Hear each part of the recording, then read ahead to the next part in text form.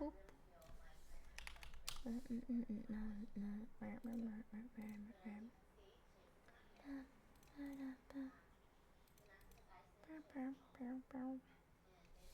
Ooh, but meow though. Yep.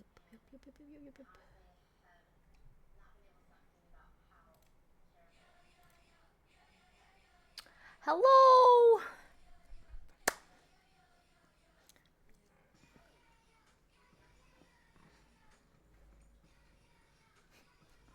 Yes, I'm finally making. Okay, guys, I did a bad thing. Don't get mad at me, okay? Don't get mad. But hold up, let me show you guys.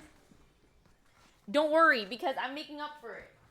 I'm still gonna make. I still have enough dough for another pizza. But I was really hungry and I just wasn't really feeling like going live, and then I made the pizza. I made a pizza. I made it. I'm sorry. I actually feel like I cheated on y'all.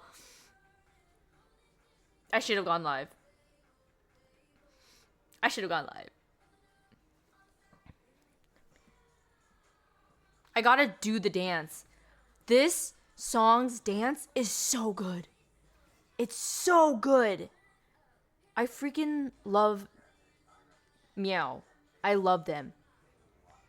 Okay, look. Pretty mid? Mid?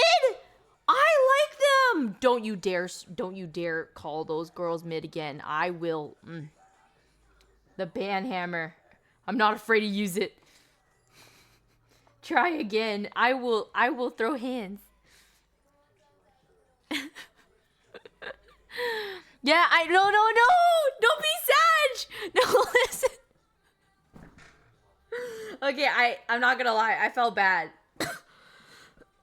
My guilt was crazy. No, don't be Sag.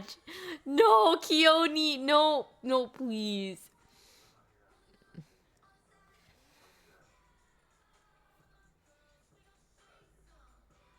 Okay, can we just like, can we just appreciate the girls real quick? Hold up.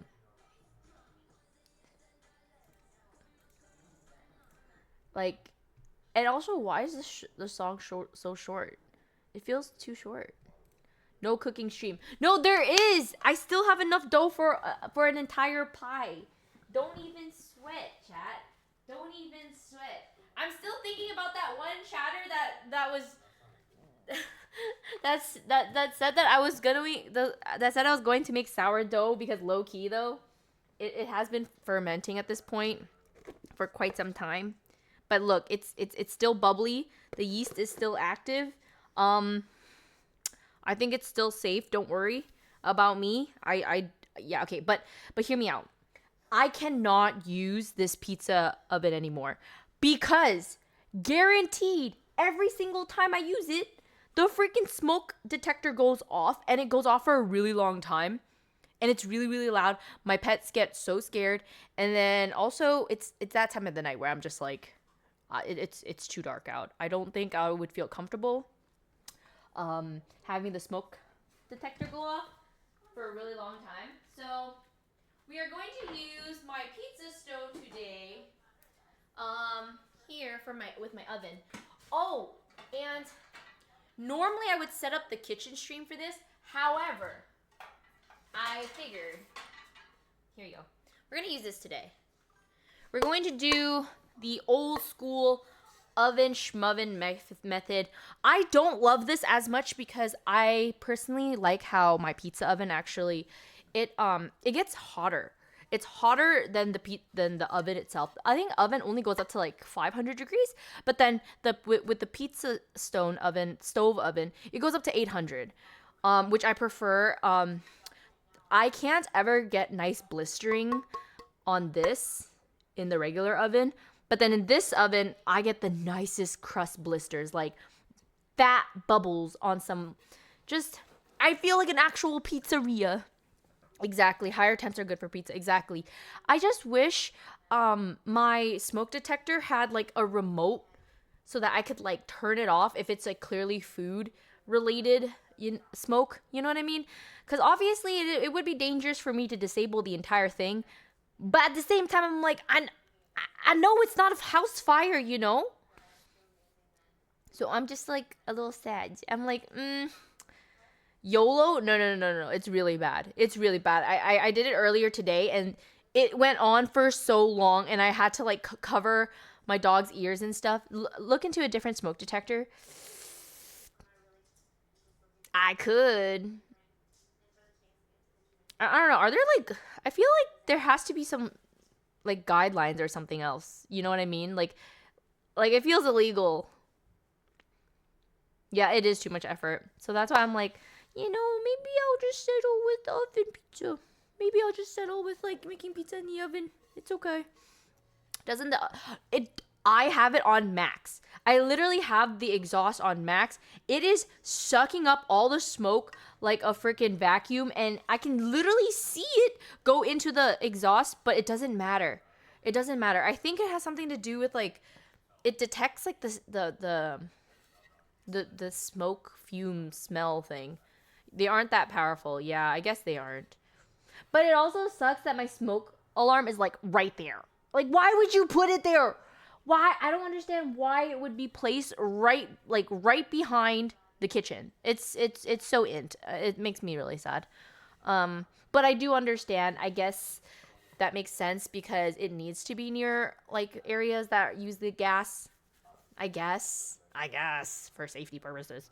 But I didn't know if I agree. Just have an industry grade kitchen, bro. Do you have a portable exhaust fan? Not a portable one. That exists. I don't know. I don't know what it is, but I have something. I have a feeling it has something to do with the fumes. You know. It's gonna be sourdough if it's same. It is the same, and it's not sourdough. Believe it or not, it's not. I fired it up this morning, and it was delicious. I will say, it was delicious. Yeah, I do think using an outdoor outdoor pizza stove sounds better at this point. Um, I think so. I think so. I think so. But right now we don't got that, so yeah, something like that. Welcome back. Thank you. I've been sleeping a lot. I've been resting a lot. I've been like hanging out with my pets really. And then also I've been still playing TFT on the side. I won't lie. I have been playing. Oh my gosh. I forgot. I need to put up my notifications and stuff on. Not me being a stream noob again.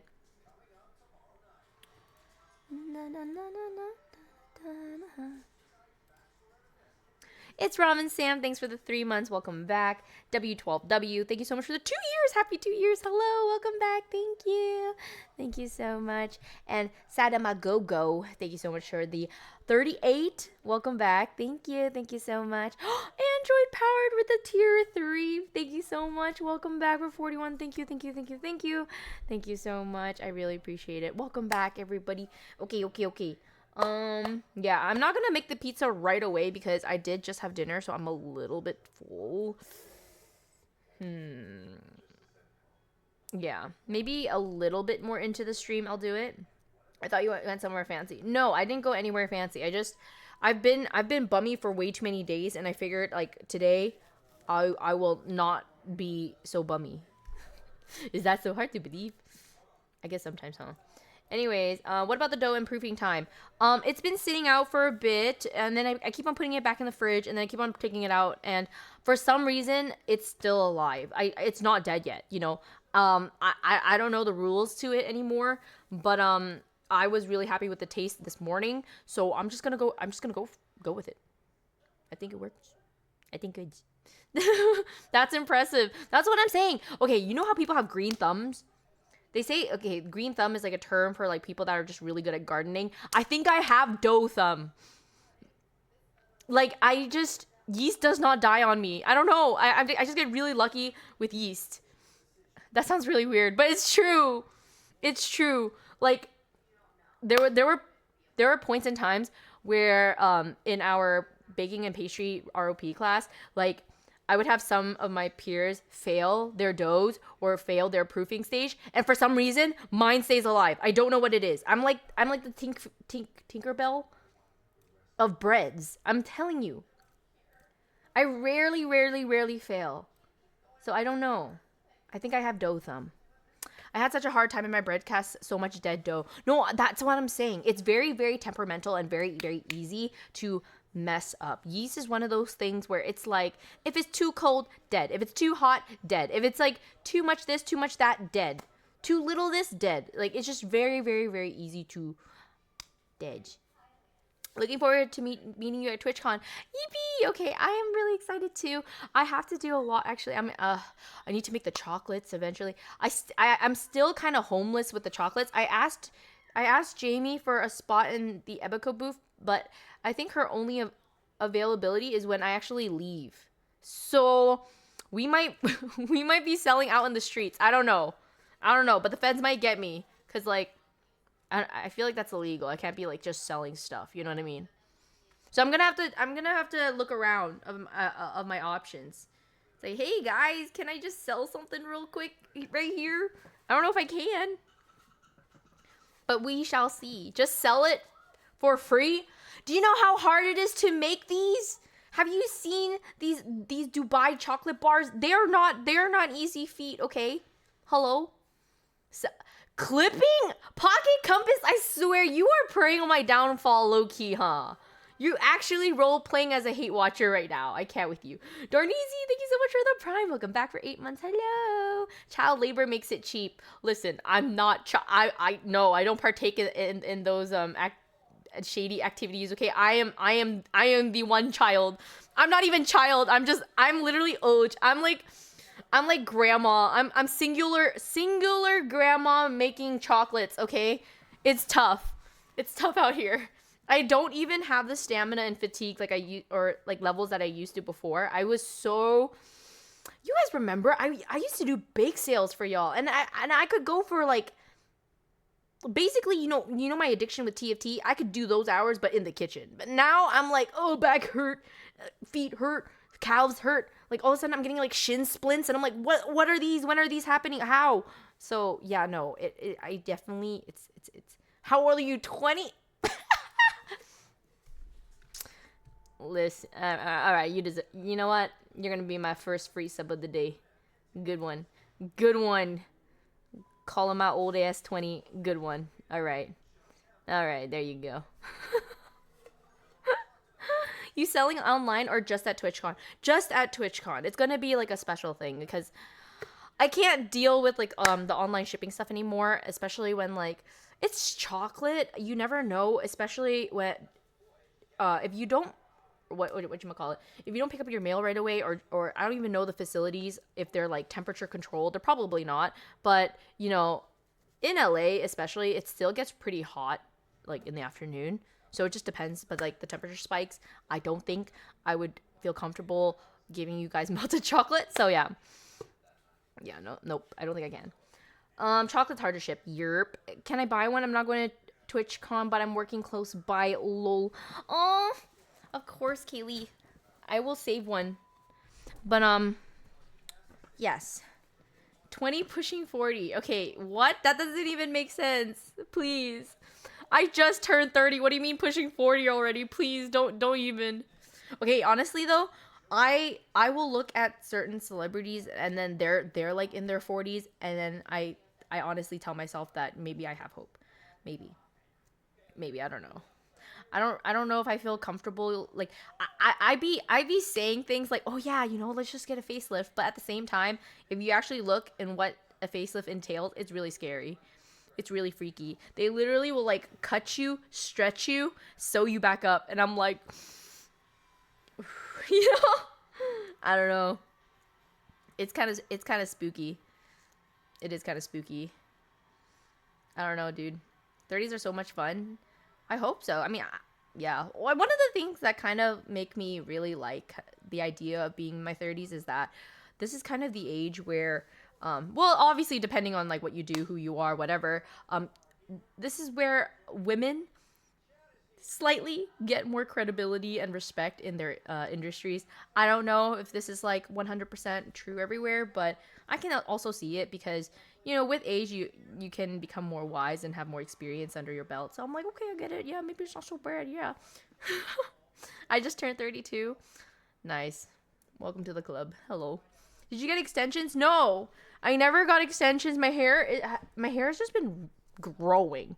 She's been growing. Like, it's crazy once you like stop bleaching it and dyeing it all crazy colors, and like my hair is finally growing.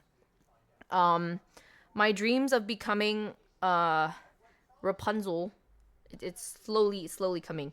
I want my hair to grow pretty long. I think I want to try to grow it like maybe down to my mid thigh. I know this sounds really crazy. It's going to, people already subtly make jokes how I look like the girl from The Ring, and I'm like, you know what, that's fine. I don't mind. I don't really care. It's kind of funny. But at the same time, I'm just like, I'm actually going to look like that because the moment I don't style it or brush it out, make sure it looks clean, it's going to look disheveled really easily. So, yeah, too much maintenance. You know, surprisingly, I will stand by this, but I think short hair is more maintenance than long hair. And hear me out. This is why. Short hair, because it's short, it actually is lightweight and stuff, but because it's lightweight, I have thin hair, right? So it will take shape to anything that I press it against, or if I'm like waking up in bedhead, it goes crazy, okay? You actually need to use a flat iron and whatnot. But with long hair, there's more weight to it, so then it just stays down and it's just less likely to take shapes or go crazy. I don't know. It just all, you know, that's my hair at least. Shooter McGavin, thanks for the 10 months. Welcome back. Hello. Hi. And Killer Naps, welcome back for 3 months. Hello. Thank you so much. Yeah, that's kind of just me and my hair. Sorry. Oh my gosh. So I had this the other day. It's like a type of furikake. It looks so flavorful and delicious. Like, look at that. Doesn't that just look divine? It was actually a little bit underwhelming. I used 2 packs for just a little bit of rice. Because 1 pack, I was like, this tastes like nothing. So I used 2, and it did taste good eventually, but I'm not gonna lie. I've had more impactful furikake. So, debated, but that's okay. Sorry for your debate.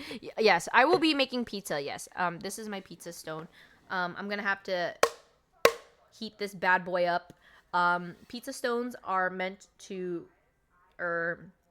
help make your pizza nice. Oh my god, I look naked with the stone. I was like, oh my god, wait, why does this look a little wrong? And I was like, oh wait, my hair is covering my straps, and then this is covering the rest. Guys, I'm not naked. Do you guys remember that meta? Do you guys remember when the meta was like putting a black censor bar?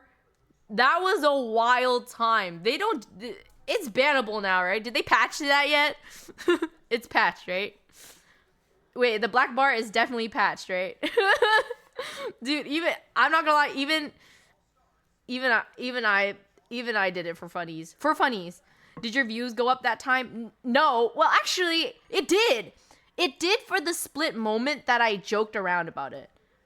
I think I wrote on the thing like family friendly streamer or something like that, like something really troll. Oh god. Monsters Tom, thank you so much for the 62 months. Welcome back. Thank you. And Shadow Wolf for the 10 months total. Hello. Hi to you too.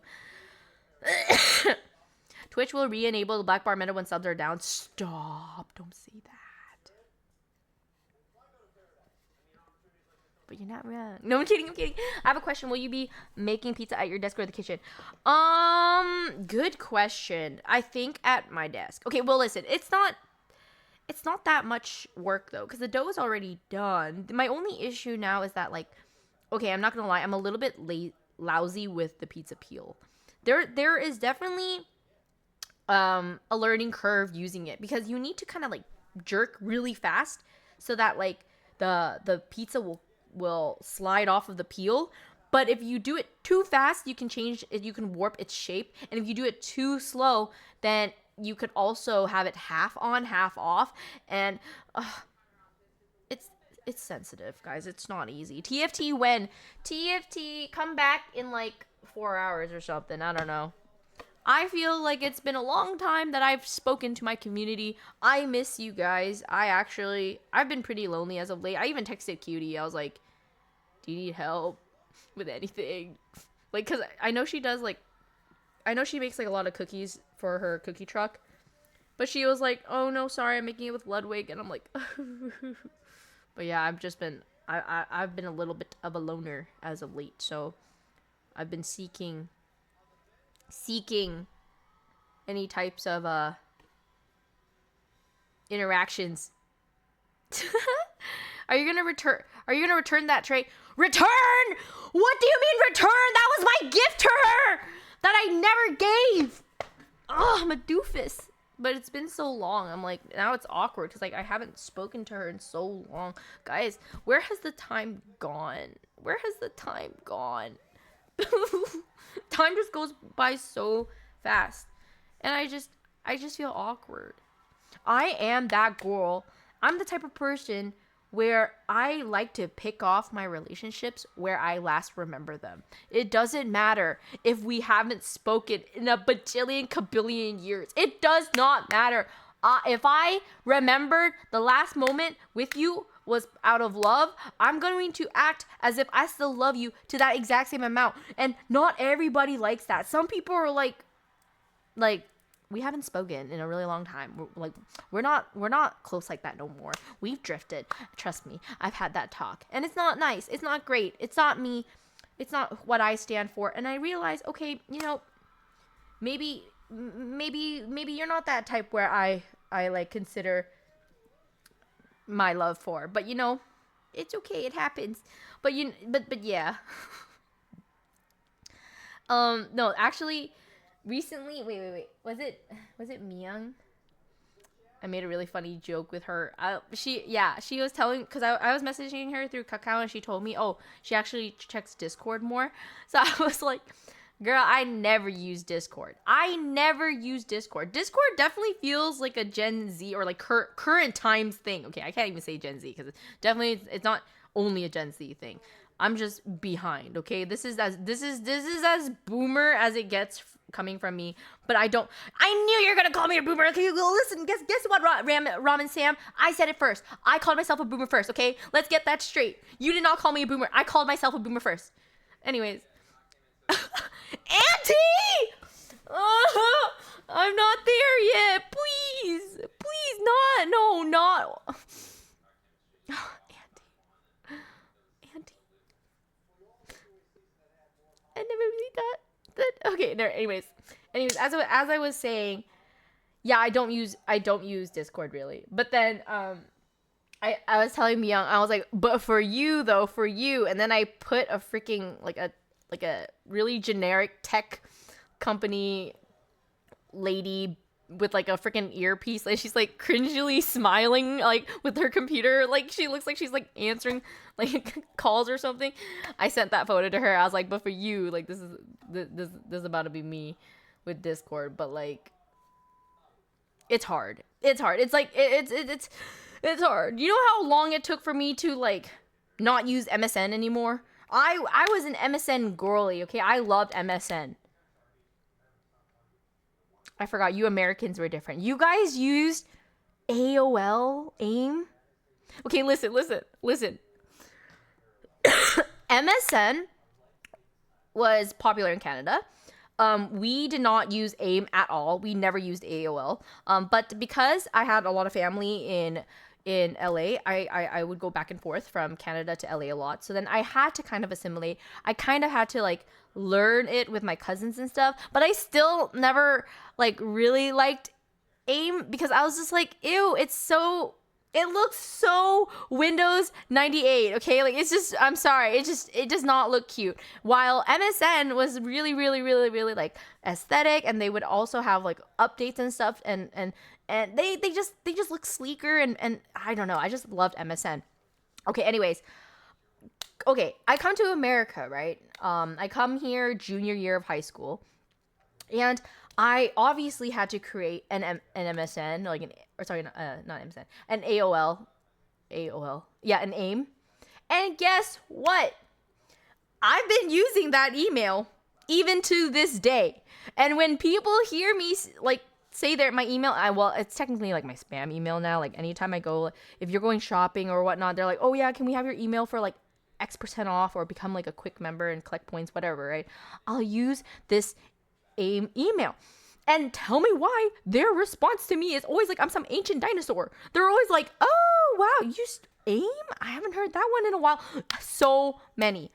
No, I use like at AIM.com, and I've used it since I moved here for my high school. And people are all like, you have to use Gmail now. And then you guys know how long it took me? Bro, don't even get me started with Hotmail. I was Hotmail for the longest time, and then finally I switched to AIM, and then people were like low-key judging me, and it took me a really, really long time to finally get a Gmail. But to this day, fun fact, I still use my AIM. It's true. I stopped using my Hotmail, but it took me way too long. How did the dinosaurs look like? Okay. All right. Calm down there. I don't know about that one. Yahoo, anyone? Oh gosh, yes. I remember my cousins would use Yahoo, and I'm like, no. I don't think I could ever see myself making a Yahoo. Like, really? At Yahoo? Like, why would you? Like, just say it all together. You know how ridiculous it sounds? Yahoo? I can't. I'm not gonna lie though, Yahoo Answers was lit though. Before the Reddit craze, I'm telling you, Yahoo Answers was kind of where it's at. I really liked it. I never like put in my own answers or anything, but whenever I was seeking answers to questions that I had, I would typically use the Yahoo Answers. But Ask Jeeves. Oh my gosh, bro, you're like unlocking memories that I didn't even know I had. Yes, I do briefly remember Ask Jeeves. Jesus Christ. This is really telling our age right now, guys. I don't know if I like it. We're supposed to assimilate. We're supposed to blend in with the crowd and be like, heh, we're still cool. And now you guys are like saying stuff like Ask Jeeves. Bro, I can't. Yahoo Answers got me in trouble for plagiarism? Bro, if that got you in trouble, can you imagine now people using like all the AI chat stuff? Yeah, no. We're in a doomed time, a doomed era for originality. It's rough though, because I can only imagine as time goes on, you can only type so much of the same things about the same topics, you know? Like eventually you're going to hit and like match thoughts with another person out there. I don't think that part is like wrong. But some people really do just be like type my essay for me on what is it called? That AI stuff. Yeah. Play Deadlock. I just choked. Maybe it's a sign I don't play Deadlock, bro. Yeah, I'm not gonna lie. I heard about it. Grimm's also mentioned Deadlock being a really good game. I saw my friend Average Jonas, I think I saw his tweet saying that he was moving over to Deadlock and that how it's like a perfect game, and I'm like, whoa, these are some really, really high good claims from people that I respect in the gaming industry. So I'm like, I heard it's addictable. Yeah, period. I went 0-17, haven't opened it since. That might be me. What if I no, actually that's not me. Because if I go 0-17, I'm gonna be like, there's no way, and I'm gonna play again just to like prove myself that there's no way I can be 0-17. Yeah, I don't know. I'm in trouble, you guys. I'm already really highly addicted to TFT. I have a very, very highly addictive personality. I don't know if it's wise for me to be doing that. Because if I have another game under my belt that I'm like super addicted to, I think we in trouble. Yeah, I think we might be. We really might be. It's a little scary. What do I do here? I'm new to Twitch. Welcome. You don't have to do anything. You can just chill. You can vibe. You can listen. You can talk. You can ask questions. Do whatever you want. But don't be weird. Don't be weird. Can you play Scurry game? Okay, yeah, you're actually a hate watcher. You actually are preying on my downfall. There is no freaking way. There's just no way. What are you gonna add on your peaches toppings? Okay, yeah, I'm not gonna lie. I'm gonna be quite the plain Jane today. It's going to be just straight mozzarella and basil. I do have frozen pepperoni, but I'm so lazy when it comes to eating meat. I'm not gonna lie. What is that emote? What are you doing? Ew! That is so creepy. Hello? You heard Tens retired from Valorant to do competitive Overwatch. You're capping. There's no way. I know about him retiring, but I don't know about the Overwatch part. You're actually, I think you're capping. There's no way. I call cap. Okay, but ew. Stop with this emote. Why? Why, oh people? Who? Huh? No, that's all. It's almost as bad as DDX. DDX is so ugly. You guys need to stop. You guys really need to stop. No! Oh my, yeah, I did this to myself. Like, anytime I just say, like, I don't like something, you guys are so abusive. I can't. Well, like, look at this. No! You guys are making my chat really ugly right now. We need to be scrubbed. We need to be scrubbed. Is there, like, a soap emote? Or like a flamethrower emote? We need to torch y'all.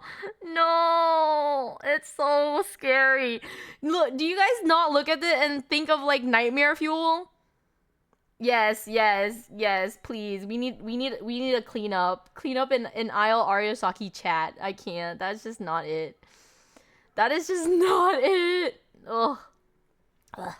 Anyways, yeah, like, guys, I literally have tears in my eyes. I'm not even trying to be dramatic. I just don't like ugly things. I just can't. Sheila, it is just the ugliest. It's XDD, but like a different face. So, show her XDD. Yeah, XDD is, like, the original, like, rat face. Yeah, and then DDX is, like, the version of it, and I just hate it. You people are horrible. Thank you. She gets it. Sheila gets it. Tens is joining... What is with this influx of people trying to freaking prank me that Tens is going back into Overwatch? What is happening? This is not real. Wait, but like, I'm also easily gaslit, and now that you're the second person, I'm a little bit worried. This is cute. Okay, that is my pride and joy. I will say Spare really popped off with that one. The XD Saki, like, they really made it cute. I will say. Like, that XDD, I will accept. XDC Saki is just so cute. Like, let's be real. It's so cute. So cute. I love it. Just give everything pink wig and pink blush, and then it'll... I don't know about DDX, though. I don't think that's savable. I actually think that is a lost cause. Yeah, actually lost cause. I cannot... no. It's Jober. Spare, thank you so much for the 26 months. I was just complimenting your work. Buh. Oh my god. Hyun loves buh. I got that from her. Buh. That cute little cat is pretty freaking cute, I will say. Buh. Brr. Buh. It's so cute, I will say. Oh my gosh, guys. Hyun's gift came in the mail, and we got catfished. Okay, listen. Okay, first of all, the picture that was on the website specifically for this color looked so different. It looked like this color, like mint green. It was not mint. Let me show you guys. I will have to show you guys to prove it to you guys. It's like, the thing is, it's worse in person. Like, I won't even say this as, like, I'm not even trying to be mean. Like, I'm just being legit. But I will be returning it, and we will be exchanging for a different color. So not to worry. The gesture is still lovely. I'm still very in love with her. All right. Okay, I'm telling you. Okay, it looks better on camera, but in person, it's more gray. But anyways, wow. Why is it on looking not bad on camera?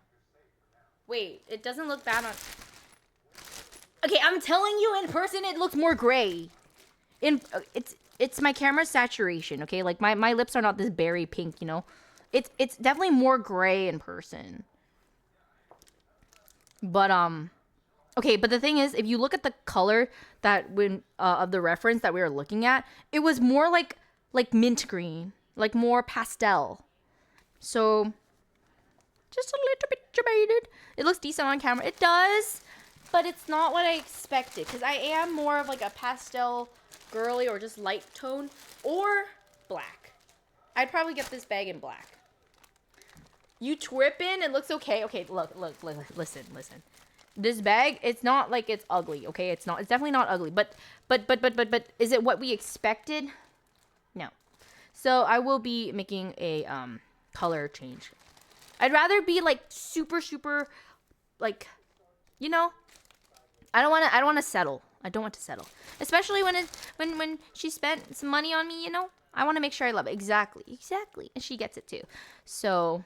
Yeah. Luckily, there is like a really simple return process. So that's what we will be doing. And then, yeah. First world problems. Okay, yo, chill. It's not that. You're literally listening to a Twitch streamer. Yeah, okay. All you're gonna hear is on some first world problems-esque type of problems, okay? And then multiply that by 2 million because I'm a freaking woman. Like, Jesus, okay, let's... I know the whole ordeal. All right. This is not my first rodeo. All right. Anyways. Meow. Earrings are so pretty. Thank you. I got them from Urban Outfitters. They were really, really affordable. And then I got them in a pack that came with like multiple colors. I think there's like a yellow set, and like a pink set maybe. I don't know. Really cute.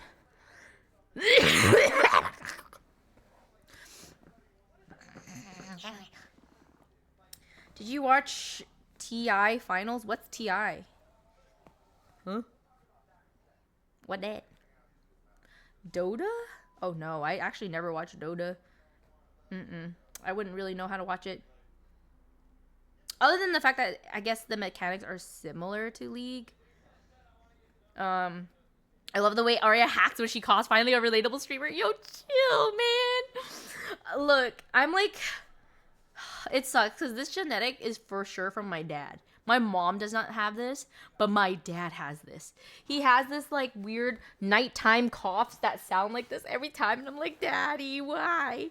Because my mom doesn't have it. So I'm like, Mom, why? How come your DNA couldn't pull through during stuff like this? But cheer for the girl units. You'd like Lena. Oh, really? I do like my girly pops, I will say. I do like my girls. Okay. I really want to check out my beloved girl group, Meow, real quick. I've been wanting to react. I am so obsessed. Like, I love their vibes. It's so, like, confident girl power. I love. Hold up. It does spook me that, like, they're so young. But I will say they're yeah, no, I like their vibes. It good.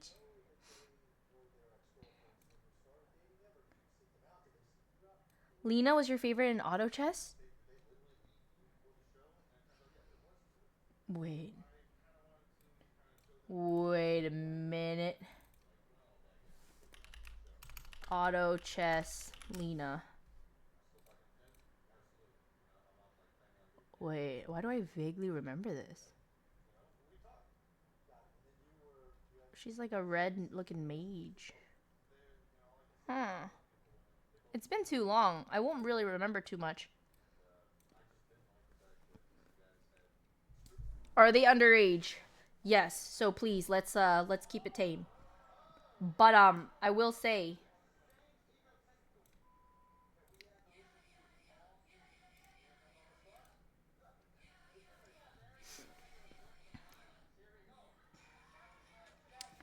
gosh.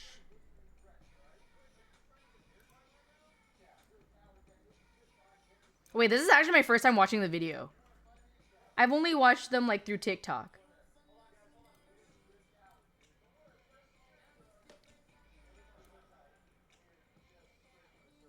Wow. Okay, but it is giving really Blackpink. Like, this video style is very Blackpink, I feel.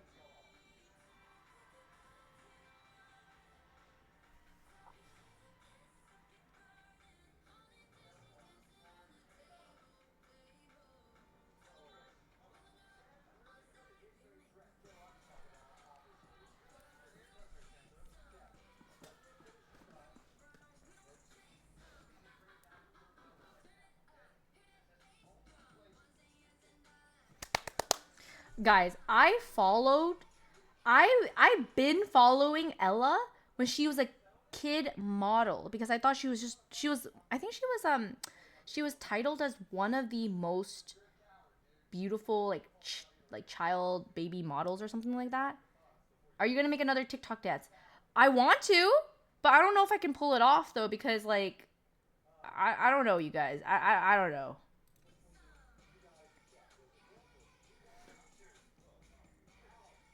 Do you guys think I could pull this off? I don't know if I can because like a part of me feels like I am in anti category now, you know? Okay, maybe I shouldn't say that, but at the same time it's like I feel like I'm not sure that I would be able to pull it off. Okay, I am curious what I would look like with like ice gray contacts though, because the girl with the bangs. Okay, I'm not gonna lie. I actually it does make me cringe a little bit when people are like, "Oh, you look like so and so," and I'm like, "Okay, you only think that because we have the same hairstyle, because I have bangs. Like literally, that's it. It's just the bangs." But at the same time, now I'm like, what if I put ice gray contacts to like look like her? Like, what would I look like with gray contacts? I don't know.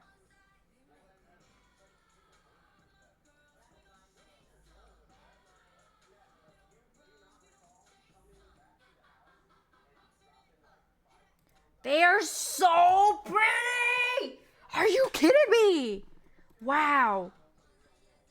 They actually all have the cat aesthetic. These are all cat girls.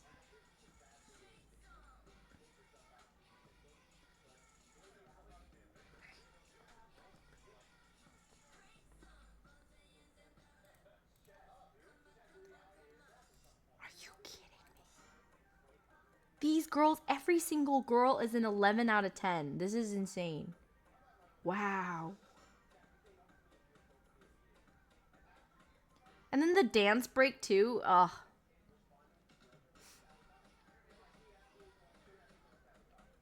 This reminds me of like Red Velvet a little. Okay. Okay, footwork. Okay. Hey, me too, me too. I can do that too. I can shuffle backwards too. Hold up, hold up. I be doing it all the time. Yeah, no, it's definitely giving ant. It's definitely giving auntie. There's just no way. There's just no way I can pull this off. There's no way it's not. No. I don't think I can do it, chat. No, it's not. What do you mean Fortnite dance? What do you mean? Oh, okay, listen. Okay. Wait, how about if I look up meow dance tutorial? How about we do it? We just try. We can try. I want to learn how to do it so bad.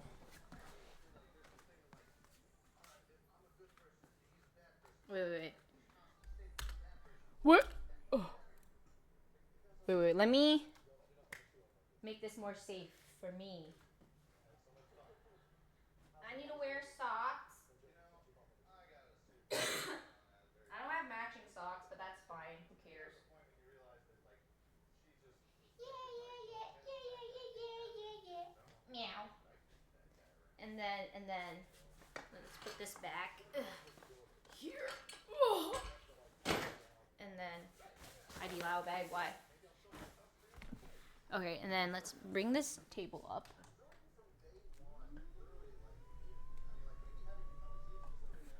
I love this standing desk. It's nice. Okay. Oh my god, this has actually got a decent setup for dancing. Okay, the only problem is my space is not that great. But I think that's gonna work, low key. Yeah, yeah, yeah, yeah, yeah, yeah, yeah, yeah, yeah. Hey, it's not bad. Low key, not bad. Why are the socks different? Okay, I don't know. Who cares, man? It's not that big of a deal, right? Oh.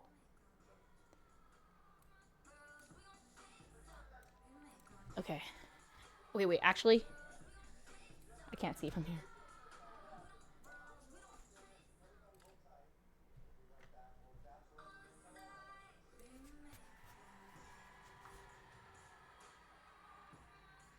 Wait, what? What? I still can't see. I'm too blind.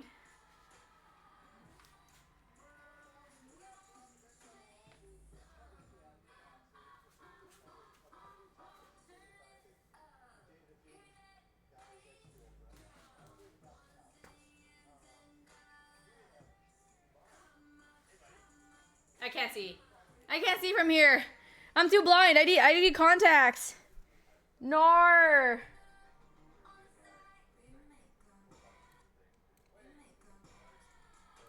That sucks. I'm too blind. You can do it. No, the problem is I can't see. Hold up. Okay, I'm full screening it on my main screen. Oh god. Put it on the TV, but then I would be facing that way. That would not work. Okay.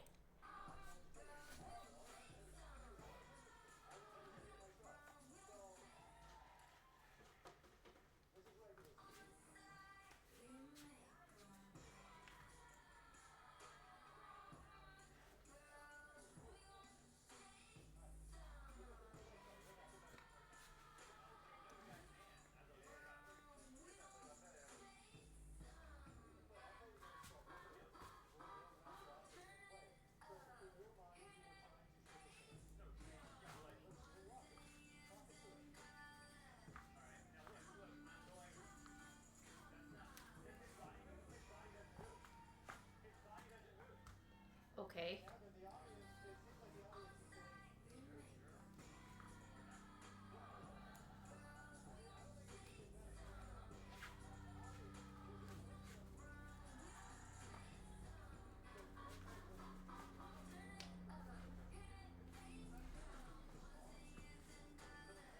I wish she didn't wear black because I can't really see her feet.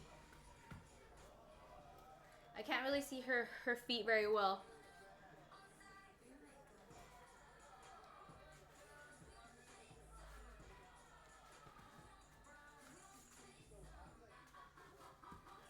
Wow, it's so fast.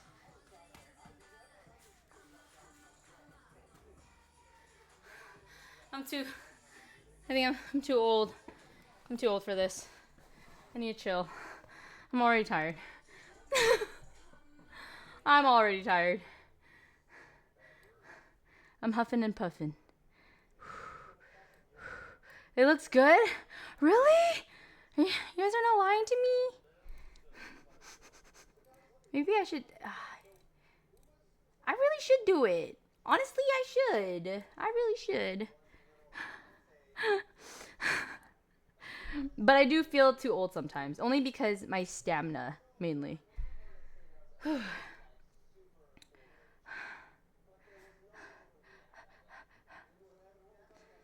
Aw, okay. You guys gassing me up. You guys gassing me up. Maybe I should continue dancing or something. Just need practice. Yeah, I need practice, but I also need I need more exercise so that I'm not always so tired after even like a little bit. Aw. Yeah, I'm just too... my energy bar for dancing is not as good now. Ugh. Stamina is the easiest thing to get back. Really? I feel like it's one of the longer time things because it takes a while, you know? Didn't know you can dance. I can't. I'm trying my best to copy. I'm not actually a dancer. No, I can't. Anyways.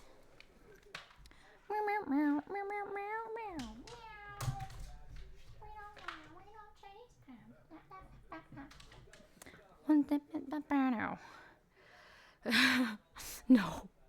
Bake it till you make it grow. That's kind of how I take it, to be honest. I really wanted to do the crazy dance. Oh, true. I don't know if I can learn that right now though. Hold up. Let me turn off the TV because I was watching The Bachelor earlier. Ugh. Oh, did you just poo poo?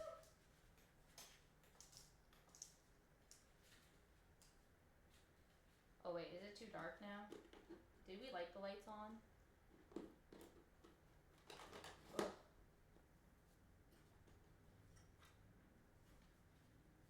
Somebody just poo pooed.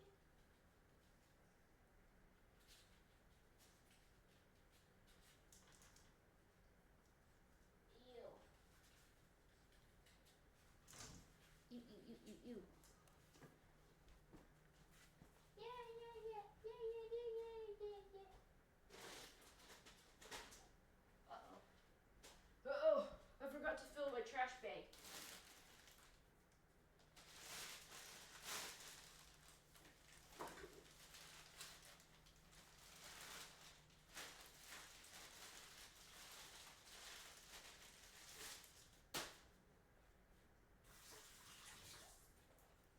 Okay, wait. Did we light the lights on, you guys? Maybe the lights on was good. Actually, I kind of like the lights off. I don't know why. I'm just a gremlin. Did the electricity go out? No, it didn't go out. I just prefer it like this. Okay. I do kind of want to learn crazy. Thoughts? I've been meaning to learn it. Let's learn it. Because why not? Should I go get my contacts for this? Nah. Too lazy. Crazy.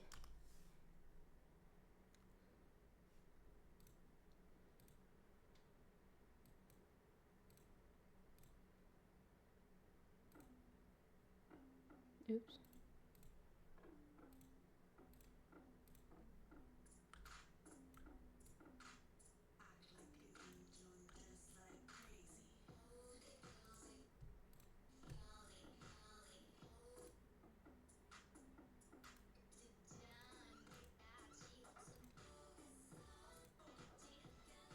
Where's the main part? Oh, this part. Oh.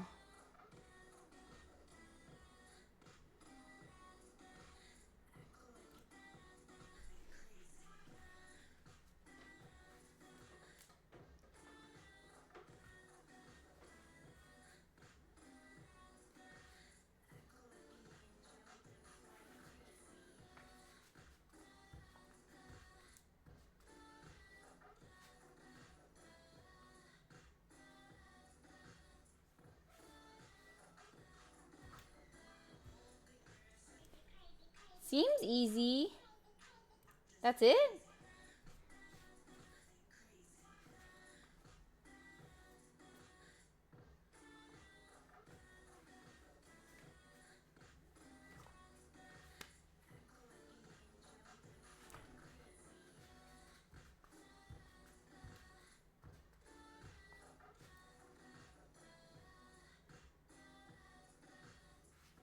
That's it?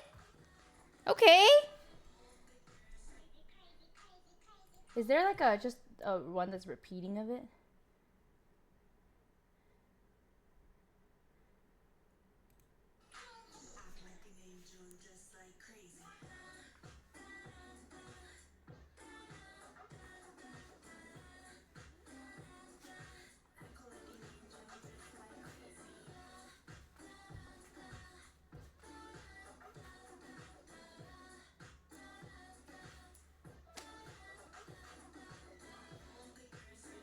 Hey.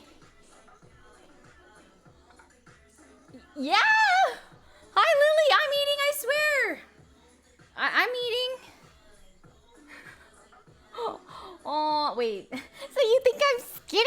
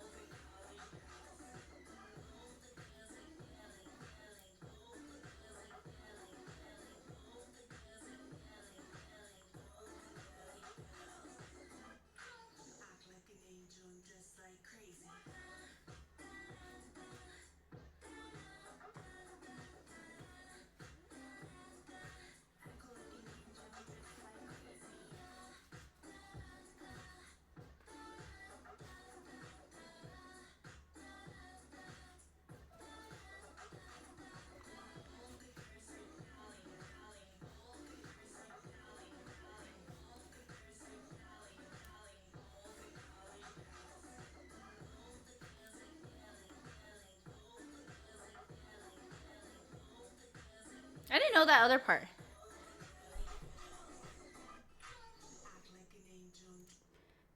Can we do it like full speed though? I don't know. I don't know. How would we do it? Just the regular song?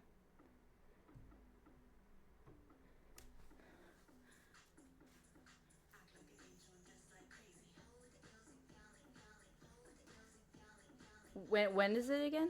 Is it near?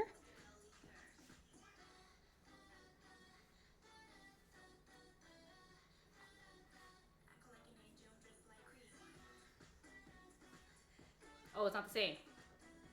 I don't know what it is.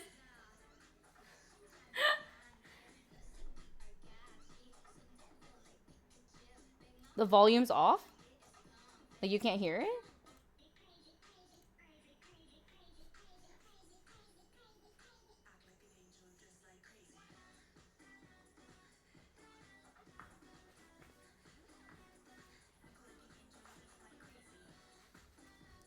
Oh, it's fast. Ooh. Not bad.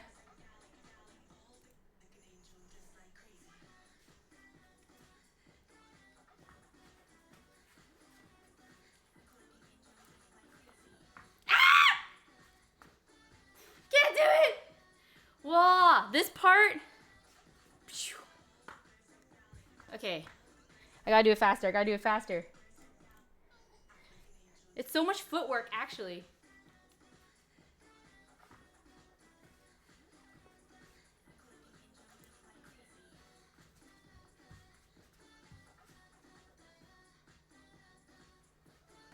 Ooh.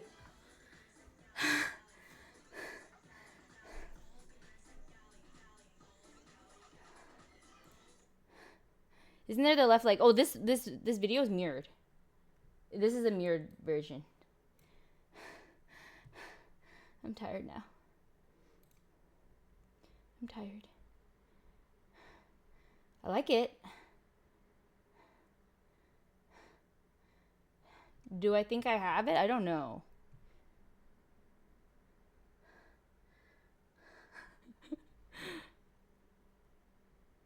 You like Unche? Oh, everyone loves her freaking voice.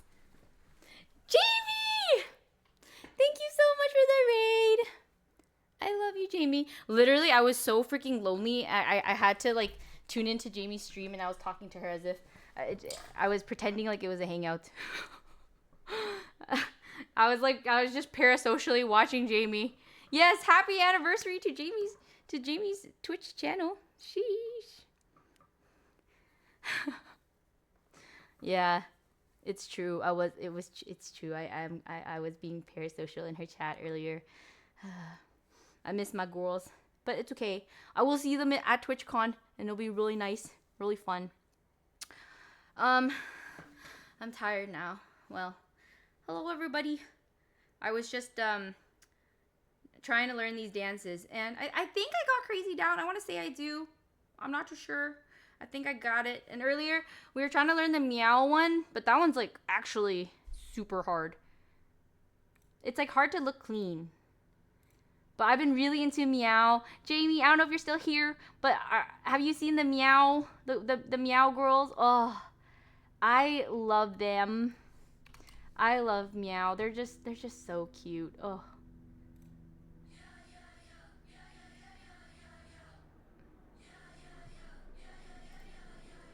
Like, can we just appreciate their beauty? Oh, it's loud. My fault.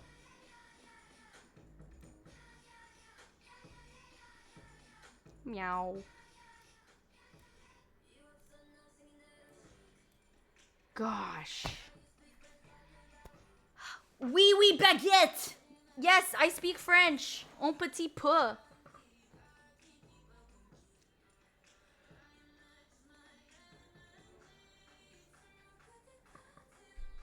This girl makes me want gray lenses. Like, little navy boy, thanks for gifting Lily.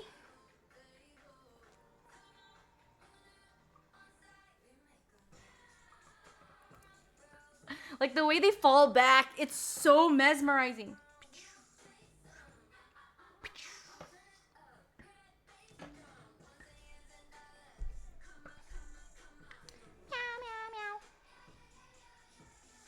Okay, that move is so cool. They do this thing. I don't know if you guys noticed, but they literally go 360. They like, yeah, but without hitting your knee. Ugh. Okay, you know, let's just, can we just pretend that didn't happen? Thanks. Anyways, that didn't happen. Okay, honestly, be honest, was that like minus 1,000 aura? It's fine. It's fine. These things happen. Can you do it in the upstairs setup? I think that computer really needs to be looked at though. Because that computer upstairs, it's literally combusting even when I'm not using the HDMI port that's like problematic. It's the computer. I think I need a new motherboard. That's my guess. Because something has to do with like the sensitivities of something. I'm not too sure. However, what I can do is, and I will update you guys. This cost me over $100. It is really expensive. Actually, it was Lily's brother that told me this thing exists. It is a wireless HDMI. There is a little bit of latency, I heard, with these things, so hopefully it's not too bad. That's why I used that's why I bought like a more expensive one. Because I was reading the reviews, and then like the cheaper ones, the ones that go around like $60, they have a lot of lag. So I bought like a reputable one that people were saying, I guess, has the least amount of lag. And now I can connect this to my TV. So if I were to have like an actual dance setup, I do wish my upstairs one was better. I could still do it up there, but we'll see. There are cheaper options. There might be. I'm not gonna lie, there might be, but I'm not too sure. HT Stair Co. Thanks for the Prime. Welcome back for 4 months. Hello. Townsend, thanks so much for the 16 months. Welcome back. Polish Sweet, thanks for the 3 months. Welcome back. Bam Gila, welcome. Hello. Thanks for the sub. And Banebo, thanks for the Prime. Hello. Okay, yes. Pizza. Do some research. I did. I did. And ultimately, I saw that this one was pretty reputable. And you know, at the end of the day, Amazon has really good return policies as well. So if I regret it, if it's regretty spaghetti aisles, I will most definitely return it. Anyway, every time I tried wireless, it has been so yeah. I've seen the reviews and I saw that it could be really bad. So that's why I opted for a more reputable one. Anyways, we could start making the pizza now. But I'm still not hungry yet. I was thinking maybe we can do it in a little bit when I am hungry, so that like when it's fresh and I'm like piping hot, I kind of want to eat it. But right now I don't want to eat it. I'm just down to do some reacts. Talkie. Would like to make your own pizza one day too. Yes, pizza is very doable at home. There are a couple options. If you have a better vent system / smoke detector system than I do, I actually really heavily recommend the stove oven. But unfortunately for my home, my smoke detector is too freaking sensitive.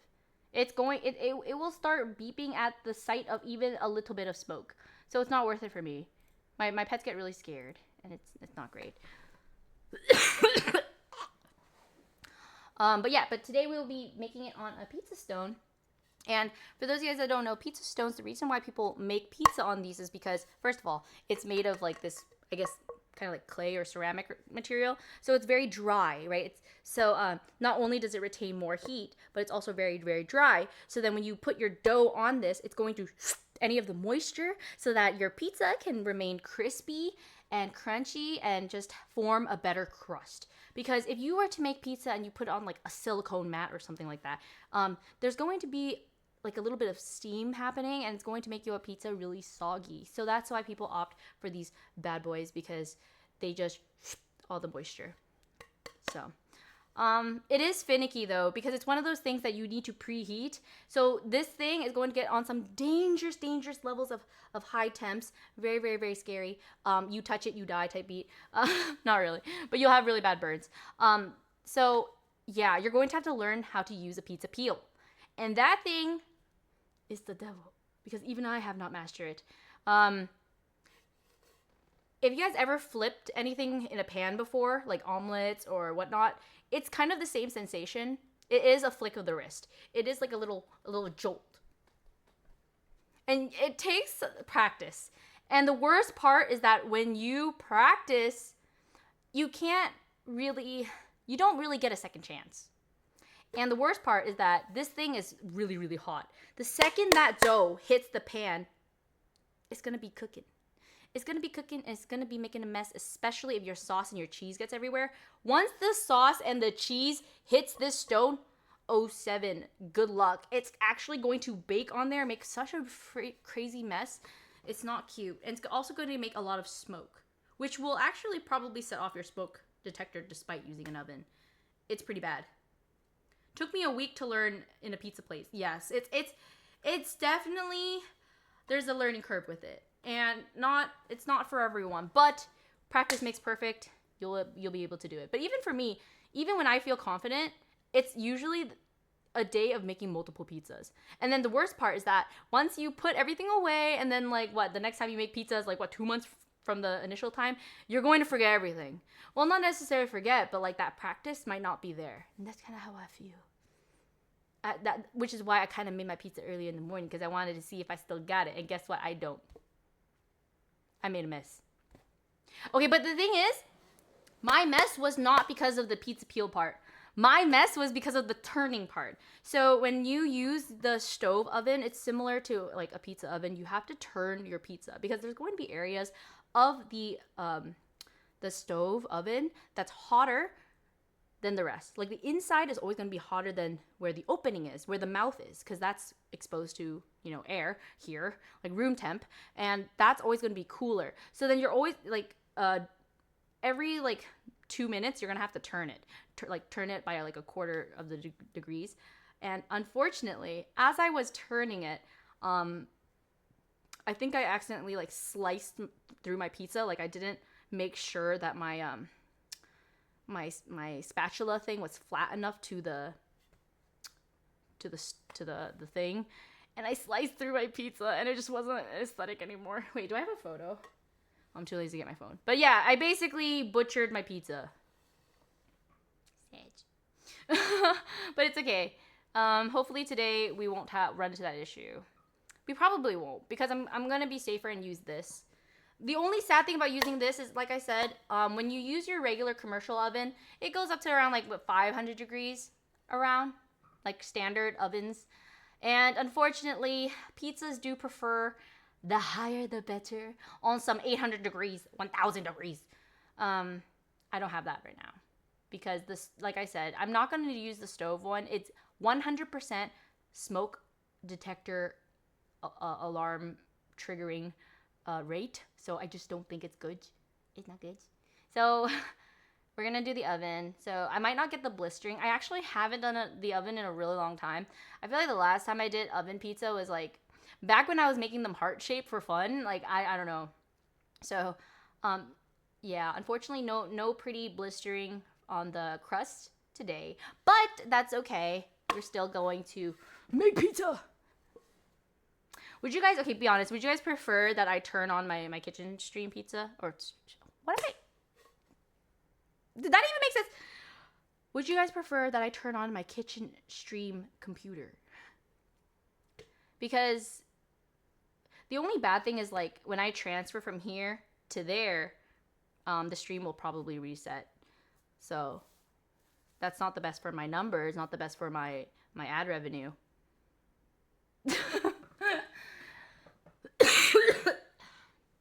How long is it going to take? It's not going to take long. It's more so they patched it, unfortunately. I could try to do teleport, but then the problem with teleport is, oh, you're right, I could add phone cam. I could. True. Okay, how about we do that? Okay, let me charge my phone though. My phone is actually going to die soon, so let me charge my phone. It's actually dead, to be honest.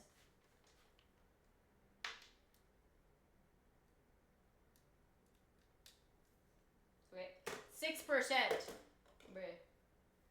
Okay, so we'll charge my phone and then we'll use my phone camera for all the detail stuff, I guess. But here I can show you guys adding the sauce, stretching out the dough.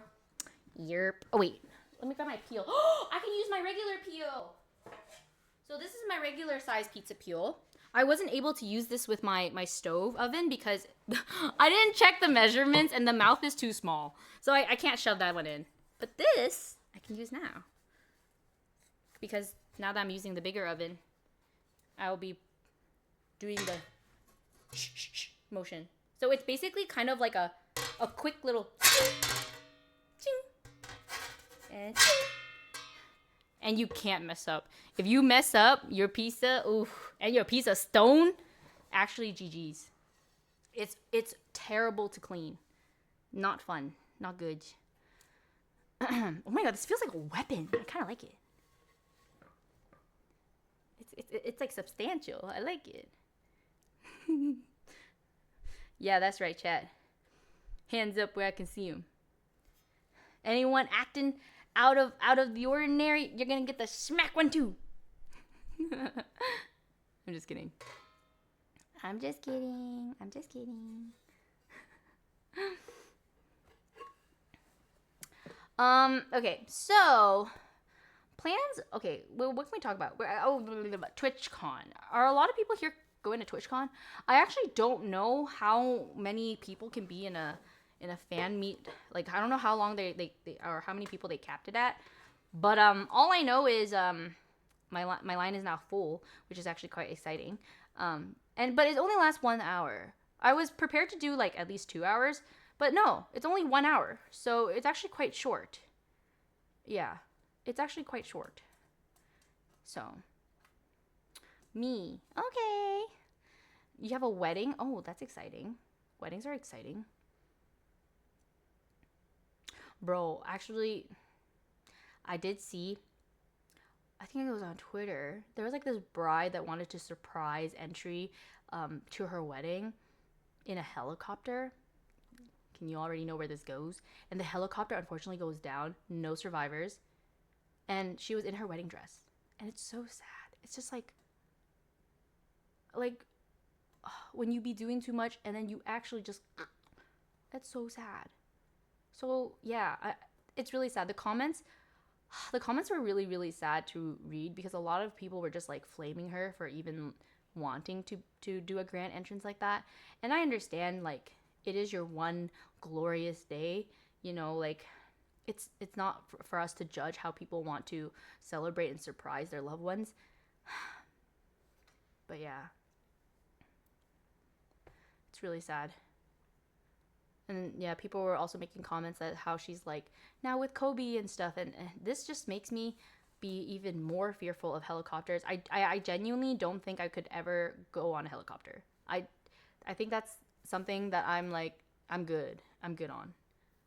I've seen enough proof in the pudding that it's so weather determinated, and the thing is, like, you don't know how.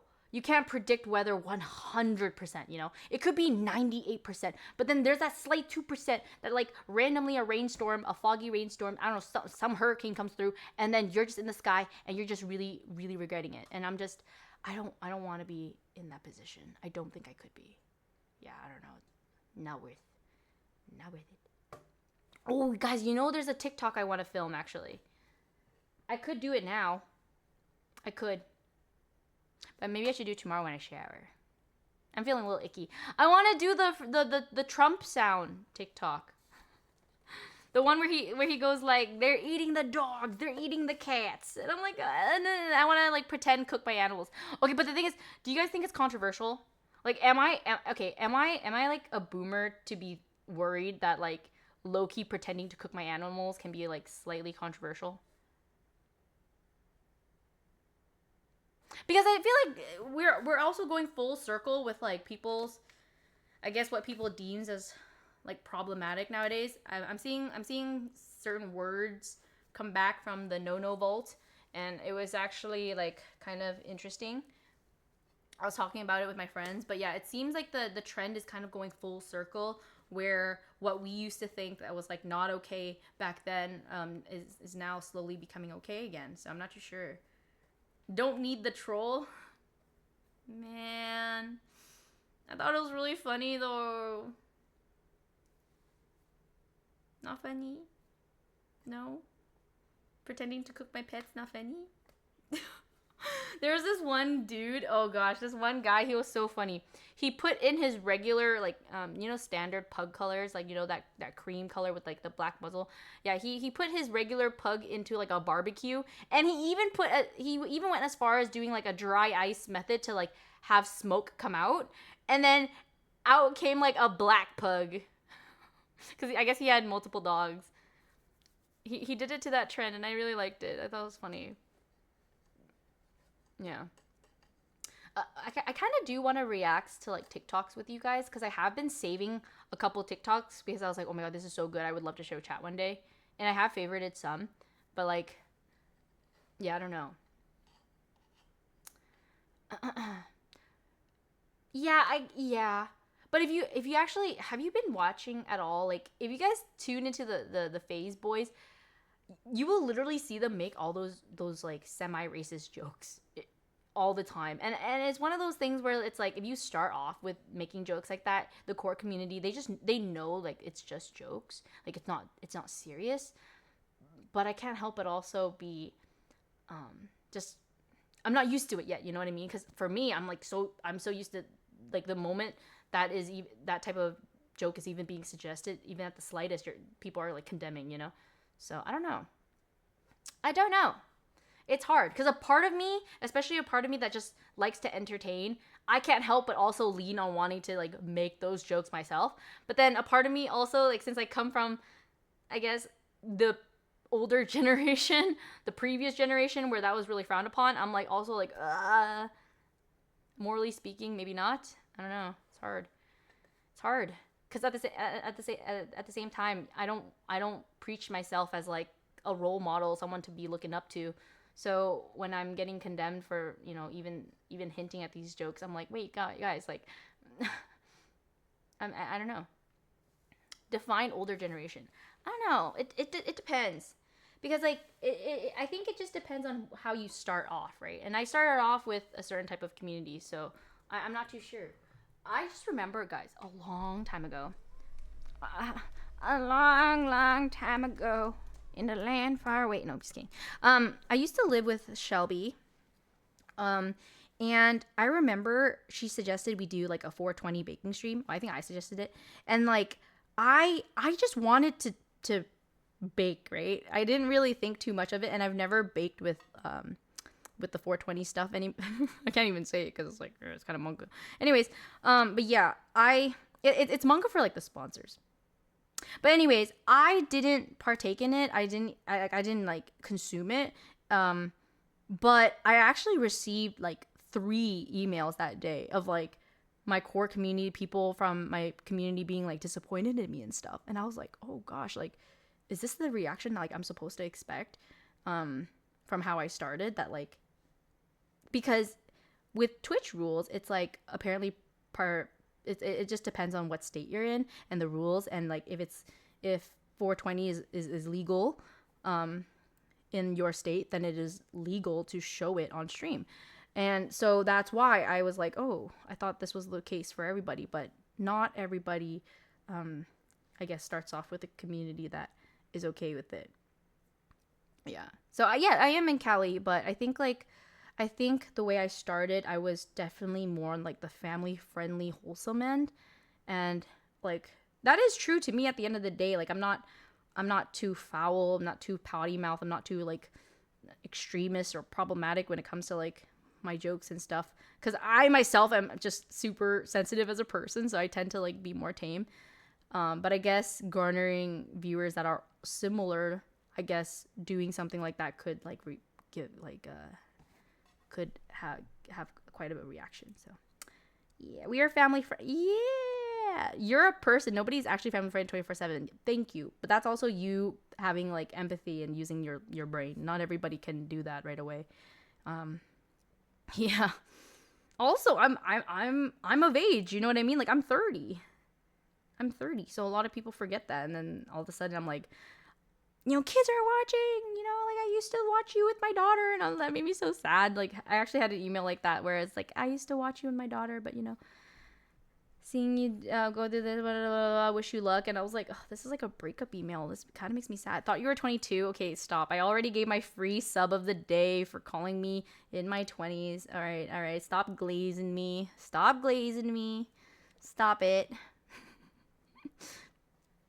Anyways, girly, what's your secret? Well, I would like to be realistic with you and tell you, you know, it is my genetics. I recently just posted a photo of my parents, and they're in their 60s, and they look beautiful. So I think, luckily, I do think the Asian genes will be pulling through for me, and I'm going to be, hopefully looking good for a while. The thing is, though, I will say, I'm a homebody. I prefer to stay indoors, and I prefer to just play games all day. And I don't think the blue light is enough to deteriorate my skin compared to the sun. So I will say it's not only a combination of me being Asian, but also me staying inside. That's a big factor. Because I think the main reason why people question why my sister and I have a younger sister, but then sometimes people think she's older, and I think it's because she actually is a normal human being and goes out and stuff, and she loves the sun. So I do think like that could be it slightly. Bister and Volt, thank you so much for gifting us up. Hello, thank you, appreciate it. Staying home equals best skincare routine. No, actually, it is. It's like I wouldn't say it's healthy though, because I am sensitive to the sun because I'm not used to it in some ways. It is bad. It's not good. I don't promote this lifestyle to anybody. I do think getting, you know, some vitamin D and getting some light and just exercising is good. I have this treadmill here that I stole from my friend, and I never even used it. I thought it would be a good idea, but like setting it up, I'm just like, ugh. Can I keep it? No, I'm gonna use it eventually. Okay, stop. But like, I'm just a little lazy. She's a little lazy. Yes, I have sun sensitivity now, and it started in 6th grade. Actually, it was pretty bad because I was getting like faint as an elementary school kid, and granted, it was also my SVT. Like I was born with a heart defect, but the doctor was also like, "Oh, you're also sensitive to the sun. You need to go out in the sun a little bit at a time and start increasing that time." But I never listened because why would I? Why would I want to? I was a gamer even when I was young. I was addicted to like if it weren't MapleStory, it was like Neopets. If it wasn't Neopets, it was Club Penguin. If it wasn't Club Penguin, it was Gaia Online. Like your girl was always up to something. And even when I was younger, I was addicted to like Reader Rabbit and like, you know, Where in the World is Carmen Sandiego. I was addicted to those games, and even when I finished the game, I would play it over and over and over and over again. So then, like at a young age, I just preferred to play games indoors as my pastime activity. I was into sports growing up, but then if you are from Vancouver or just Canada in general, you'll know that like most of your sports are in buildings. It was only the first time when I moved here for junior year that I learned that schools can be campus looking, and I was so shook.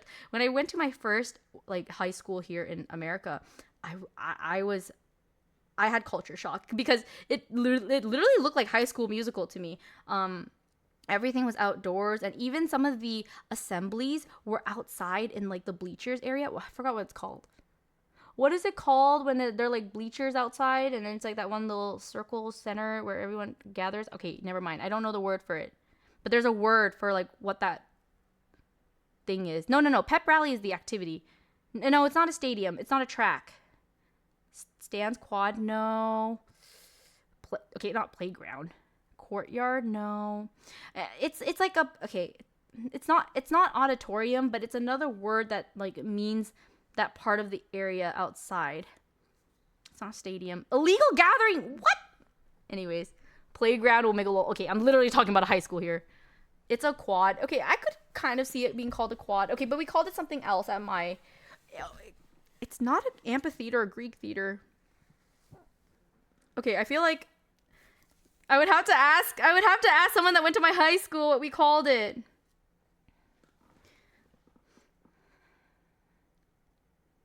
Yeah, I don't know.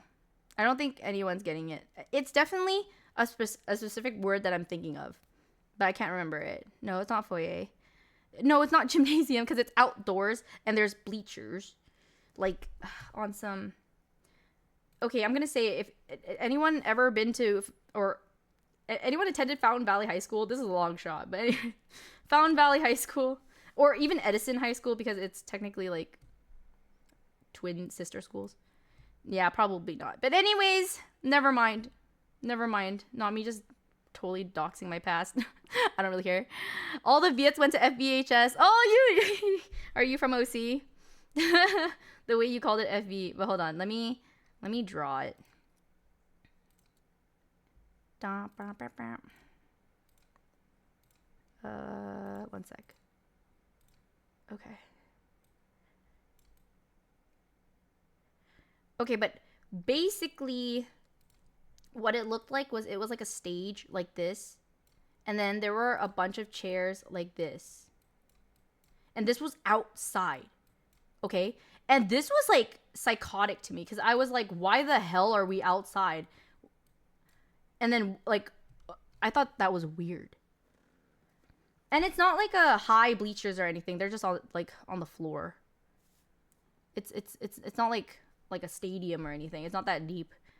And it doesn't fit many, like all of our grades or anything. It would literally fit only like a couple of classes at once.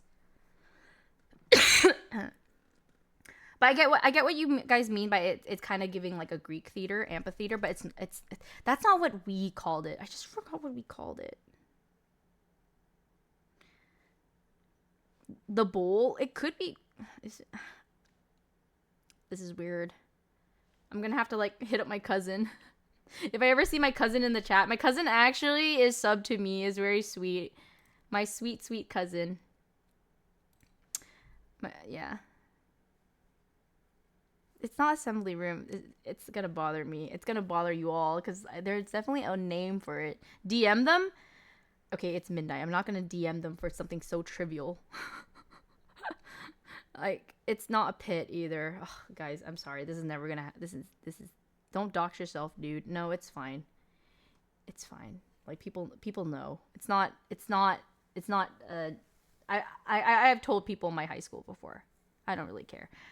Is ice skating a good first date? I think ice skating is an amazing first date. However, there are people that have like fears. So I would definitely check in with your partner to see like if they're good with ice skating.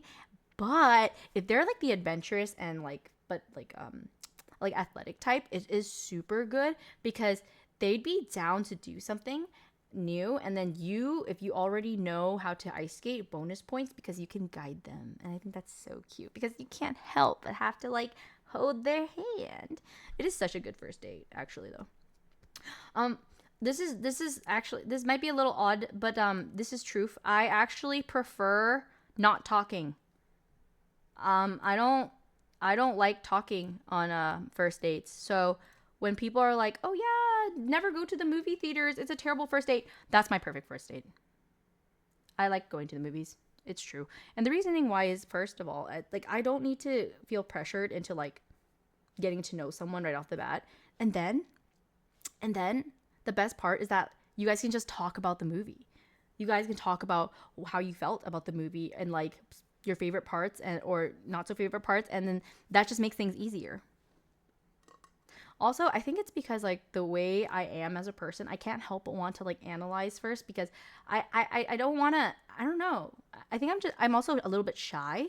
So if I'm meeting someone for the first time and I don't really know what they're into, I don't even know if they'd be into me.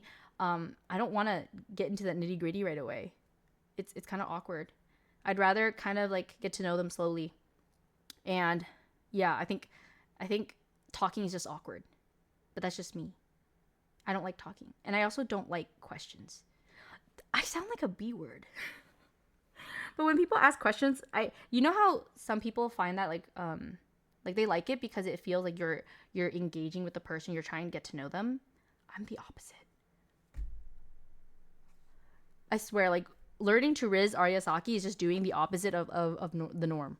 I swear, or not the norm, but like maybe the majority. I don't want people to ask me questions. I don't like the focus being on me. Closet introvert. Oh, I am ISFP. And apparently ISFP is like the most confusing one because people think I'm extroverted, but I'm the most extroverted introvert. Or I have like a social battery where when charged and when expected, I can perform. I'm performative in a sense, but it's like also who I am, how I am. Like I can really put in my all to make it seem like I'm like this, I'm like that, I'm happy to be here. But then the second I'm depleted, I'm like, ooh, can't do that for a long time. And I don't necessarily need to be like this. Like it doesn't, yeah. So there's like this concept of like the 5 coins, how you can figure out whether you're an introvert or extrovert. And like basically the 5 coins system is that when you wake up and you're getting ready for your day and you're going out into the world, when you talk to a person, there are 2 types of people. The introvert, when you talk to a person, you start off with 5 coins in your day, and each time you talk to a person, you have to give them a coin. So you're going to, from 5 coins, you go to 4 coins. And then when you talk to the next person, you're going to go down to 3 coins. And then you go, at the end of the day, when you've spoken to your 5 people, you end up with 0 coins. An extrovert wakes up with 0 coins. And each time they talk to a person, they are receiving a coin. So they're getting richer each time they talk to a person. So that's kind of like how I learned how to determine whether you're an introvert or extrovert. And that's how I knew. I was like, oh, I'm definitely introverted. Because the way I start off is I'm very like, yippee-yay, beaming, yes, I'm good. But then as time goes on, I'm like, and don't get me wrong, obviously there's it's not like completely black and white, right? But for the most part, I see myself more as an introvert. Yeah. People get coins from talking to people. Mind blown. Yes, believe it or not, extroversion exists. And I'm also making it a little bit more simple, but like I have seen like people thrive, like getting to know people, talking to people, and just mingling at parties and stuff. But for me, like the way I thrive is it's gonna be it's gonna look a little different. Like I probably do better in like smaller groups, or I do better with people that I'm familiar with in a familiar environment as well. I'm not naturally the type to like seek out these like new connections or new information or new like groups of people or types of people. I'm very much like one at a time, please. And like, yeah, I'm ENFJ. I've been drained from huge social events. Oh yeah, like I said, like there's like nuance, and there's also like different things about it, but extroverts need their times to charge too. There is very rare that like just because you're extroverted it means like parties all the time, people all the time. That's not true. But I think ideally, like if you were to truly ask yourself, like do you gain from socializing and getting to know new people, or getting to make new friends, versus if you're good on that. What if you're an introvert and your battery is always on low? Okay, well, I think that has more to do with like, that could be burnout. I remember like when I was feeling a lot of burnout, that's how I feel. Like I would sleep forever, but like I would wake up and still feel like exhausted or not wanting to do anything. And yeah. Therapist Aria. Oh no, not that. I did say that today we're going to yap for at least 4 hours. Because I do feel a little guilty whenever I just stream TFT all day. Yeah. And lately I have been feeling a little lonely. I have been overdue to seeing friends, overdue to just talking to people. So that is why I wanted to talk to you guys today. But yeah, I'm not a licensed doctor, therapist. Please take my words with a lot of salt. How I like to say. But yeah, if I can help, I will try. At the end of the day, I like to see myself as I have 30 years under my belt. So I've got 30 years of experience, sort of, not really. In a sense, I'm also a little bit stunted in some ways, because I do think like when you're chronically online, or just online in general, you can only get so far. Like for the most part, I am being rewarded for a lot of bad behavior, and I'm aware of this. I know this, and because of like my work hours and what I do, I also restrict myself from like experiencing the outside world. So I'm also inexperienced in a lot of ways that you guys may be more experienced. So I know that much. Don't you mean 20 years under your belt? Okay, yo, chill. You already have a sub. You're already subbed to me. I can't even gift you the sub even if I wanted to for that one. Calm down. Come back in 30 days. glaze me in 30 days. VIP him? Stop. Do you think it's harder for you to date with your given lifestyle profession? 1,000,000%. I think like something with me, and I've mentioned this before on stream, that I, with every single ex-boyfriend, have been told the exact same thing from every single one. And that is the fact that sometimes they feel like they don't have a girlfriend. And it is my fault, 100%. I know my shortcomings, and sometimes, a lot of the times, as you guys have already noticed, I can really get lost in the sauce, and there's no telling me to get out sometimes. Like, even if I know, hey, I've been in this chair for 48 hours, maybe that's not healthy. Like, I just lose track of time, and I can't help it. And that's concerning for, people that care about you, So that not everyone can. I think dating me is not for the weak, for sure. I'm not always available, both physically and emotionally, and I know this. So it's I'm very transparent about that. So I think like the only type of person, at least right now in this point of my life where I'm kind of like grind set, I would also need to date someone that is in a similar position where they're also very busy. And can you call that even dating at that at that point? Kind of. It's like a long distance relationship. No matter what. Layman, thank you so much for the 2 months. INFJ here, emphasis big time, not just on battery. But I'm passionate, I can't stop. Me too. Actually, introverts tend to be like that. Introverts tend to only kind of like really come out when they want to, or like things that they're passionate about or interested in. So that is definitely me. And when I first met Lily, that was kind of how I was too. I was really, really quiet. I was just observing. I barely spoke. And then the second she mentioned something about beauty, I just remember I was like, I could do that. I could do that for you. I only live 5 minutes from you. I could totally come over and dye your hair. I'm so down. I'm down to bleach it and turn it pink because I know I saw on your Twitter that you kind of mentioned that you wanted pink hair. I can totally do that. That is actually how it happened. I was silent. I was so shy. I could not speak because I was like, wow, I'm in the presence of like really famous people. Like that's kind of how I was thinking the entire time. And she knew I was really shy. But then the second she mentioned like wanting beautification, I immediately was like, I know something or two about this, and I couldn't shut up. And then we set up our day for me to literally come over and dye her hair. And I'm telling you guys, like, especially when it comes to like bleaching, when you are bleaching from black hair, it takes a really long time, especially when you don't want to damage their hair. It could take hours. So the session ends up being very, very, very like it's a bonding experience. You would never want your hair done by someone like you can't stand, or someone you don't tolerate, or your vibes are not good with, because you would have to sit in that chair for like hours on end. So yeah, I was able to bond with her. And the funniest thing I remember too, when I dyed Lily's hair for the first time, it needed more time, but then we were all really hungry and we all wanted to go out to eat. So then I like foiled her hair and we went to the restaurant with foils in her hair. I remember. It was so silly. Omelette au fromage. Thank you so much for the sub. What?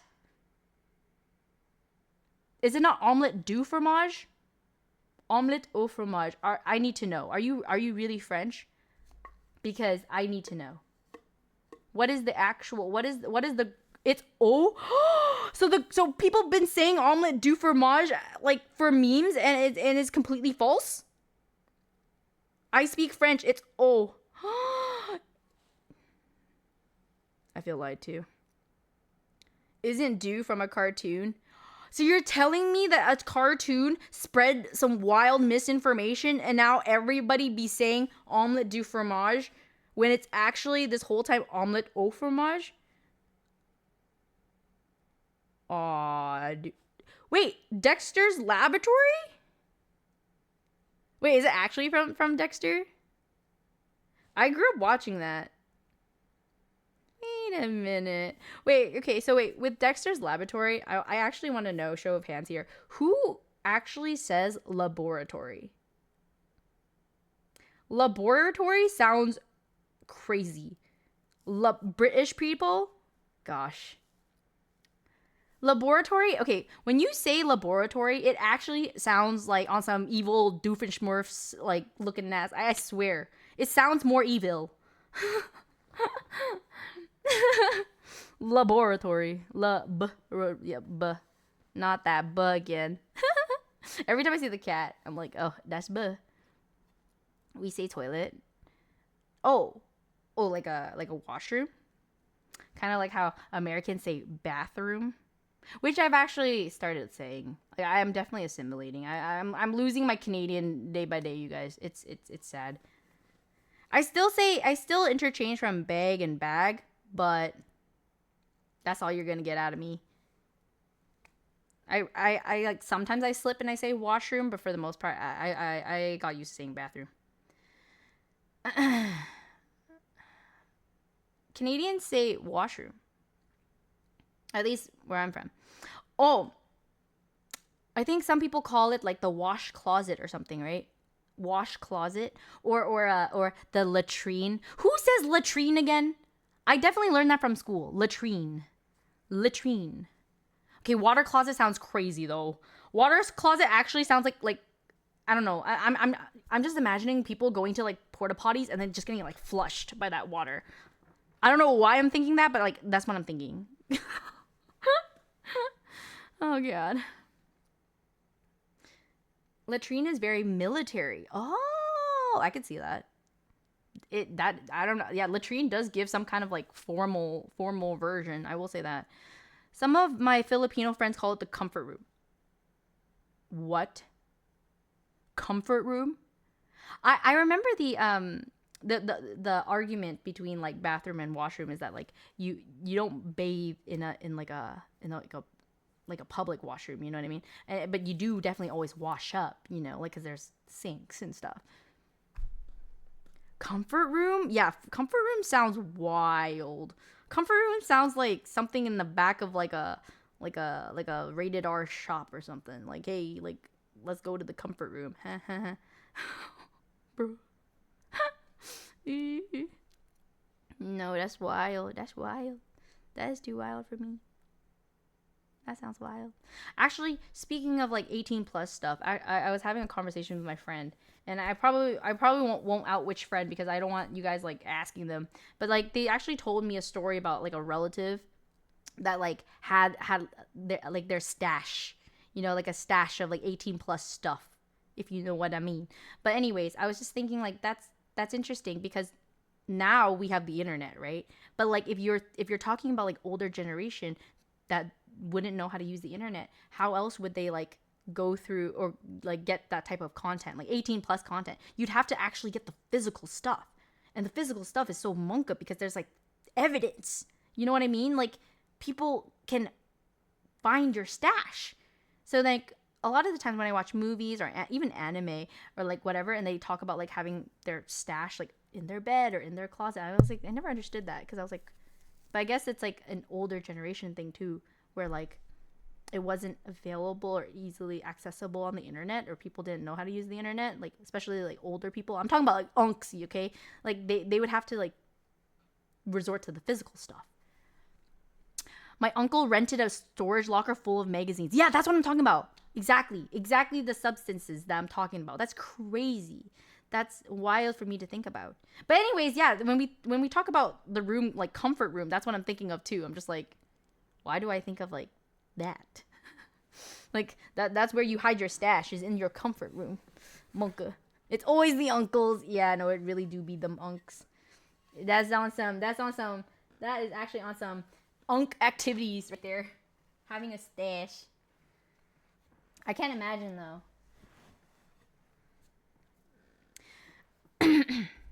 Actually, I remember, it's not even like a 18 plus magazine or anything, but I remember my first exposure to kind of just like that femininity, you know, and like that sensuality was when I was a kid. I was really young. I think I was like maybe in kindergarten, and it was my unc's stash. But it wasn't the stash that you're thinking of. I think he just had regular magazines.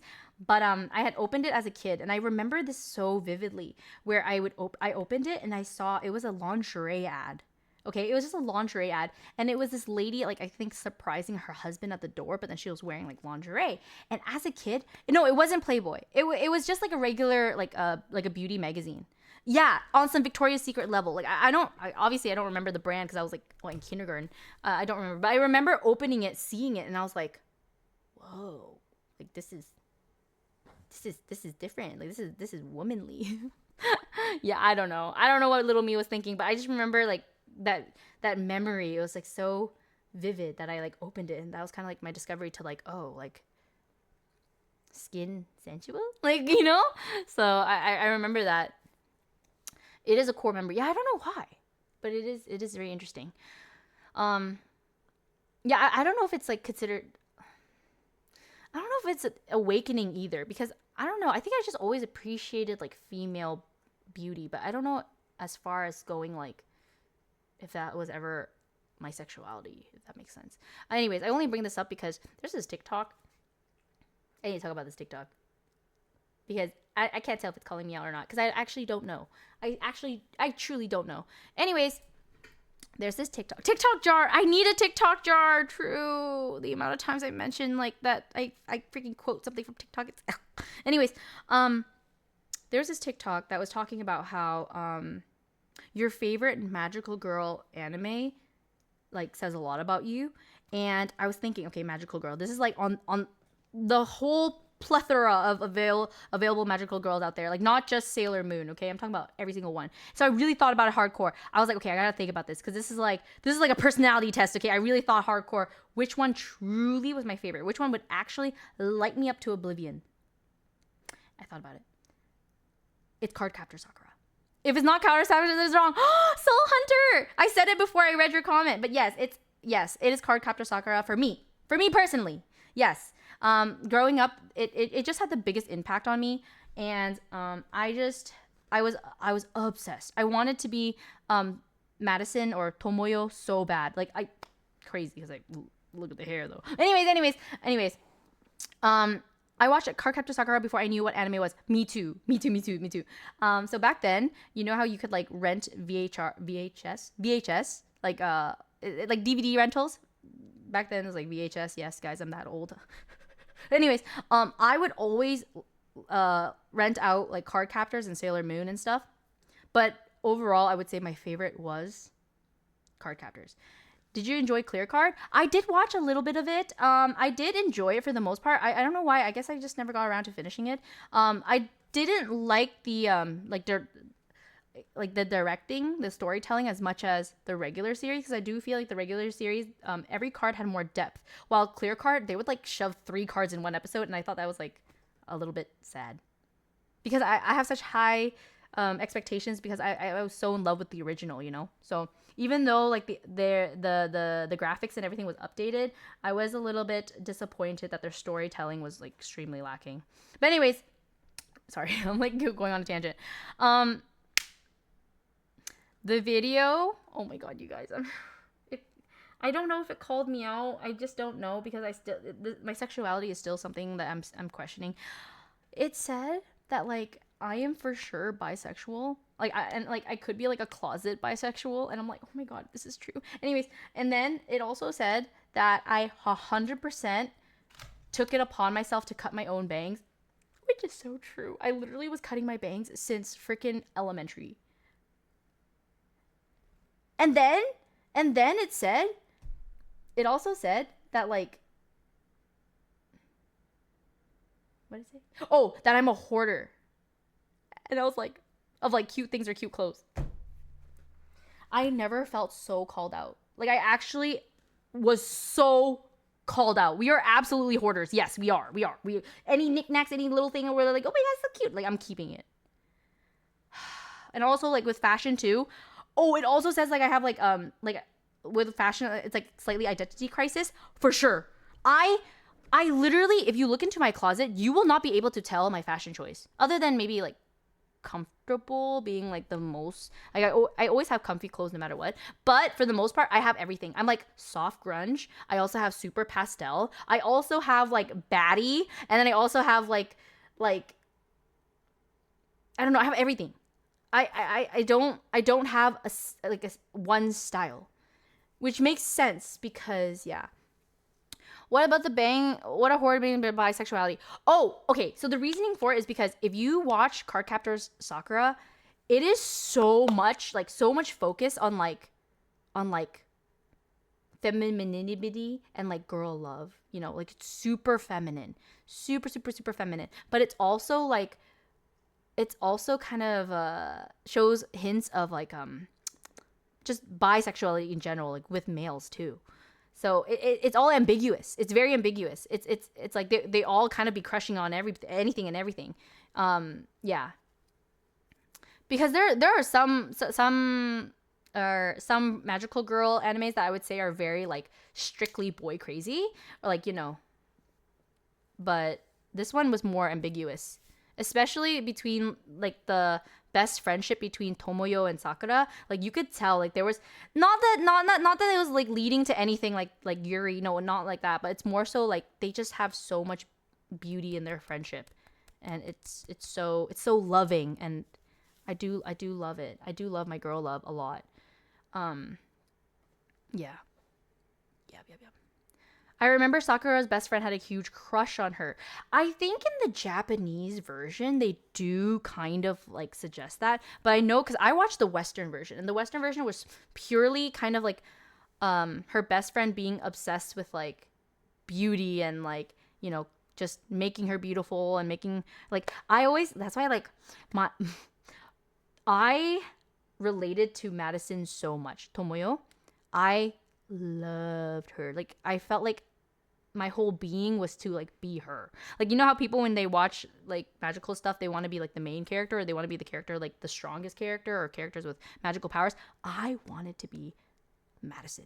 I wanted to be Tomoyo because for me it like the fact that she knew how to sew and she would make all these cool outfits for her best friend, and like and just she would always like be there for her best friend anytime and like help her in need. Like I wanted to be that friend. And I do feel like somewhat I've like been successful in that. Like yeah, I would tell Lily all the time, like I would die if we did a cosplay. Like it's on my bucket list. Like we have to do it at least once, because that's kind of how a lot of my friendships start. Is like I always try to like see how I could better someone's life, or like, you know, have something, a skill or something that I could like apply and just, yeah, just be helpful. So yeah. Yeah. Meow, meow, meow, meow, meow, meow, meow, meow. Everyone dreaming like that, like protagonist hero. Yeah. Well, yeah. Why would you go to anime route now? I don't know. We're just yapping. If you want to change the topic, feel free. Feel free. We're just yapping. I think, what was I talking about that? Like, oh, because I was talking about TikTok that called me out.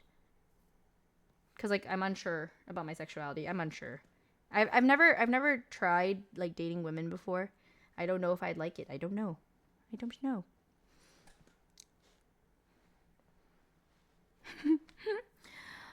Anime is cool. Storytelling is good. Oh yeah, actually, this part I just love to talk about because it's actually so interesting. Because as you guys know, the legal age here is what is it? 18? 21? 18. 18, right, guys? What's the legal age here? Remind me. It's 18, right? Anyways, so in Japan, it's younger. It's younger. Yeah, it is. But not only is it younger, but there are certain type of like dynamics and relationships that are not as frowned upon. But like in America, that would not fly. Anyways, there's this one character. She is a classmate of Sakura's. So let's say this takes place in like middle school, okay?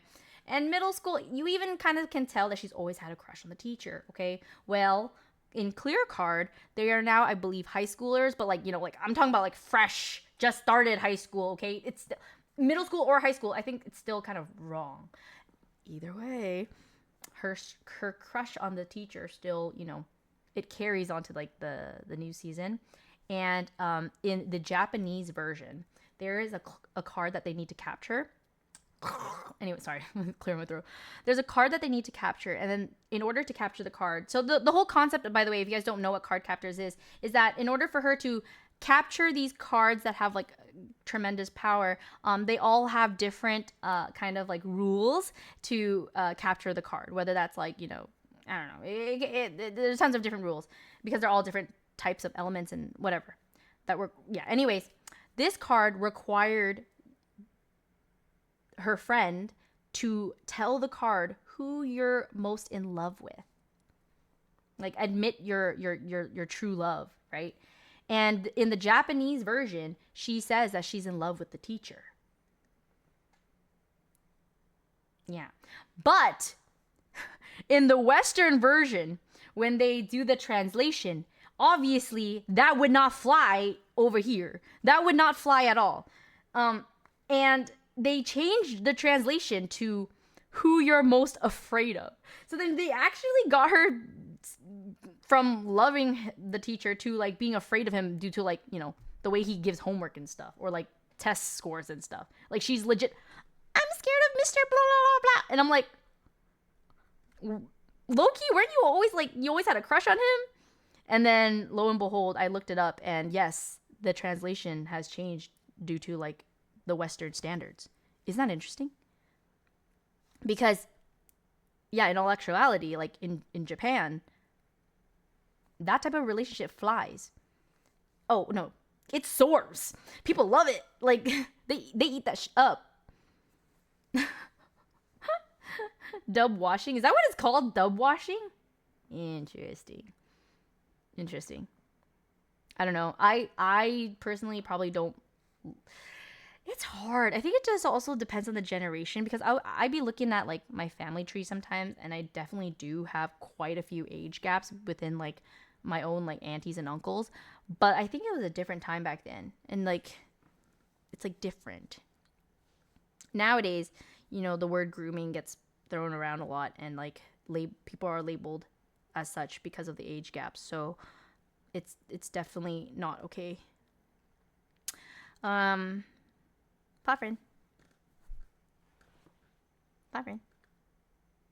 Is Podfriend still a thing? Do people still like Podfriend? True. Also, like the age gap stuff. No, actually, I did know of quite a few, actually. I think I know like 3 instances of student-teacher relationships in Vietnam. But I think that's like somewhat normal over there. It's normal. It is normal. I mean, this age gap is, I think it's around like 10 years. 10 to 20. But like that's normal. Normal there. Hawk Tuah girl has a podcast now. Really? Well, actually, I don't even know too much about that origin, Hawk Tuah. Like, I kind of just know that it's like a sound that you make when you spit. But that's all I know. You're Vietnamese. Yes, I'm Vietnamese. Yep. Going back and on Deadville Data stream, did you ever try bring your partners on stream? Could be a part of your content. Yeah, I did. My ex-boyfriend, I did. Like, I would bring him in sometimes. I used to live with him, you know. Like, it's not something I can avoid. But I mean, it was fine. It's not like a big deal or anything. It's more so like they were also an internet person, so it made sense at the time.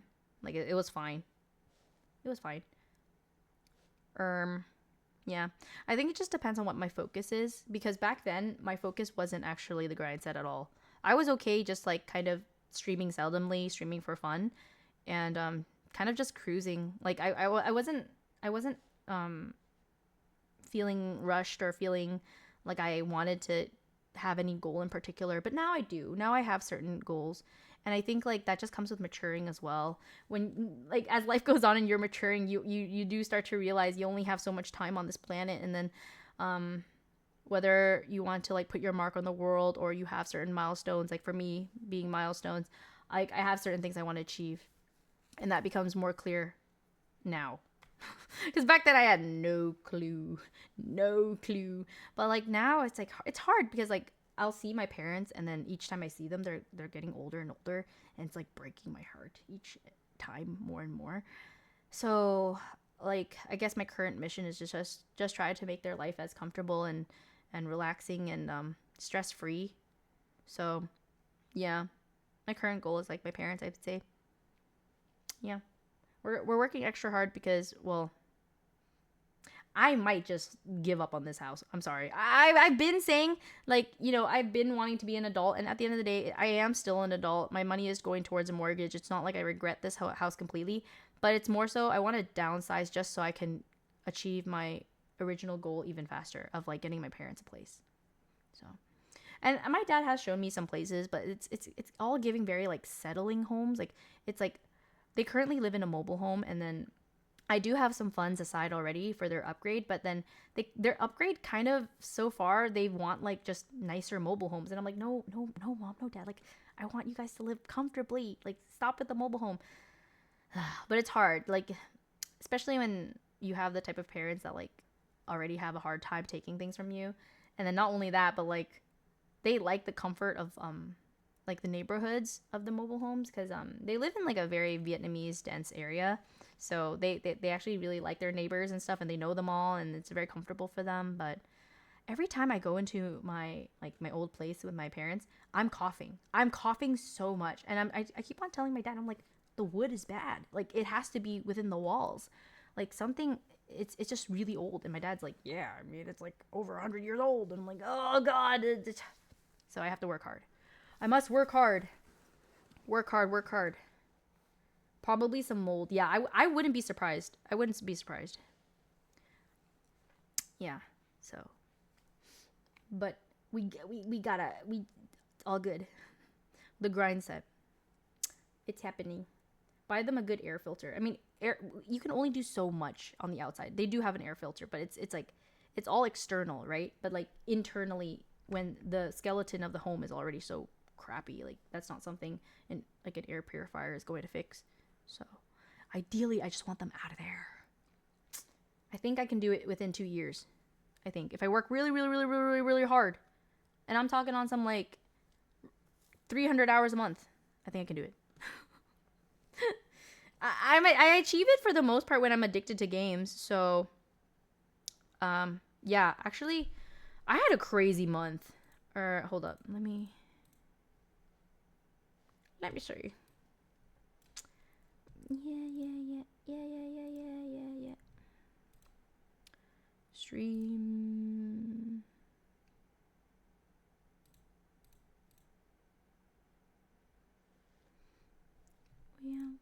We gonna chase them.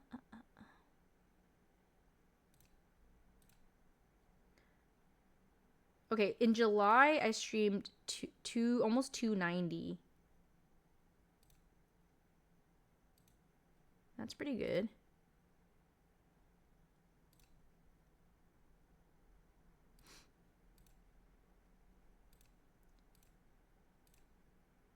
Oh, in June I streamed 301. So it is possible for me. It is possible. 300 hours is pretty possible.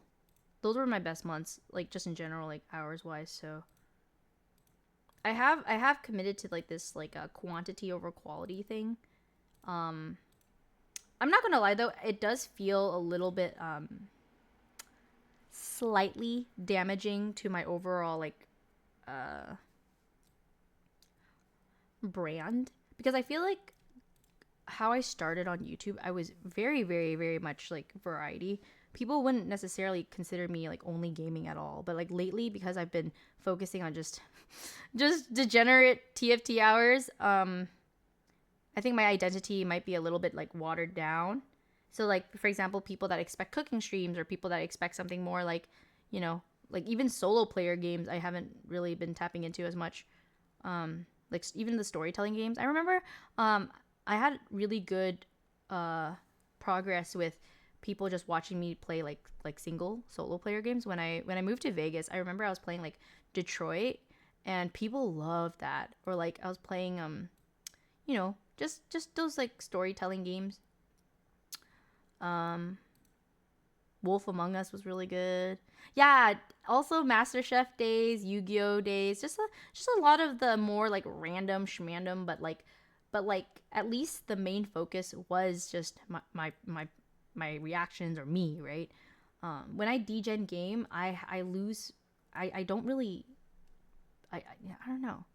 Maybe if I degen game, I have to like. I was watching like Soju earlier, and I noticed he's like commentary.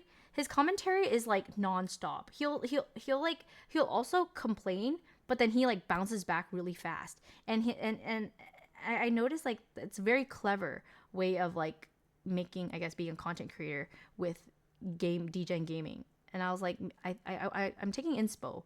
I think I should try to do that more so that I can get the best of both worlds still.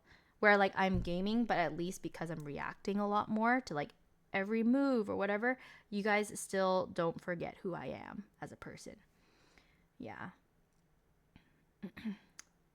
Says everything in his brain he repeats a lot, but it's ultra entertaining. Exactly. I think I should do that. Are you gonna game right now? I'm going to make pizza before I game.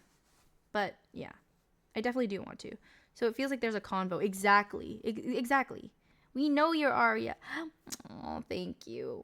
Thank you. But the numbers don't lie. And at the end of the day, I do have to rely on these numbers. So whenever my viewership is like low, it's usually because I'm just not only degen gaming, but I'm not talking. Like I'm not doing anything. I'm just like mindlessly playing like a gremlin. And like some people are down, but for the most part, I do know like that is if I'm like that's like showing like the lowest in my viewership, that I have to take that in. Like it's like the type of criticism and like I need to like improve on. We chillin'. Yeah, it is my core community, I will say. Like you guys are the realest of reals to like just keep my stream on even during the moments I am just autopilot. So I do think I have what it takes to like beat the autopilot. I do. I just have to be mindful of it. Because I wasn't mindful before. I would play TFT a little bit more selfishly. Derlin, thank you so much for the 10 gifted. Hello. Thank you so much. Thank you. Thank you. I really appreciate it. Yeah. Thank you. And these things I just have to take into consideration because like I said, the longer I do these like degen streams, when I say that I'm like diluting my identity and my brand, it basically means that like people will start assuming that that's what my content is going to be, and then my, like the kind of the people that know me for other things, they may not like want to even click in because they're just like, oh, she's just gonna play like a gremlin and not like interact with us or not be entertaining. So yeah. What kind of pizza are we making tonight? We're making a pretty regular schmegler margarita. Yeah. I do have frozen pepperoni, but like I'm not really feeling pepperoni right now. Yeah. My period passed, so I'm only craving meat during my period. That's kind of weird, huh? But I don't know. That's just how I am. So naturally, I always opt for like vegetarian or just, I don't know. I'm kind of lazy when it comes to meat nowadays. It's also like my teeth. My teeth health hasn't been the best, I will say. I definitely still need to fill my cavity here. I have a cavity here. So anytime I like bite down too hard or eat like too sweet, I can like kind of feel it. Yeah. You have peppers or mushrooms? I have enoki mushrooms. And I don't think that really belongs on a pizza. Enoki mushrooms especially, they're too small and thin. So like with the high heats, the high temperatures, they'll just shrivel up.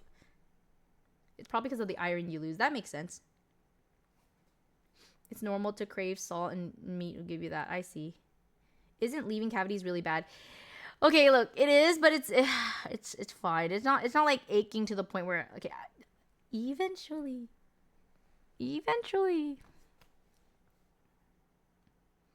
I should. It's a phone call away. And it's literally like 5 minutes from my house. If it aches to the point you need a root canal. Okay, like look, it's not like aching, but it's more so like I can feel it. You know? Yeah. Not the root canal. I might need a root canal. Who knows? I might need one. Ruh-roh. Ruh-roh. Yeah. If you can feel it. Uh-oh. Okay, you guys are okay, all right. You guys are really hitting it. I get it.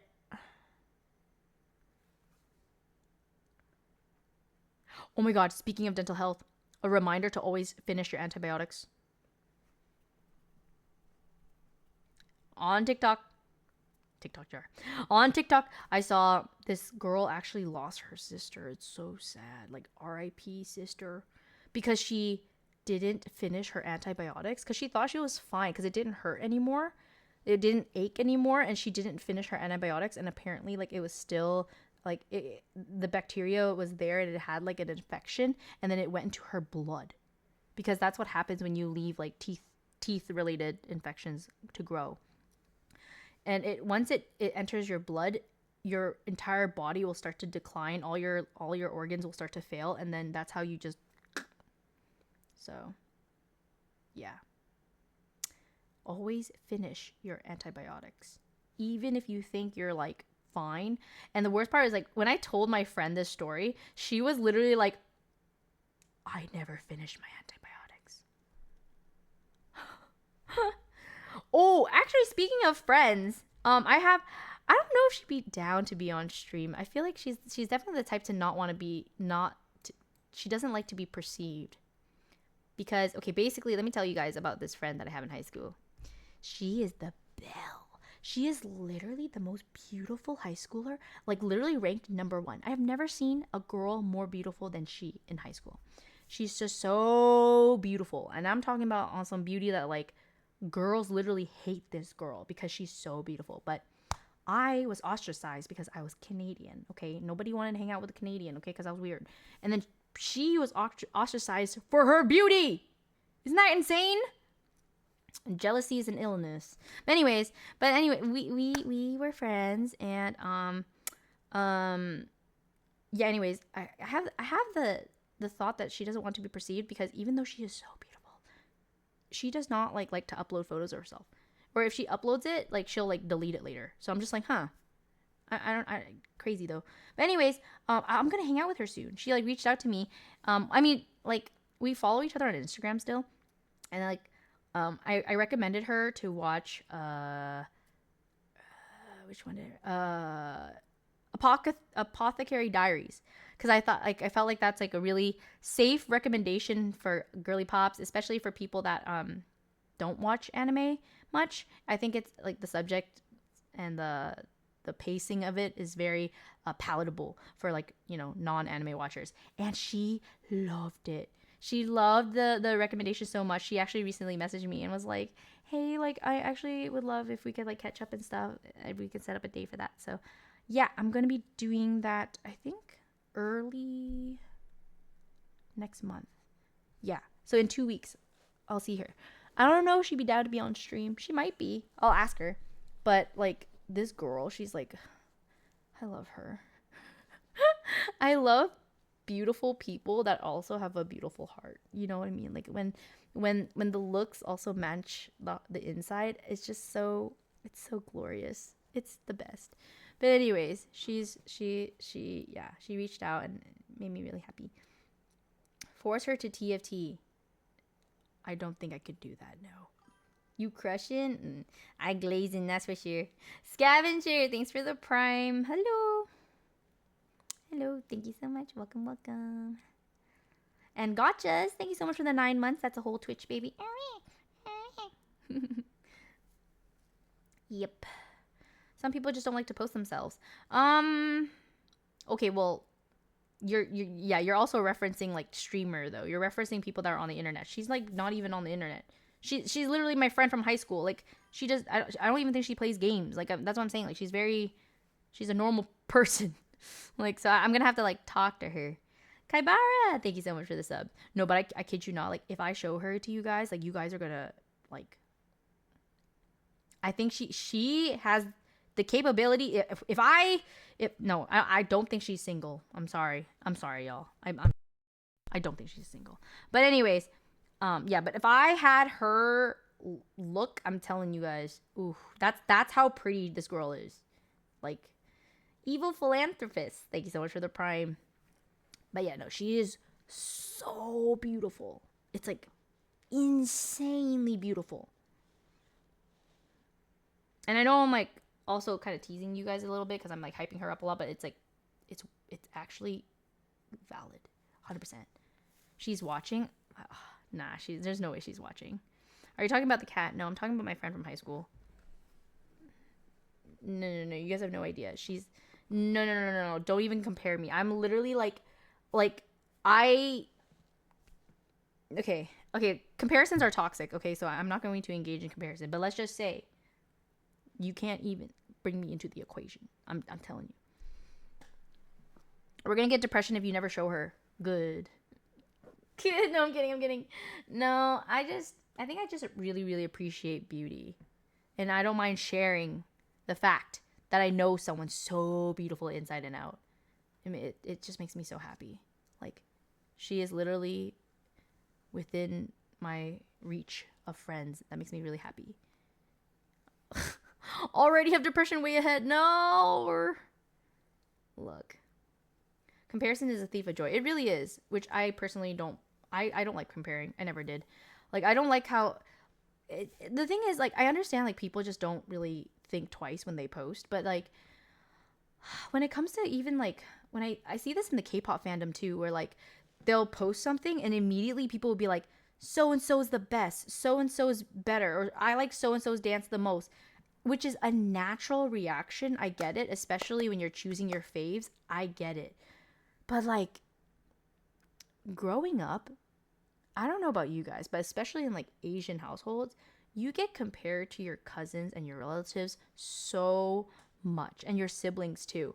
And it comes to a point where there's no way people enjoy it. There's no way a kid likes to be compared to their sibling or to their cousins. And it's like, if you didn't like it growing up, what makes you think other people would like it when they're older? And a lot of the times the excuse is like, oh yeah, well, they're never going to read the comment, or, you know, they don't think twice because, oh yeah, it's not going to affect them, they're famous, it comes with the title. No, that's not true. Like, that's a lousy excuse. People definitely do read it, or sometimes they will know, they will see it, and it doesn't feel good. It's not nice. So I try my best not to compare. And yeah, if you guys really think about it and agree with me, I suggest you guys also try not to compare.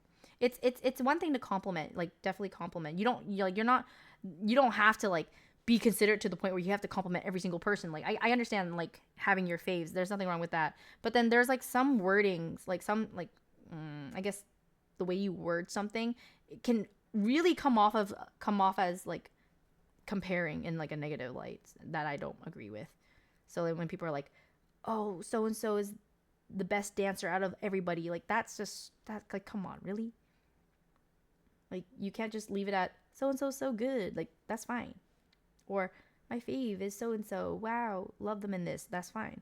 But the second you start making it like a competition between the members, it's, like, so sad. And that comes with, like, even us, like when you talk about streamers and stuff. Yeah, not everyone is, like, as affected as with these comments, but you never know. You never know, especially when someone's, like, down in the dumps and they're reading these comments, and then you never know, they might be compared and they're like, dang, I know that all too well. I hate it. But yeah, naturally though, when you are online so much, you do have to form quite a bit of thick skin. That is true. I'm looking down at my skin, like, I have grown quite a bit of thick skin. I have. Believe it or not, it's true. Catch me on a bad day of, like, a loose streak of TFT though. Oh god. It's over. I'm actually going to... There's a term that I've been seeing people use nowadays. I really like it. Crashing out. Yes. You best believe I will be crashing out. A lot. Yes. If you catch me during, like, a 5-game loss streak in TFT, I'm crashing out. I'm crashing out. Yep. Comparison is something we do as humans, but each human has their strong points. Yep. I mean, but not everyone wants to hear it, you know? Some people are more acceptable to it, and they don't like, they filter it in their minds so that it doesn't affect them. But then some people will take it to heart and be like, dang, that doesn't feel good. Yeah. But like ultimately too, like as people, especially I think like the way we are genetically born, we're not meant to kind of take in the opinions of so many people, you know? Like it takes a village to raise a child, but it doesn't take everybody on the freaking internet to raise a child, you know? So, yeah, being exposed to just so many opinions, it can't be healthy. So, actually, I have seen a lot of companies, or just in general, like a lot of celebrities, they get banned from using social media because the higher ups know kind of that it can do more bad than good. So imagine getting your phone taken away, or imagine being revoked access from any social media because they just know that like if you be reading stuff, it's over. Like you're not going to be able to focus. You're not going to be able to do your best work. You kind of just have to be blind from the criticism and just trust that your team will, you know, act accordingly if you do need something to be fixed. I don't know. It's rough out here. Will you do unban requests? I don't know. Unban requests, I think it's fine when I'm on other people's channels and I'm doing it because I'm so strict when it comes to like my friends, because I want the best for my friends, and like the second I am sniffing on some like BS, I just ban, right? I'm more protective with my girlfriends. But when it comes to myself, I'm not going to lie, I just don't care as much. Like, I don't know. I do put a lot of trust in my mods. So like if my mods, if you did something or said something to the point where my mods ban you, I do trust them enough to be like, yeah, maybe you're just not that great of a person, or maybe you're just tactless, maybe your jokes are not that funny. You know, like that's kind of how I see it, and it's not that big of a deal. And at the end of the day, like even though you're banned, technically I think you could still watch the stream. So it's like, is it that big of a deal? Do you need to be a chatter? No, not necessarily. And if you like really wanted to like turn a new leaf, maybe create a new account. You know? So to me, it's like not that big of a deal. But then some people, they really, really, really like just want to get unbanned, and I guess it's like their main account or something. I don't know, but I don't know. I like to see it also like there are plenty of fish in the sea. There are plenty of streamers in the streamosphere. Like you don't have to be a part of this community. You know, they save channel points. Bleh. Bleh.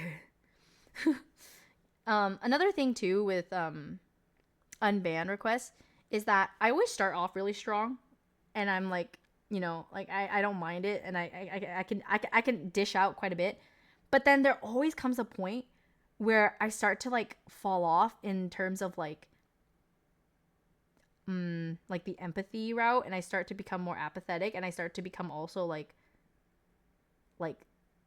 sad. Like I genuinely become sad because I'm being exposed to so much of this at once, and then it starts to make me feel that like, wow, like this is just humanity sometimes. Like I'm just sad for humanity that it's led to this, that there's just so many people like this. Like yeah, it's almost like being exposed to the realization that like there are a great deal of people with like mental illness, pretty much. And when you're exposed to that, and it's like you're slapped in the face with it, and it's like, this is the reality, you're just reminded like, dang, like a lot of people have been failed. Yeah, it's just sad. Have you made the pizza yet? Not yet. It's only been 2 hours. I did promise at least like 4 hours of just talking, so maybe I could make the pizza in between and then talk some more, but then I don't like I said, I'm not the hungriest. I do think I will be hungry in a little bit though. Yeah, no, my phone's definitely charged by now. It should be charged. We should be good. You made the dough already. Yep, the dough is already made. It just needs to be spread out and on a pizza peel. And then I also have to preheat the oven and heat this up. So I'll do it maybe like an hour. So in 1 hour. In 1 hour, we will heat up the pizza stone. Yeah, because it needs some time to absorb the energy. So Yeah, we need this to get hot. Hot, hot, hot, hot, hot. So that the crust can get crispy. What's that doing in bed, huh? Huh? What? Oh, this isn't a bed. This is a couch. And I'm just, yeah, I may have placed it there. It's fine. It's not a big deal. It's just a dry ceramic. It's not dirty either. It's not dirty. How long did you proof it? Oh, really long time. Well, I did like a multiple day proofing thing. Yeah. It's like a ferment. 72-hour ferment. Pretty good. I fired it up this morning and it was successful. It was delicious. I'm happy with it. Yeah, maybe it might go a little sour now because I've been taking it in and out of the refrigerator. But I don't mind. I don't mind if it's a little sour. Yagura loves sourdough. Did the cousin reply? No, I didn't ask. I said I would only ask if like maybe I see them like pass on through, because sometimes they do chat in my chat or sometimes they'll like sub, but it's very unlikely. It's not that big of a deal. It's literally just like a little like courtyard thing that I just don't know the actual name. Like we had a name for it, a specific name, but I feel like it's also something pertaining to only people that went to the high school would know. So it's not that big of a deal. I'd rather not. I'd rather not.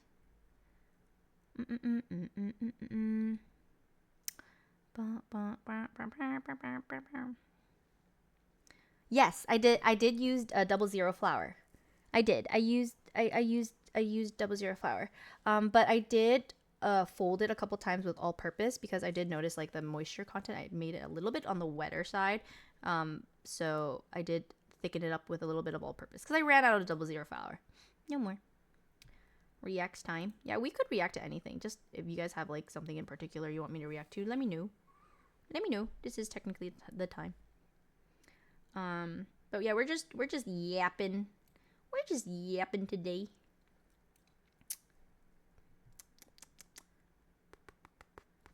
Oh, I really hate this upper neck back problem. I do want to visit a chiro just to see what they'll say about it because it literally feels dead. I hate this. Like this bone here. It just feels like it's perma dead because it's like it's in between wanting to curl, you know. Meanwhile, I want it to be straight because I don't want like gamer posture, but I think like naturally, if I'm gaming for such long hours in a chair, it wants to curve. I pop that bone every day, bro. I just want it to be straight. I just want it to stay up, but it wants to curl.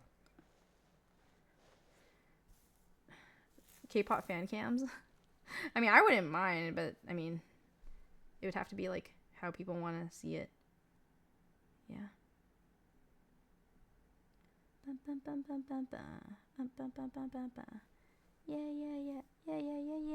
Yeah. Curly back doesn't sound good. Yeah, I mean, I guess that's what happens when you game for too long. Do you ever do IRLs? I used to until the Christina Grimmie thing happened, and just in general too. Like it's just not safe in America. Like one person really does ruin everything. Back in the day, I used to be so much more like carefree, but nowadays it's just not good. The who, what happened? Basically there was a girl in the community because she I think she's a singer, but then she also played League of Legends, so she was like a fan of just gaming in general. So she was in the gaming community as well. And when she had a fan signing, she had a crazy stalker show up and shoot her. It was really sad. Yep. And yeah, I just, especially being in America too, where you know guns are pretty accessible. It's better safe than sorry. It only takes one, like, person, one mentally ill person. Yeah. So, yeah, I don't think IRL is very safe. However, if I were to travel, like if I were to go to Japan or Korea or just places where I know it just feels safer too, and I know like overall it is safer. Um, yeah, I don't mind doing IRL streams overseas, but in America, no, I don't think I can do that. Yeah, there was a guy at the gym today looking for Ms. and Emmy. Oh, geez. Yeah. Do you have a bodyguard? I think my friends do. My friends have like services they can call, and I too could like technically call up a service and hire them at any point. But um, in America, I feel like even with a bodyguard, it just doesn't feel safe. Like yes, they are meant to like protect you, right? But like they're not like a 360 defense shield, you know? Yeah. And I can't help but think too, like if I were in their position, I would want to do like I would want to save not only the person that's hiring me, but I would also want to save myself. So that's just human instinct, you know? So I can't just put 100% my life in their hands because at the end of the day, like they have to do their job but also put themselves first. Like what? You don't feel safe? Not in America, of course not. Never. Who would feel safe in America? Let's be honest, be for real. Be so for real. They can only do so much when guns are everywhere. Exactly. Exactly. Yep. I imagine most don't publicize it or give it attention. Yeah, that's the smarter thing to do because a lot of these things just stem from wanting attention, whether it's negative or positive. So it's best to not interact. However, like obviously, it's an issue that needs to be kind of dealt with, and you can't help but like want to publicize it because it you want to voice out the problem in order for the problem to be fixed, right? So I can see why people want to talk on it, but it's not always like productive, unfortunately. What's your ideal place to live? I think honestly Vancouver. I was born and raised there, and I just know the quality of life there is excellent, and the pacing is also a little slower, but I kind of like that because you can take it easy and not feel too guilty. Meanwhile, somewhere like LA and New York, the pacing is so fast. It's like go, go, go, constantly go, go, go. And that can be kind of intimidating for some people. So I kind of like something a little bit slower. But while I'm in the grind set, no, this area is great. But yes. We're name twins. Oh, hello, fellow Arya. What's stopping you from living there? My career, my family. Like my family currently are here. So I can't move back anytime soon. And also my career, it's a lot easier to be in LA. Yeah, my agency is in LA, you know, a lot of the events and stuff, like, you know, LA being an entertainment capital, you know, so as long as I'm working like as a streamer, I think being in LA is very practical. If you were in a lockdown place like Disneyland, okay, even Disneyland is like Monka because like at points of the park there are going to be public entry points, you know what I mean, like where people can camp you or wait for you, or they know where you're going to exit because there's only one exit from the park. So there's no, I can't, it's just anywhere is a risk in America. It doesn't matter. And like, you know, what happened to Christina, it was at a concert, you know? Like you would think that people would be checked at a concert, but I think it could have been at like a mall concert though, which is even scarier, but yeah. And you know, when I was first starting out as a streamer, I actually hosted a meet and greet in real life. Like I literally opened it to anyone that wanted to meet me, and we went to the mall in Vancouver, and guess what? There was a weirdo. So, yeah, that was a one and done situation. Yep. It was a very scary moment for me. And I think like, I actually follow everyone except the weirdo on Twitter. And like to this day, like we all know the situation. I don't know if anyone from that core group is watching my stream right now, this very moment as I'm explaining this, but they'll know. I think we had like maybe a group of 7 or 8. But they definitely all know the situation that went down. Yep. What happened, if you don't mind me asking? Unfortunately, this person is still very much active in terms of like being weird. And I feel like the more I bring it up, the more they think that I'm possibly still thinking about it. So let's just say, yeah, it was weird. They're weird. And, yep, frightening for me. But whatever. Not a big deal, huh? No more attention. Yeah. If you had never become a streamer, what did you think you'd be doing? Well, I was other than like being a business major, I'd probably maybe open like a boba shop or a cafe or something. I was kind of prepped to go to baking and pastry school, but then I ended up not doing that because my dad was like, oh yeah, you know, while you're still studious and fresh out of high school, try to get your general ed first, and if you still are super passionate about baking, then you can go back. And that was the best advice that my dad ever gave me, because I realized I learned through like cooking in esports and even cooking at OTV, I learned that I don't want to do it for the masses and just for anybody. You know, I want to do it for I get passionate and creative with baking and pastry when I'm doing it for someone I care about, or if I'm doing it on a competitive level. Like when in high school I was doing cake decorating competitions. Like that was fun for me, and that's what made me passionate. But once I started trying to like do it as like kind of like a line cook, I did not like it. It was not the same vibes. So I don't think I would like necessarily work in food or anything. Cake Wars? No, not Cake Wars, but it was like a student or like a club thing for high schoolers. It was called the FHA, which is like a academy club thing for all home ec related things. So you could see like textiles, like fashion. You could do like cake decorating. You could do anything that's like home ec. It was a part of that club. It was really fun. Yep. And I literally made it to regionals, but then I couldn't go because no one else in my school made it that far. So then I would have to have a teacher to chaperone, and it wasn't worth it for a teacher to like volunteer to chaperone just me. Doesn't that suck? But that's okay. I mean, I think like winning first place in my district was like cool enough, but I couldn't take it further. Suffering from success? No, it was more like not enough like students at my school had interest in cake decorating in particular. It was just me and like 2 other girls. Yeah, so it wasn't enough to just send me. Yeah.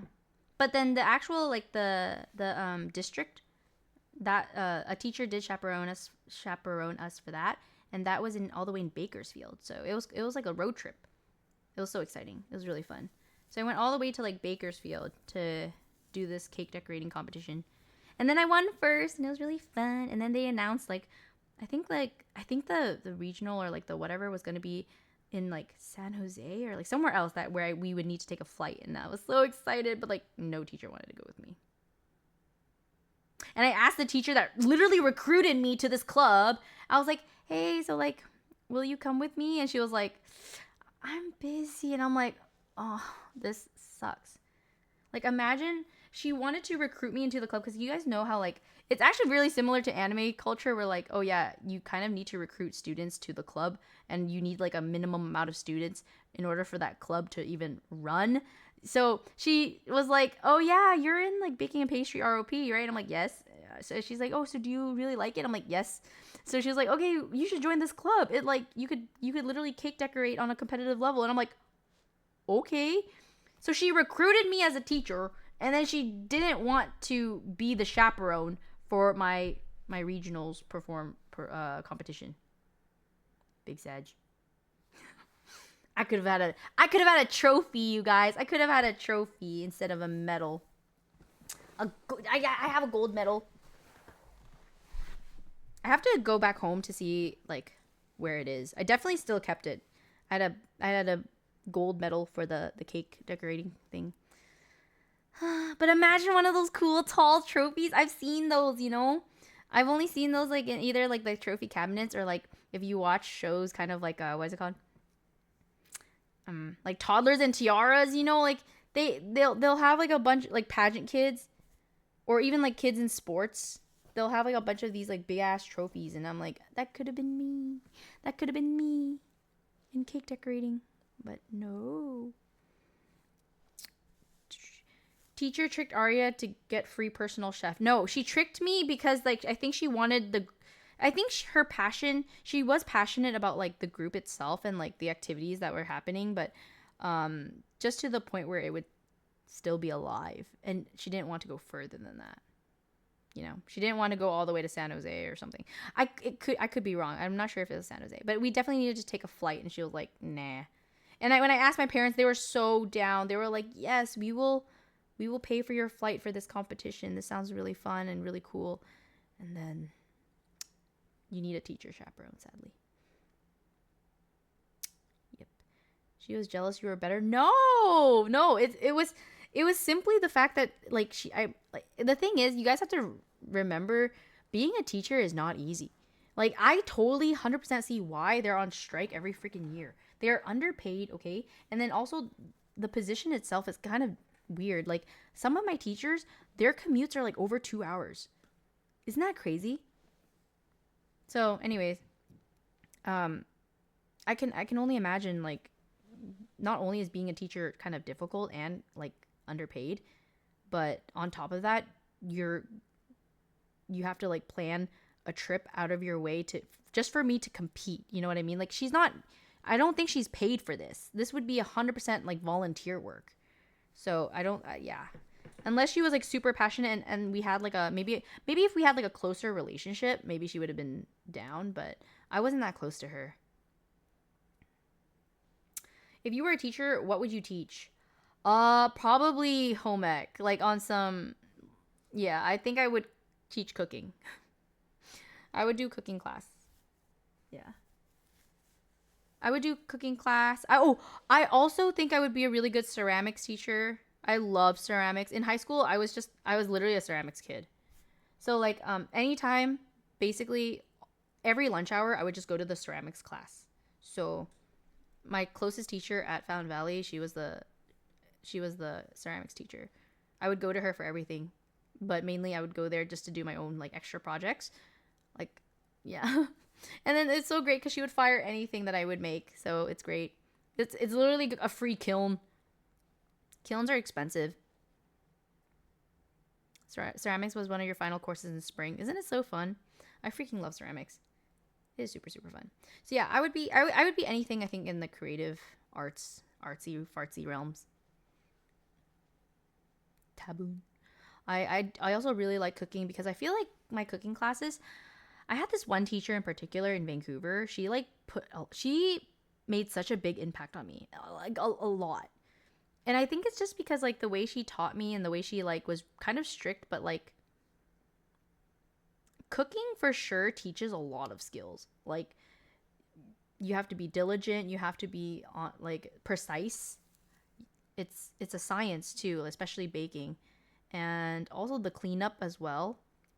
Learning how to clean up properly, washing dishes properly. Like, you would think it's easy, you would think it's not a big deal, but like I think when taught by like a very passionate teacher, it can have a positive impact and translate to kind of IRL.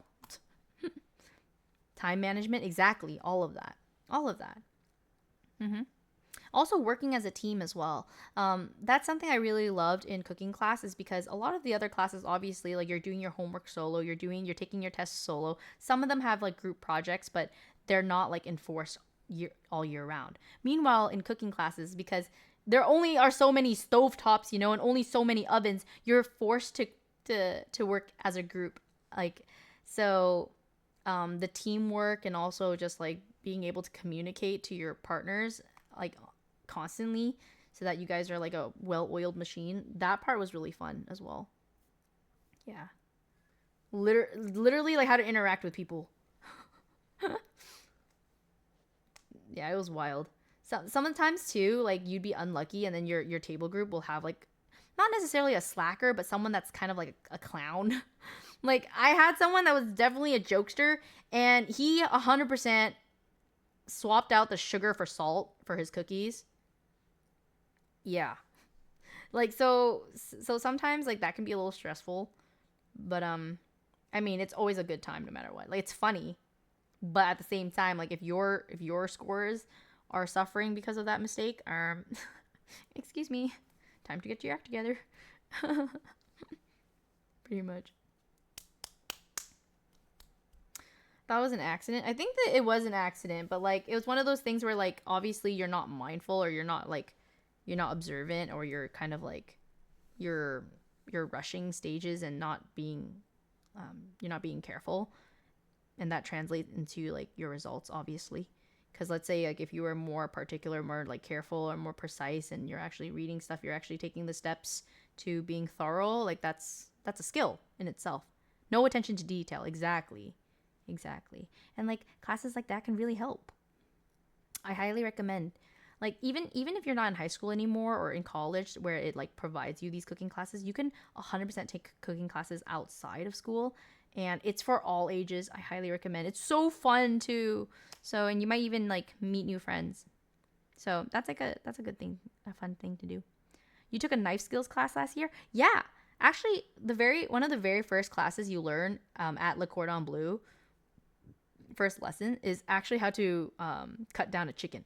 So you learn how to debone the chicken and cut a chicken from when it's like a whole chicken. So you can like butcher all the pieces. It's really cool. hmm A class that I actually need to take that I've been meaning to, I want to, is a knife sharpening class. I want to learn how to sharpen my knives like perfectly. Because yes, you can learn from YouTube. Yes, there's like, techniques and ways, but like I really want to like learn. And I feel like a lot of the times, especially with things that like need perfect angles and maneuver, like it's like a class that you need to learn in person, at least for me. Because I mean, yeah, YouTube can only show you so much, and then all of a sudden you have like a freaking scuff in the middle of your knife, and that would like break me because I have really nice knives that I still have not opened. Yes, it's true. The beautiful knives that I posted on Twitter, people are like, remember to use them, Aria. And I'm like, ooh, yeah, no, it's in a box. Because I don't want to ruin it. Like, I mean, I can use it and that'll be fine. But like, when I use it, it's going to eventually become dull and I'm going to have to sharpen it. And then once I sharpen it, that's where it's like monk. Because I'm like, I don't trust myself to sharpen it without like messing it up. I'm scared.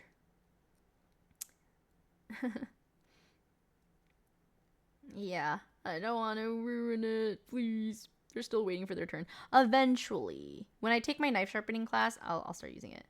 Or in general, like I think I do just want to like when my house feels fully organized, because I'm still working on it, you guys. Like you guys know my upstairs, it's currently like a landfill of just my stuff.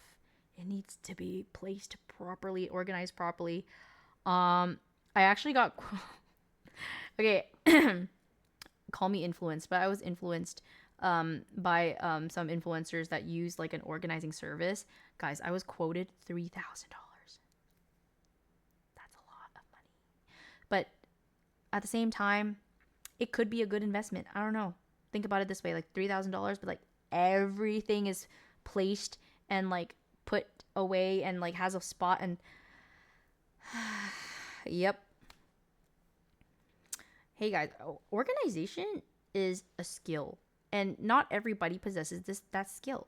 Kind of like me, but you're buying time. Yeah, it is. It's time. You like the panini? But yeah, it's like a lot of time and like effort, and also yes, the maintenance. I would have to like be super super super diligent and like putting everything back where their new places, their new homes are to be. It's rough. Is that time worth 3K? Honestly, if you look at how crazy my upstairs is, I think personally it is worth it. However, I am not in the bestest of financial situations to be able to like just say, yeah, 3K, no problem. Like I still have to hesitate a little bit. I still have to like, I don't know. The grind set is for my mortgage, not for extra organizational things that I technically could do myself if I were just more keen on like setting aside time. If I'm more diligent, I set aside like even an hour a day, like 1 hour per day to just put things away and like create more organized like spaces, I think I can get there. But it's hard. And also, like, you guys have seen like sometimes I'll do a spy cam streams where I just organize all day, and it does look better. However, I obviously don't have the stamina to do all of it at once. So even though I'm like chipping away at it slowly, the time in between before my next clean, it gets a little messy again, you know? So it's always like, it's like a 2 steps forward and then 3 steps back, and then 2 steps forward again and then 2 steps back, you know? It's never like fully done, you know? And that's I think one of the main advantages to hiring an external service is that it'll be done, you know? It's like you're ripping the band-aid. Like it costs a lot, but at least like it's 100%, and you just have to like, you just now have to maintain it. But it's a little rough. You got this? Thanks. I appreciate that. Okay, I swear, it's not like I don't brush my pet's hair with this. Why? Dude, look at the amount of, like, pet hairs. That's insane. But then again, that's, like, just the life of me living with, like, so many animals. It's, like, so much fluffies. I just get caught in my hair. Are you sure? I'm pretty sure. Yeah. I mean, all my brushes look like this, not just this one. Yeah, you have pet hairs everywhere. No, I really do. And I guess I guess the pet hairs also, like, they chill in my own hair. Pet owner problems, no, literally, though. Literally. Quite literally.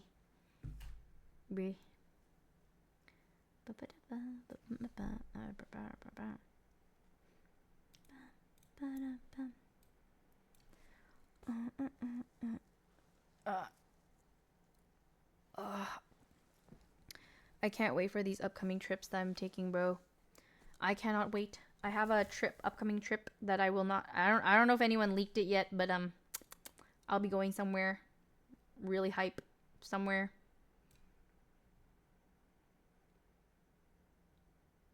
Wait. Okay. Wait, Emmy and Yuno already said it? Okay.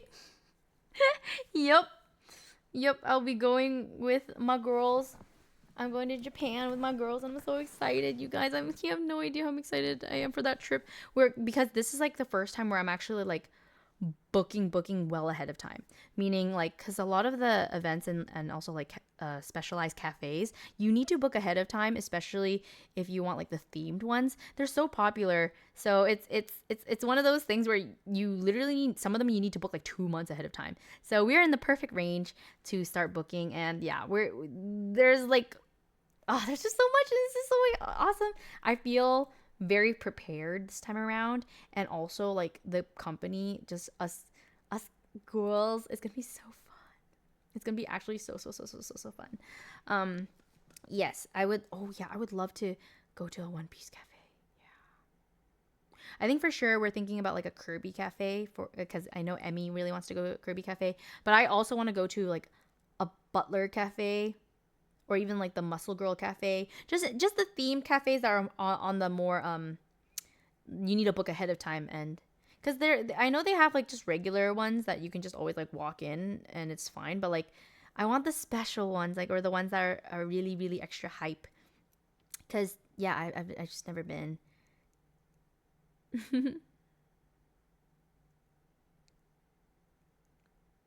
Yeah, and then we're also planning on going to Osaka. So it's gonna be really fun. I just love the vibes of Osaka. Osaka is just the perfect medium where it's like still city life, where you recognize like, you know, recognize it and like the lights and stuff, and the hustle and the bustle, but it's also still there's still a lot of like natural or Japan architecture that reminds you, oh yeah, you're in Japan. So, because Tokyo sometimes does remind me a little bit of like too much city life, where it's like, oh yeah, wait, it's giving New York. But definitely Osaka is like the perfect mix. So we'll also be spending a little bit of time in Osaka, and in Osaka there's a lot of food places that are really special and unique. So I'm gonna have to like do bookings there too. Unfortunately, we are not going to Kyoto. I did want to, like, on my bucket list, I really want to visit, like, the Kichi Kichi omurice guy. Because I don't know when he's ever going to be on his last leg. Because I do know, like Japanese people are very, very hardworking. And they're very, very dedicated to their work. And they could be working literally until they're, like, I don't know, in their 80s and 90s. But, like, yeah, I don't know how old the Kichi Kichi guy is. But he does look older. So that's why I'm worried. I'm like, I have to go until before he retires. I don't know when he's going to retire, but I'll be so sad if he does. Hopefully not anytime soon. Yeah. When do you get your vitamin D? Like in like the sun? Oh, I rarely get it, to be honest. I rarely get it. I would say I get it whenever I like take my dogs to the dog park or whenever I seldomly like just grabbing my mail account. It's not the best. He's fully booked for a while. Oh no, so his booking is actually very doable. I went last year with May, and like you could technically just wait like for cancellations too in person. But they tend to like open it like either a week before or a month before. Regardless, it's actually not the hardest thing. I get vitamin D when I meet my DoorDash driver. Okay, that's a little too real. A little too real, except when I'm at home. I actually don't order out very much, believe it or not. I order groceries. Oh yeah, that's true. I order groceries, but I don't order like food. It's so expensive in LA. It's ridiculous. Like one time I was craving something and I was like, okay, maybe I should just order. All the fees and stuff, regardless of me being like a member of the food app, it doesn't matter. I'm like, minimum, it's like $30 a meal. Minimum. And we're talking like, because I also like to tip like a lot. Because I don't know. If I imagine myself doing food deliveries and like, you know how sometimes like, I can also imagine sometimes people's houses are not that like accessible, or that you have to go through so many steps, or even that's something as little as finding parking. I'm like, you be doing all that and like people don't tip you sometimes, and that's just so disheartening. So I understand what it's like to be a social service worker. So I'm just like, okay, I need to also like make room to tip well. I think like that's important to me. But because of that, it's like more fees on top of more fees, and it's like, oh my god! At the end of the day, like I be buying a meal that's like, I don't know, like $16, $17, but then the total will be like almost 40, like every time, and it's like, ugh. Also, some carts require minimums. Like if you were ever to order like coffee or something, like if you order something like this too little, then they'll charge you a fee for it being too small. And I'm like, are you serious? So then you also think for the future, and you're like, okay, now I have to make room in my fridge for like 3 coffees. So, yeah, no, ordering out has been kind of not the greatest. I also prefer ordering if like I have friends over and stuff, so that like, you know, it makes it a little bit more worth it since it's multiple people that we're feeding. Yep. People also think they get paid okay without tips. They do not know. I know they don't. I know for a fact that they don't. I know for a fact that a lot of people like rely on tips. You know, if I could choose, I would love to be in a world that we don't have to pay tip, because I truly believe that businesses should just pay enough. I understand like it'd be rough for like a business that's just starting out. I get that. And also I understand inflation. I understand like it does cost a lot. But we're talking on some like already successful multiple franchise businesses. I'm just so shook that like they still not be doing that, you know? They still be relying on tips to pay their workers. Meanwhile, I'm like, I do know you're a multi-million-dollar business. Like, stop kidding yourself. Like, how greedy can some like owners or CEOs at this point be? It's sad. It's really sad. But yeah, we can go on a tangent and fully talk about just like, you know, working conditions and the unfairness of the industry, and it just sucks. Even when I worked in retail, it was so like crummy. I did not love it. Like not like we didn't have tips obviously, but we had commission based off of like our sales, and it created such an unhealthy work environment in terms of like competitiveness, and like, yeah, no, I was stressing. I was not the happiest. Here we don't tip for pretty much anything. Yeah. Okay. I think this is slight misinformation. Tell me if I'm wrong. Please correct me if I'm wrong. But when I was in Japan, and you guys know how like there's no tipping culture. someone would tell me like the justification for it was that like it would be considered rude to tip. But tell me why sometimes I will still tip. I can't help it, okay? Like especially when I order delivery, they're so hardworking, and then I'll literally give like the delivery person extra tip, and I'll be like, oh, like for kohi, you know, like literally telling them like this is coffee money, like for you, like buy yourself coffee. They look so happy and grateful every time. So I feel like whoever decided to like, I guess, spread the consensus that it's considered rude to tip, I don't know if I fully believe that. Maybe in an establishment, maybe, because I haven't really tried it on it like at an establishment. But for like solo people that work, I'm telling you, 100 times, like 10 out of 10 times that I've tipped, they are always so happy and like almost in disbelief. And like obviously they know it's like the biggest giveaway that I'm a foreigner, but they're so grateful and sweet. Yeah, maybe restaurants don't accept it. I'm not too sure. I think like they don't. It's more so like they don't have an option for it. Like you just pay. You know, like you don't leave money. So I get that, and it's like a quick in, quick out type of ordeal. But like I'm talking about like just tipping like by hand if it's like a solo worker or like a delivery person, like stuff like that. Yeah. Romanticized garbo. Yeah, maybe. I could see that. Kind of. I used to work Uber Eats. Sometimes I get 30 tips from people living in the mountains. Yes. Yes. Actually, I talked to Bella Porch about this. She told me like how her place, at the time, this was like years ago, by the way.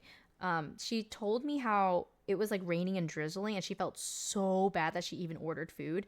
But it was one of those things where it was like, you know, do or die, you know, like she had to have like food. So she ordered it, and someone did take it, and she would literally tip a lot. Like she told me the exact same thing, because like the way you get to her place was also like really hazardous and crazy, and like the rain made her feel even worse about it.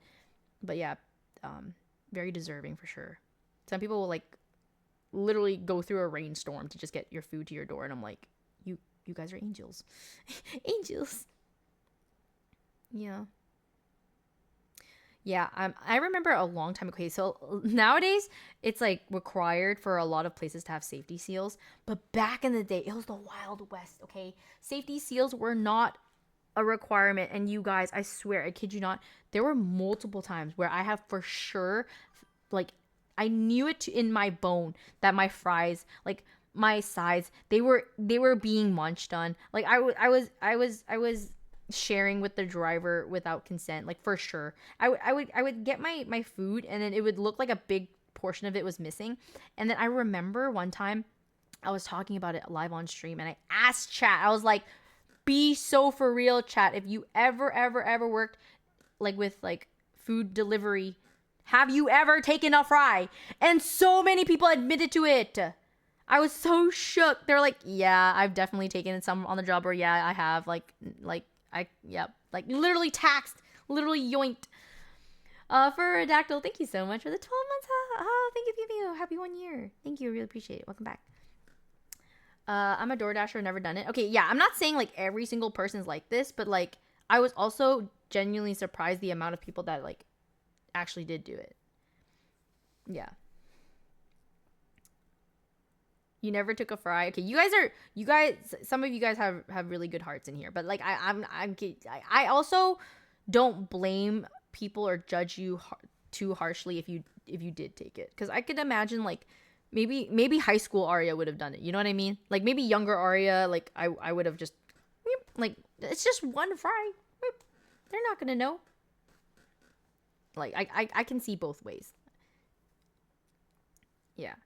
I'm not gonna sit here and like pretend that I'm an angel. I 100% would probably give into the temptation too, especially if they're like super hot and warm and they're just like the smell is intoxicating. Yeah, I would take one. I'll be honest. I have to be honest. I've never done it, but like I have to be honest. No, but I've actually heard the funniest stories. Newt actually told me this story where like he was a delivery person. Okay, maybe I'm outing him for telling the story, but I'm pretty sure that this story has to be public already, or like, nah, there's no way. Okay, anyways, he told me that one time he actually took a shrimp, but he took a shrimp from like a pasta.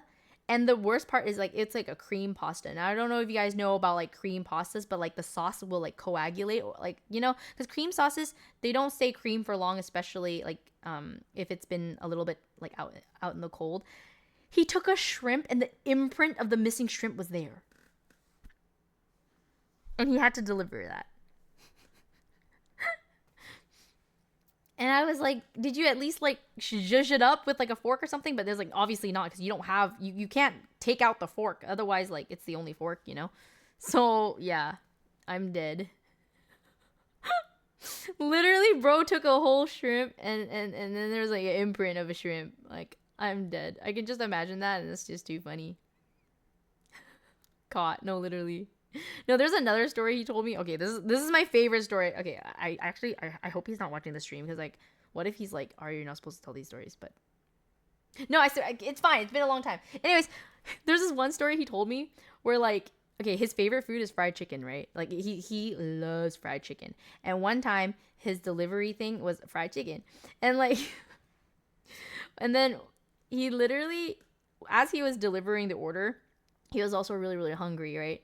And this fried chicken, the smell was intoxicating for him the entire ride. So just imagine you're salivating at this at the smell of this chicken. As he rings the doorbell and he's about to hand the people their chicken, when the people open the door, he apparently drools straight into the bag. I guess he had been like salivating or just like thinking about the chicken the entire time, and then like the worst timing possible, right when the customers open the door, bloop, like a drool falls into the bag. Yes, it's so Looney Tunes. It's actually giving Looney Tunes. It was such, when he told me the story, yes, that is such a Looney Tune moment. But I'm dead. I'm like, oh my god, did you give them the chicken? And there he was like, yeah, I had to. It was really awkward though. He's like, here's your order. And then their facial expression was probably on some like, is this kid so for real? Did that just happen? He added the condiment. Ew. No, I'm okay. I want to say it was definitely in a box of some sort, but like the timing could not have been so bad. Literally the bloop. But yeah, I thought that was funny. No, yeah, actually. Yeah. I'm trying to think, like, yeah, so back then they didn't really have the seal stuff, so I'm glad now they have like the safety seal. I'm glad that that's a thing now. I'm glad. I remember I used to DoorDash. I drank someone's drink. You did not. And you refilled it? What? But your backwash, dude, you're literally admitting to a crime. Bro, I don't know if you just achieved what you thought you achieved. I don't think you ate with that one. That's weird. That's weird. You don't dash anymore? Bro, hey. Okay, listen. I understand taking a fry, okay, but I'm not gonna lie, like the drink, the backwash, and then you refilled it, that doesn't make sense to me.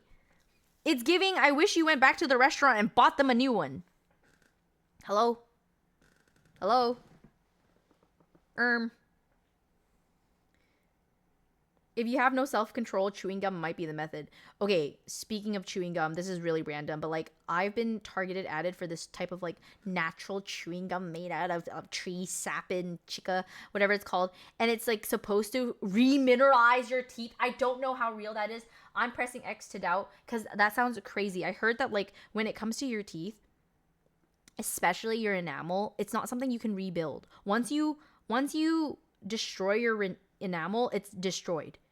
Like I know there are things to like protect it and fill it to temporarily protect, but it doesn't grow back. So I don't know. I'm gonna need a fact check on that. And like tell me why this gum too is like $30. $30 for a 4-pack, to be fair. But like it's also really tiny. It's like this small. Each pack is like this small. It's a scam. No, like honestly, yeah. I just don't believe in all that. Do I believe that it's healthier than the other gums in the market? Oh, for sure. I believe that. But do I believe that it's going to remineralize my teeth? No, I don't think so. Like, if it really did, I'm gonna buy that stuff right now. And I'm also gonna buy it for, like, gifts for all my friends so that all their teeth health could be, like, top notch. Yeah, I don't know. I don't believe in the remineralizing part. If you swallow the gum, it's $8 gone.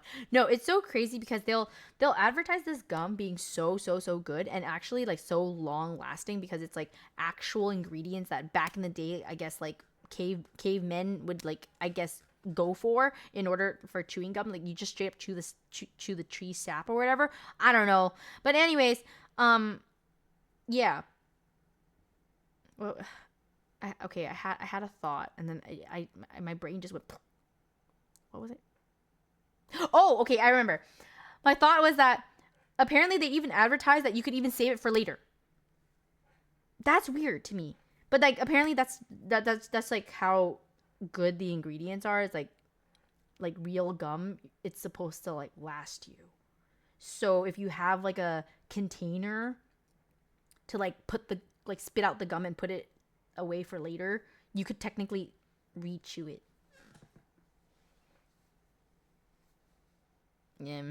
Yeah, I don't know. That doesn't sound very appetizing. It's getting moldy. Yeah, especially in the freaking LA climate. Oh gosh, you guys. I have something to admit that I'm not very proud of, and I'll never make this mistake again. Trust. You guys remember the day where I was making like parfait and I was cutting up strawberry, eating it with blueberry and banana? So I left that colander of fruits not thinking that anything bad would happen because it was only out there for technically like what, 12 hours? When I lifted the fruit, because I saw like the fruit had a weird green sheen, I lifted the fruit from the colander. On the bottom side of every single fruit was green fuzz. I thought that was insane because in Vancouver that would not happen, but in California it's a completely different story. Like, I don't know what's in this climate. Like, I knew we were like a really dry climate, but I think it has something to do with like the dry and the heat. I don't know what and why, but the fruit immediately molded just being outside in the room. Like, that was weird. I'm just not used to it. So yeah, no, I was really sad. I had to toss the whole thing after that. So it was like a one time. I just made parfait for one day, and then I just kept on playing TFT, and I didn't put the fruit away. I'm never gonna make that mistake again, though. Lesson learned, because that hurt me. That hurt me to throw away all that fruit. So I now know that like when I wash fruit, I'm gonna actually cut off the stems, and I'm gonna baggie it, like put it in Ziploc bags, and then probably freeze half of it, and then the other half I can like keep in the fridge and like probably eat for the remainder, like maybe 2 to 3 days max, because fruit just don't last here. Because I remember when my mom would wash fruits, she would leave it in the colander. I literally learned from her in Vancouver, in Canada. Like, well, yeah, I guess we had colder climates. I don't know, our humidity levels were actually we're high humidity because we rain so much. So definitely the opposite of California. Regardless, I don't know what it is. I would think that high humidity was worse, but actually apparently it's better because the fruits didn't mold like that when we left it out. So yeah, that was a little shookeeth to learn about. I was shookeeth. Itchy. Fruits I feel goes bad near instantly. Yes, like literally here instantly. Dry it before freezing it. Oh yeah, for sure. I don't want it to like become like frozen. Yeah. Freezer bird. True. You've molded plants. Oh, true. I've molded plants. I'm looking at it right now, and it is molded. I should toss it, but the top part is still pretty, so I'm like, I don't want to. It's literally just like I have a bouquet of flowers, and I literally, because I put it in the vase, and it was a bit too. It's a bit too big for the vase, and like when I put it like the water and I guess the amount of flowers I guess blocked the air, so like there's not good air, and now that little portion I guess in the vase is all molded. It's fuzzy. It has white fuzz. So now I know, don't overstuff your vase with flowers. Just get a bigger one. or remove some flowers so that there's air that can like come out. Lesson learned again. Kanzor, thanks for the 10 months. Welcome back. Hello. Thank you. Mantarayo, thank you so much for the 23 months. Hello. Thank you so much. Tooth and animal, controversial. Look up coral don't repair fluoride. Depending on an animal, it might be able to repair. Yeah, like I said, I do believe in like temporary things that can help fill and protect, but it's not going to be there forever. You know what I mean? Like it's not your natural tooth enamel. It's not your natural. It's not filling with its natural filaments. Is what I'm saying. Yeah, like there are things to like temporarily heal or fix, protect, but I wouldn't say it's like actually getting better to the point where it's like porous teeth to filled teeth, you know? Yeah. Moldy flowers. Yeah.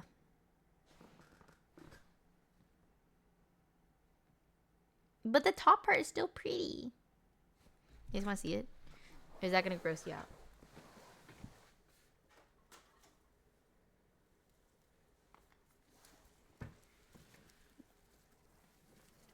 But look at the mold. That's white fuzzies. But the flowers are so pretty. See, you see it from here? It's gorgeous. I'm becoming...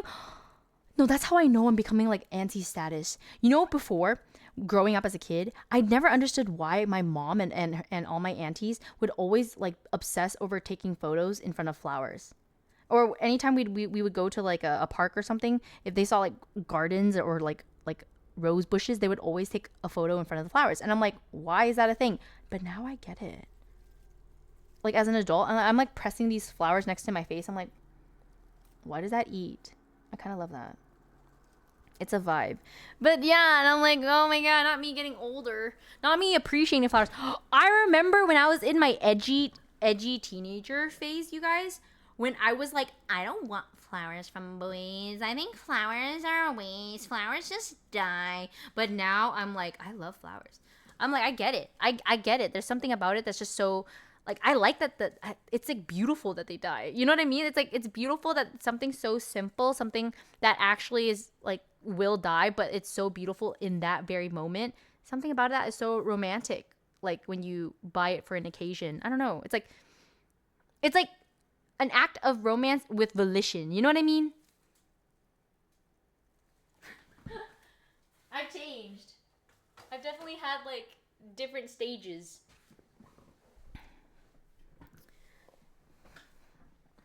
Yeah, but I remember growing up though when I was like a teenager. I remember being all like, flowers are such a corny gift. Flowers die.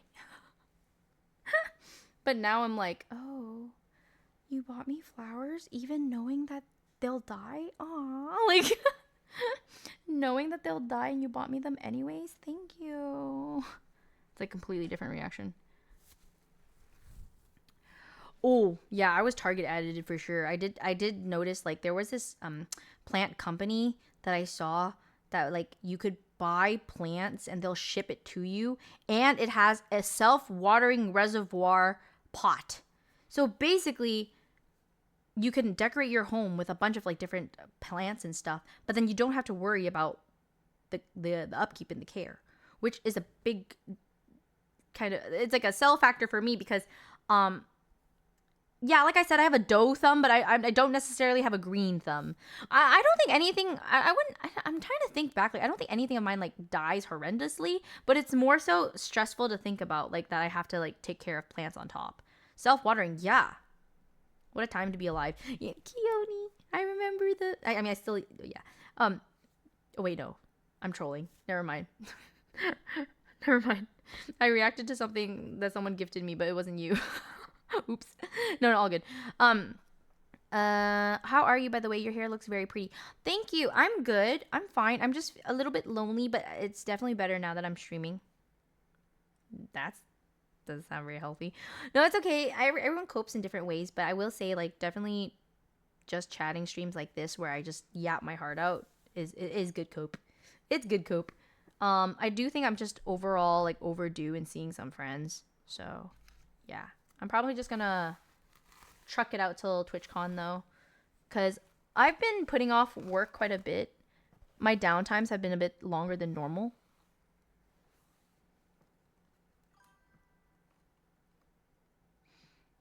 Angsty Reptilia, thank you so much for the 20 gifted. Will I be seeing you at TwitchCon this year? Thank you so much. I really, really, really, really appreciate it. Thank you, thank you, thank you, thank you. Thank you for supporting my stream. Thank you. Thank you. I really appreciate you. Wow. 20 gifteds. Just like that. Thank you. Where is TwitchCon? TwitchCon, I believe, is in San Diego this year. San Diego? Yep. San Diego. I still need to, like... Wait, Kaylee... Is Kaylee in the chat by chance? Kaylee, is that fried chicken spot? I'm pretty sure they closed down, actually, now that I think about it. I think I remember looking it up and it closed. But I remember Kaylee literally showed me to one of the best fried chicken spots I've ever had. It was so good. I still remember it to this day being the best Korean fried chicken I've ever had. But I think I remember looking it up and I think it was closed. I could be remembering wrong, but it was delicious.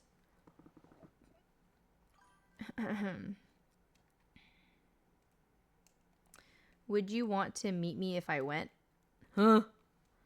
I'm gonna say this as nicely as possible, but when I see you guys, I see you guys as a community. There's no one person that I'm just like, yes, you're special. No, you guys are an entity for me. You guys are are a group that I appreciate and love very much, but there's no special treatment where I'm like seeking one person out. So don't get it twisted. Don't get it twisted. Was it a chain? I don't think so. We're not special. You guys as a whole are special, yes, but not one person is uniquely special is what I'm trying to say. Yeah. Tina's going to give stickers. Oh, that's so sweet. That is on some very Tina fashion. Very sweet of her. I want a Tina sticker. I gotta find her. I heard you were giving out stickers.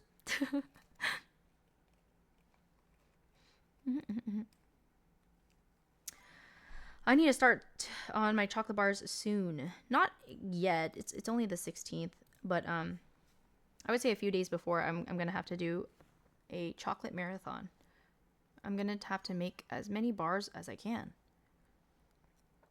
Choco bars, yes. I'll be making the viral Dubai chocolate bars, and I'll be selling them as art because I'm not trying to get in trouble.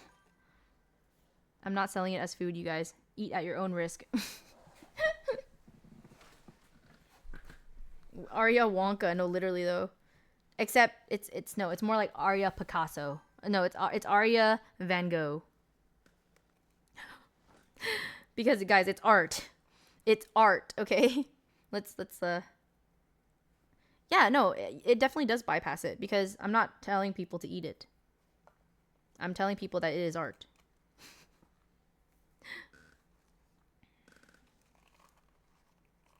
I like your bangs. I don't look good with them.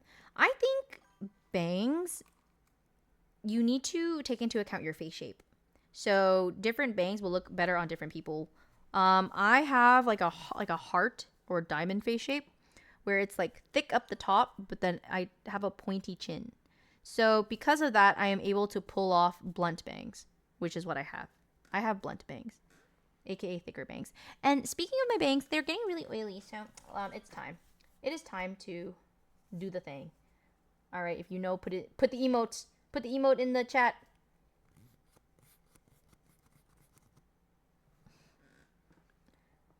Shampoo in a bottle, bruh. It's great. I love this one because it looks like pixie dust. It smells good too. It doesn't last as long though. It gets a little grimy, like quick, but whatever. Okay. And then we just let it sit for a bit. I also need to cut my bangs, so now's a good time. I'll do that right here. Let me grab my mirror. Hi, Vicky.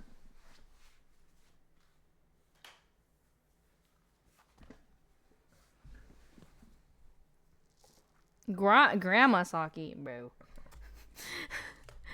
It is giving me a little bit of a glimpse what I would look like with silver hair, huh? No. Okay.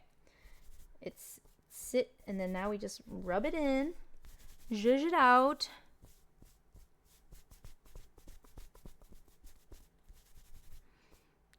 It's literally like shampoo in a bottle. Okay. The white cast will go away slowly, especially like as my oils will like come back. Okay. Wow. See? All like the oily clumpiness gone. Now my hair looks fluffy and dry again. Crazy. Anyways, I am overdue for a trim, so let's do that. You know, every time like whenever my parents come over to like help me vacuum my place, my mom says she always has to vacuum this area extra because she knows I cut my hair here. She's like, I know you do it here because I see it. And I'm like, ooh, sorry, ma'am.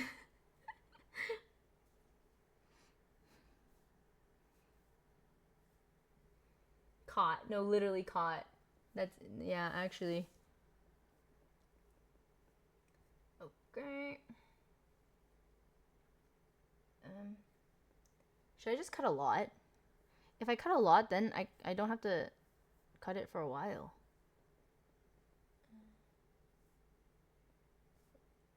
Or should I be safe? Maybe I should be safe because it's like TwitchCon time.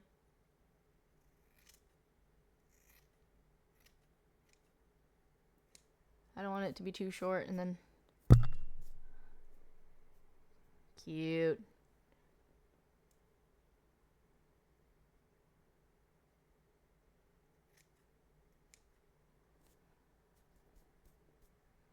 What type of dry shampoo do you use? I really like this Korean one. The one that's like in the emote that I just like pat, pat, pat. I don't have it here right now to show you. I really like that one. This one is a fancy one from Sephora. It's called Day. It is very fancy. It is also kind of expensive. I like the way it smells and I like how it looks. It's like pixie dust. It's very easy to use. But what I don't love is that like it does leave a little bit of like a white cast if you put too much. And then also its longevity is actually not that long as like other ones that I've tried. So if you just like it for like a quick refresh, I recommend it. But if you have the extra money. Otherwise, I think the Korean ones are like really good. There's this one that I usually use. It's so good. I used to use Batiste a lot, but something I don't like about it is that can is not reliable. Like sometimes I feel like there's a lot of product in that can, and then randomly the can starts getting like, you know, jammed or like the oxygen I guess is like lacking in there, and then it stops working and the can gets like really cold. And then I'm like, wait, is it out already? So it's not, aerosols are just never reliable to me. So now I just like using like the powdery ones that you just pat, because you just know how much is like in that thing.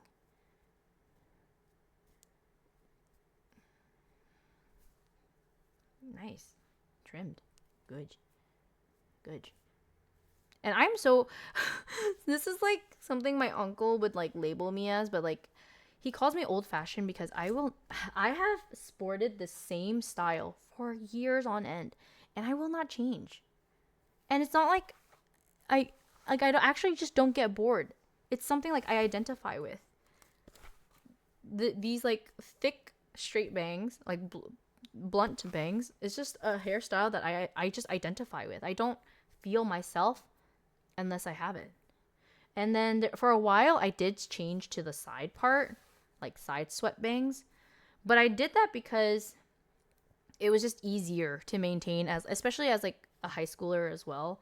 I didn't have to like worry about trimming my bangs, but I would swap from time to time. I would go back to bangs here and there. If you didn't have bangs, it'd be weird. No, that's what I'm saying. Like, I just identify with this hairstyle now. But then I remember my uncle would always give me flack for it because he's like, you're so old fashioned. You will never change it up. You know, like, if you ever want to be a part of like high fashion, you need to know that like change is good, or like, you know, change will make people talk about you and blah, blah, blah, blah, blah. And though I do agree, like that is very important, especially like, K-pop too. That's why they always change their hairstyles.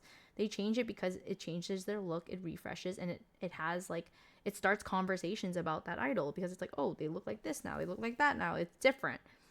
But been there, done that. I have proof of like literally changing my hair color to every color of the rainbow. So I'm kind of just I'm a retired like hair gal. People ask me all the time, they're like, Aria, would you ever dye your hair again? And like, although in theory it sounds really nice, I just know like with the upkeep and how much it took out of me and like my time and money and just everything, it's just not worth it for me anymore. But when I was like maybe a few years back when I was more keen on it, yeah, it was fun. But yeah. Also another thing too is that like it was so damaging. It was so damaging. And I would get something called the chemical cut. I don't know if you guys know what that is, but basically when you bleach your hair so much, you will slowly, like your hairs will start slowly breaking from the bottom. And then they'll break to the point where you literally look like you have layers, even though you never cut layers into your hair. And that's called the chemical cut. So I had that. I definitely had that for a while. My hair was just always this weird medium length and it never grew past like here. And that was solely because of just dyeing it and bleaching it so much. But now my hair is just it's growing and I'm really happy about it. And I can't wait to like live out my dreams of like being a mermaid for a bit. Believe it or not, guys, I actually love the mermaid aesthetic. I love it so much. I love mermaid aesthetic. I love like just super long hair. So hair looking healthy. Yep. Hair is healthy. But then sometimes, especially when it's more so when I'm sad. So I guess it's a mental health thing. But like sometimes whenever I'm like sad, I do think about just going blonde. I was like, okay, what can I do that will just like make me feel like a whole nother person? Yeah, let's just bleach it. Let's just go blonde. Do you do braids? Not very often, no, because I have very thin hair. Braids don't look too good on me unless I like fake the braid. And what I mean is like, see, like if I were to like bunch my hair, it's actually really small. So naturally, if I were to braid my hair, it would also be very, very skinny. And although that's like not a bad look, it's just not as like attractive than like thick braids. But you can fake it. Like, so for example, you can do this, right? And then once you braid your hair, you want to tie it super tight. And when you tie it super tight, it allows you to be able to like manipulate the hairs and it will stay in place. Because if it's loose, then it will just like kind of bounce back. But if it's tight, like I'm holding it really tight right now, you can like pick out the pieces to kind of falsely create like this voluminized, like braided look.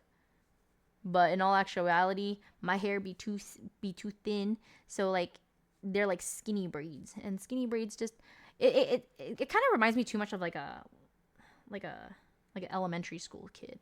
So I don't really like the skinny braids, but the thick braids, look how cute, huh? Cute. I should sport more hairstyles, but I'm not gonna lie, you guys. It's just me being lazy. I'm just lazy. But yeah, but fun fact, when I was a kid, I did want to be a hairstylist. I love working with hair. I just love working with my hands. Anything that's just like fine motor skills, I'm all about. So I would do my hair for like all my friends and stuff. And like, oh gosh, this is a really weird core memory of mine. But it actually does ground me a lot. And I talked about this in therapy. But like it's actually a really, it's a core memory that I like to look back on like creating healthy boundaries. But basically growing up, something that was a recurring feat for me was that like I'm a very chaotic person, as you guys can already tell, and I'm really bad at time management, as you guys can already tell sometimes. I'm getting better at it, but you guys know, like, it's not my strongest suit. And growing up, I would always offer my services for all my friends, where I would do their makeup or do their hair especially, and I would not be able to time manage to the point where I won't be able to do things on myself. So multiple times, multiple events, including my graduation, my grade 7 graduation, because I didn't have middle school in Vancouver growing up. It was like elementary school and then into high school. But my elementary school graduation, grade 7, I had no makeup and my hair was not done. Like it was just I just woke up like this. And it was literally because I had asked all my girls to come over and I offered them to do their hair and makeup. So I did hair and makeup for all my friends and they looked beautiful. I curled their hair. I did all their makeup, but mainly like their hair cuz like when we were in 7th grade, we didn't really do much makeup, but yeah, I mainly like curled their hair. I did it for all of my friends, like 4 girls. So we woke up that morning. We got like I told them to get to my place early, so then they all did, and then I did all my friends, and then I failed to do myself because of like the time. And like I remember the moms would talk about how like, oh, like, you know, like Arya doesn't look like she's did she not do her hair and makeup? Did she not want to do her hair and makeup? My mom apparently got so annoyed and she like rolled her eyes and she like told them, she's like, because she was so busy doing everyone else. I had to watch her do everyone else. And you know how angry I was? I tried to get her to put on my lipstick, but she did not want lipstick. Because I don't like lipstick, right? I just never liked like lip product. I just thought it looked bad. But my mom was out there like defending me, defending my honor, telling all like updating all the moms how I was the one who like did everyone's hair and makeup. And she was so irritated for me that like I didn't look a certain way. But yeah. And yeah, I can't. But looking back to, I was like, oh god, like what was my style? Like, oh, guys, I'll never forget. So the graduation dress that I chose, the funniest thing is it would make sense for America, because apparently, did you guys know that like in America you guys have like school uniforms and like colors and stuff? So like it was common to wear like a white top or like a black and dark blue pants. And we didn't in Vancouver, we did not have like school uniform or anything like that. So it was also very common to like be wearing a white dress for graduation in America. In Canada, there's no like dress code, at least for my school. Like literally you can wear anything and everything. So a lot of people's dresses were like very colorful, very different, very unique, very nice. My dress, I don't know why I chose it, but like I told my mom like it was my dream dress. I had to have it. So my mom was like, oh, it's a little bit out of our budget, but fine, we bought it. I remember it was like an $89 dress, but like, you know, I didn't come from riches, so that was like really expensive for my mom. But I was begging her. I was like, please, mom, I'll do anything. I'll wash the dishes. I'll do the chores. I literally had to offer so much of my time just to get that dress. But yeah, and it was an all white dress. It was looking back, I'm like, why did I choose that? It's not giving. But hold up, hold up. I kid you not, the dress, it looked like it was so plain. But this is the dress. Okay, so it's like small, like spaghetti straps, right? Okay. And then it was straight. Like no shape, no nothing. And then there was a small spaghetti strap bow. Oh god, I can't do this with my mouse. Okay. And then the bow showed in the front like this. And it was very skinny ribbon. So it wasn't like anything extraordinary. And then the cut on the dress, straight. All white. That was my dress. Looking back, I was like, why did I choose this dress? Why? Like it was giving like a ring, like, you know, like a ring girl, like, you know, the little child that brings the ring to the married couple in the end. Yeah, it was giving like wedding. It was just not it. But anyways, so I'm kind of ashamed looking back at my graduation. I'm like, embarrassing. And then I had zero makeup, and then I also had like side swept straight hair. My hair, I didn't even straighten it. It was just bleh. I woke up like this, and then I put on like flower girl dress that was really, really, really plain and straight. It can be cute. Yeah, it's not like it wasn't bad, but it also wasn't good. You know, not bad, but not good. You know, like how Jisoo would say it. That's how I felt. But I think what the issue was the fact that it was just a plain white dress. So the fact that I wore a plain white dress on top of being plain face and like my hair being plain, everything plain, I stuck out kind of in a bad way. Like I stuck out in like a wow, she actually just she wanted to be like a au naturel. Like I don't know. I mean, but I was in 7th grade. I guess it doesn't matter too much now, but I did have a friend though. She came to the graduation in her regular clothes. But like she did wear like a skirt, but it was just like a regular skirt that she's like worn all the time. And she really regretted it. She was telling me how like, oh my god, like she didn't think that the graduation was going to be that serious. And then but we all were telling her, we're all like, "Oh, yeah, did you buy your dress yet? Or are you wearing a dress?" And she was like, "Nah." Like so she knew that like all of us were planning to like have our own gear, but I just remember it was like I don't know why, like certain memories I remember so like vividly where she would like she was really sad because she couldn't like stand out or like, you know. Yeah. It was 7th grade. It wasn't that serious. Hey, man. It's very serious, okay? Especially if you look extra good. It could determine your social your social standing in high school. No, I'm kidding. Actually, speaking of this exact topic, I don't know if you guys ever watched this movie, and I don't know. It's not that popular. It's called Sleepover, I think. The Sleepover.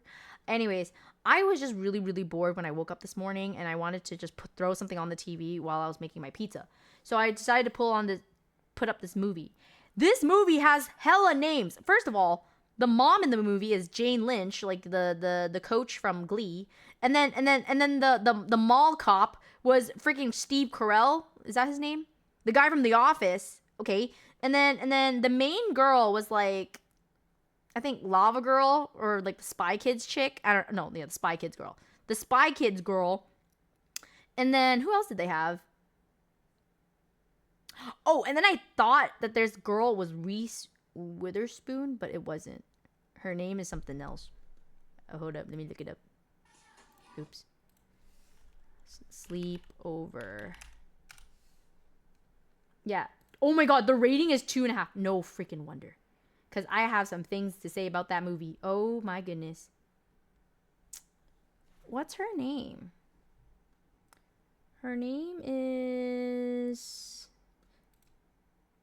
something... Oh, Sarah Paxton. Holy crap. Am I racist? I literally thought she was Reese Witherspoon. Oh my god. Anyways. Regardless. Gosh, that movie had so many plot holes. I was just like... I was shooketh at the amount of plot holes that movie had. But I'm like, Arya, it's not that serious. It's a kid's movie. It's literally, like, it's a kid's movie, Arya. It's not that serious. And it came out in 2004. But I swear, there's, like, movies that came out around that time that weren't that bad. And I actually would rewatch them to this day. But this one was so bad. Okay, let me tell you guys about something about this movie. Hold up. First of all, let me pull it up so that you guys have, like, some imagery to go off of. Like a diagram. Yeah.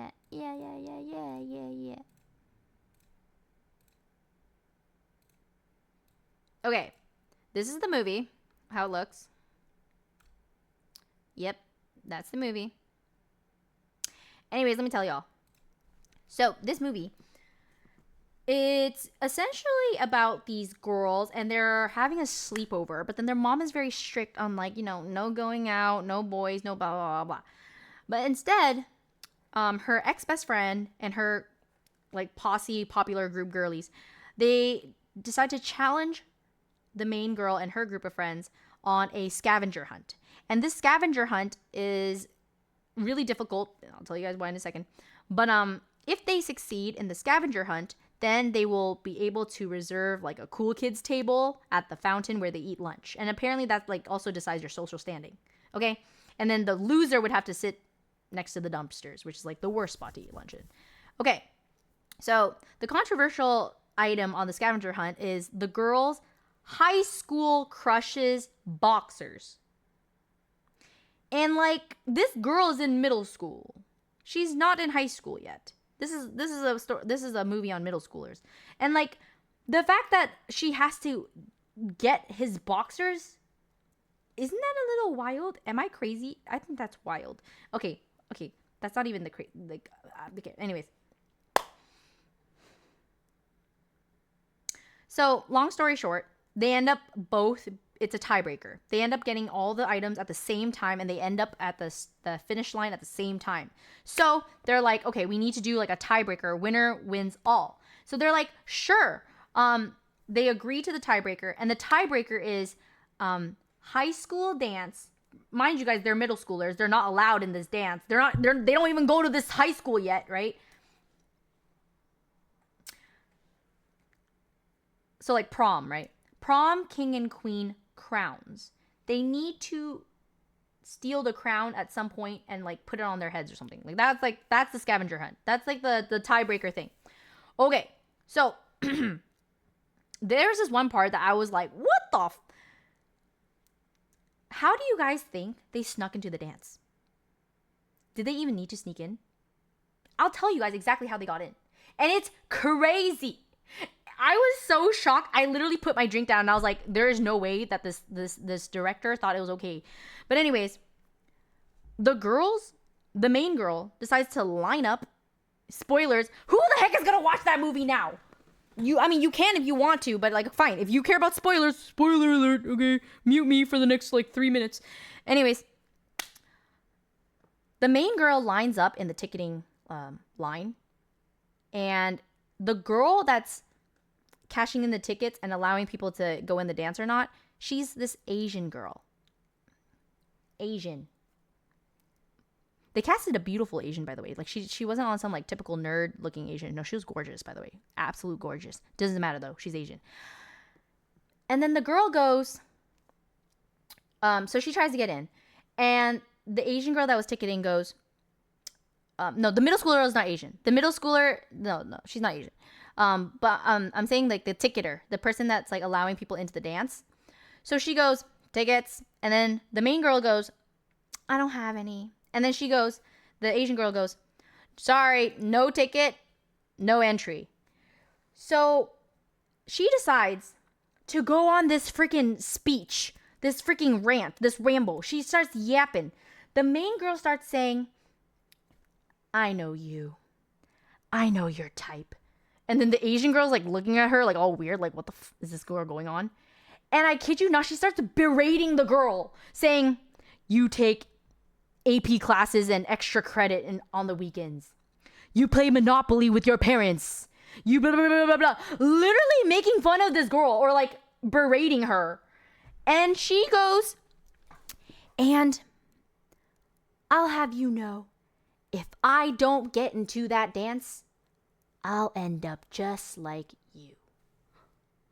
Because you're out here taking in tickets and you're not in the dance enjoying the dance. And if I'm not in that dance by tonight, I'm going to end up like you. And I kid you not, the Asian girl, like her character, she has like a moment of like realization, like, oh, yeah. All right. You go in there. What? What kind of conflict? What? I was so shook. No, there was no inspiration to be had.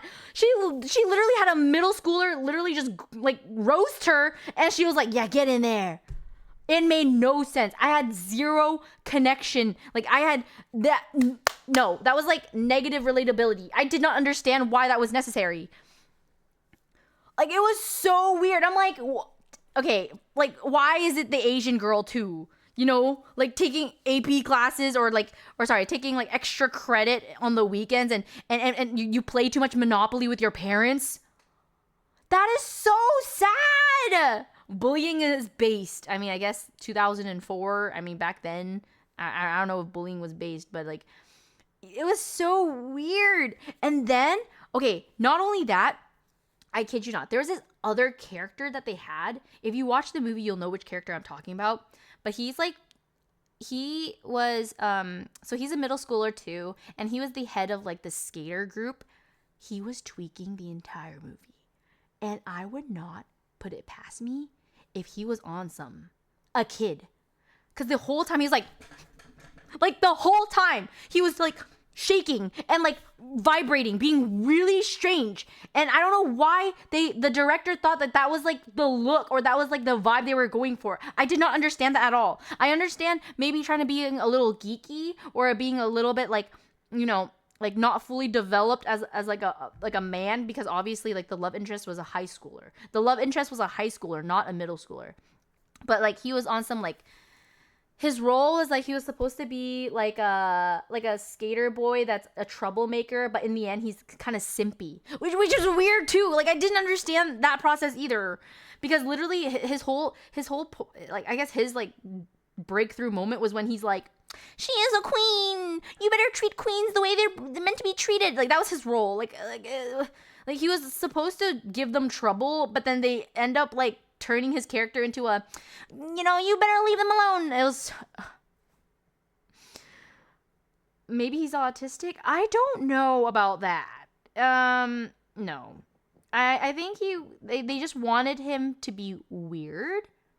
They wanted him to be like not so attractive, because like it's like I think they wanted the contrast between like middle school boys versus high school boys, and then the high school boys were supposed to be like, ooh, they're so dreamy. Meanwhile, the middle school boys, like, or every time they would like pan to the middle schoolers, they would be like, you know, on some like nose picking. Like that's fine, I get it, but like he was actually shaking throughout the entire thing, and I was like, it just didn't look right. It didn't look right. It did not look right. And honestly, from what I've heard about the industry and how dark it was, if you guys know about like the Demi Lovato stuff, you'll know like kids and substances are actually go hand in hand in the entertainment businesses. And it sounds like weird and scary and messed up, but it's true. And that was one of those moments where I in my head I was thinking the whole time, I'm like, I would not put it past me that this kid is on one. Yeah. Movie watch party, I wish, but that doesn't sound very legal. Yeah, but the thing is, it is on Prime. I did watch it on Amazon, and back then, oh, I don't know if you can still do it. I don't think you can, huh, guys?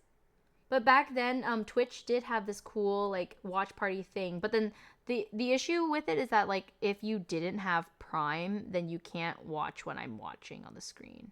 Like it would have to be like through Amazon Prime, and you'd have to like have your account linked, and then we could watch the movie together. Discord. Low-key, I don't know if I want to watch the movie again. It was pretty bad. It was so bad. They ended Prime viewing. Aw, that could have been a really crazy concept. It could have been really big, but I could also see a lot of lawsuits. Cause like imagine just, yeah, it's a little mocha. Everyone, Arya's telling how bad this movie. Everyone wants to watch it. I mean, it's one of those comically bad ones. It's like the bad ones where you're kind of like, oh God, like how bad can it be? Wait, this is crazy. Does it get worse than this? Yeah. And I feel like the conflict, or just like any type of like instance where there's supposed to be like a harder conflict, it didn't feel very real. It felt very brushed over, or it felt like not so big of a deal. It's crazy. Let me tell you guys more. Let me tell you guys how she gets his boxers, okay? Because that was crazy. First of all, she breaks into his house. Yes. Like, I thought it would be something as simple as, like, attending his PE class and, like, maybe going through his locker. No. She breaks into his dang house, okay? And then, not only, like, this is on some, like, she got casted, okay? Because she was a spy kid. And then, like, she used her skills for sure, because she was scaling the walls like it was nothing. Girl was Spider-Woman. She was Spider-Woman, and she freaking goes into his house, okay? And then she's able to, like, dodge him and his friend, because I think they're getting ready for the dance, and then he had a friend over. Regardless, dodges them like it's nothing, okay? She doesn't get caught, by the way. And then she goes into his bathroom and hides in his shower. And then when she hides into the shower, he comes into the bathroom and he starts the shower. So she's getting drenched. She's literally getting no, the shower's on and she's in the shower. But he somehow turns it on without looking inside. I don't know how that's natural, but he does it. He does that. And then he starts stripping in front of her. And yes, she sees it all because, yes, he takes off his boxers. That's how she's able to get them, you know? And then you see her face. She's like she's like eating it up. Like she's not even like, you know, like I feel like a middle schooler, if you were to see, like, even, I don't care if you have a crush on the person or not, but if you were to see them strip, you'd probably be like, ugh, you know? No, she actually was like, the whole time she was like, girl, it was so awkward. And then like the way they filmed it too, they were just zooming in on her face, you know, and I just couldn't. And then I was screaming at the TV. And then when he took off his boxers and they were like all off and stuff, obviously I think something happens out on the outside, so he gets like distracted, so he takes a towel, wraps himself, and he like goes outside. He's like, what's that sound? So that's when she like yoinks his boxers, and then she like jumps out the window and is able to, or escape, all freaking wet from the shower, but you know, at least she gets his boxers. Okay. No, I mean, get this. At the end of the movie, okay. So, this point, I think the mom is about to find out that she potentially might not be at home. So the mom decides to call the dad. And the dad is the whole movie, his role is he's just trying to install a water filter, but he's just terrible at it. He's terrible, and he keeps on making these mistakes. And then because he's just so fixated on this plumbing situation, water filtration situation, he never checks up on the girls, and that's how they're able to like do all this bad stuff. Anyways, the mom calls home and she's like, "Where's Julie? Is she home?" And dad goes, yeah, of course she's home. So at this point, Julie's freaking out because she's not home, right? And she's like, oh God, I gotta get home so fast. She sees the skateboarders and was like, oh, I have an idea. I'm gonna skateboard home, because she likes to skateboard. And I kid you not. So she yoinks the skateboard, starts skateboarding. By the way, the girl in real life, I think, my assumption is she doesn't know how to skateboard because the whole thing was CGI. Like literally the entire time you see this really horribly like inserted CGI of her doing this. Like, so it was like, I was laughing the whole time because it didn't look real, right? So she's like on the skateboard. She's like this. She's like low-key surfing on that shit. Okay, so I'm like laughing my ass off. This looks so janky. This looks hilarious, right? There's no way she looks like a cool skater girl. But somehow she crosses paths with the high schooler that she has a crush on, that like, you know, she stole his boxers from. And that's how he falls in love with her. He sees her in like the CGI pose, the T pose, and she's like, you know, like really serious and stuff. And he's like, whoa, who's her? Who's she? I recognize her from somewhere. Like, and then like that's how he falls in love with her. And then like, I kid you not, that one moment was enough for him to win prom king. And then when he was crowned prom king, they were like, okay, choose your partner to have the next dance. He goes, Julie, or I forgot her name, Julie Corky. For once in my life, I can actually say that it's a worse story than New Moon and Eclipse or whatever. It's actually worse. It's a worse romance story than that vampire one, whatever it's called. It was so crazy. Like how it's just seeing her skateboard CGI like really poorly done. Enough for him to okay, apparently like this whole time, by the way, he's like supposed to be like the hunk of the school, and that like girls are literally lining up for him. And his friend tells him this all the time too, like, oh my God, you literally have a gymnasium full of girls, and why are you picking a girl from middle school, or why are you picking a girl from like the bus? Like they know her as, oh, remember that girl that like does blah blah blah? Yeah, she used to go in the same bus as us. I'm asking the same thing. You are literally the most popular boy in high school, and you pick a middle schooler. Anyways. So they're having this dance, and she's like flabbergasted. She's like, oh my God, I didn't know you knew I existed. Oh my God. So he explains to her, he's like, oh yeah, I saw you boarding. And cause like he's a skateboarder. And she's like, yeah, I really like skateboarding. And he's like, yeah, me too, blah, blah, blah. And then like, obviously they're like in love at this point.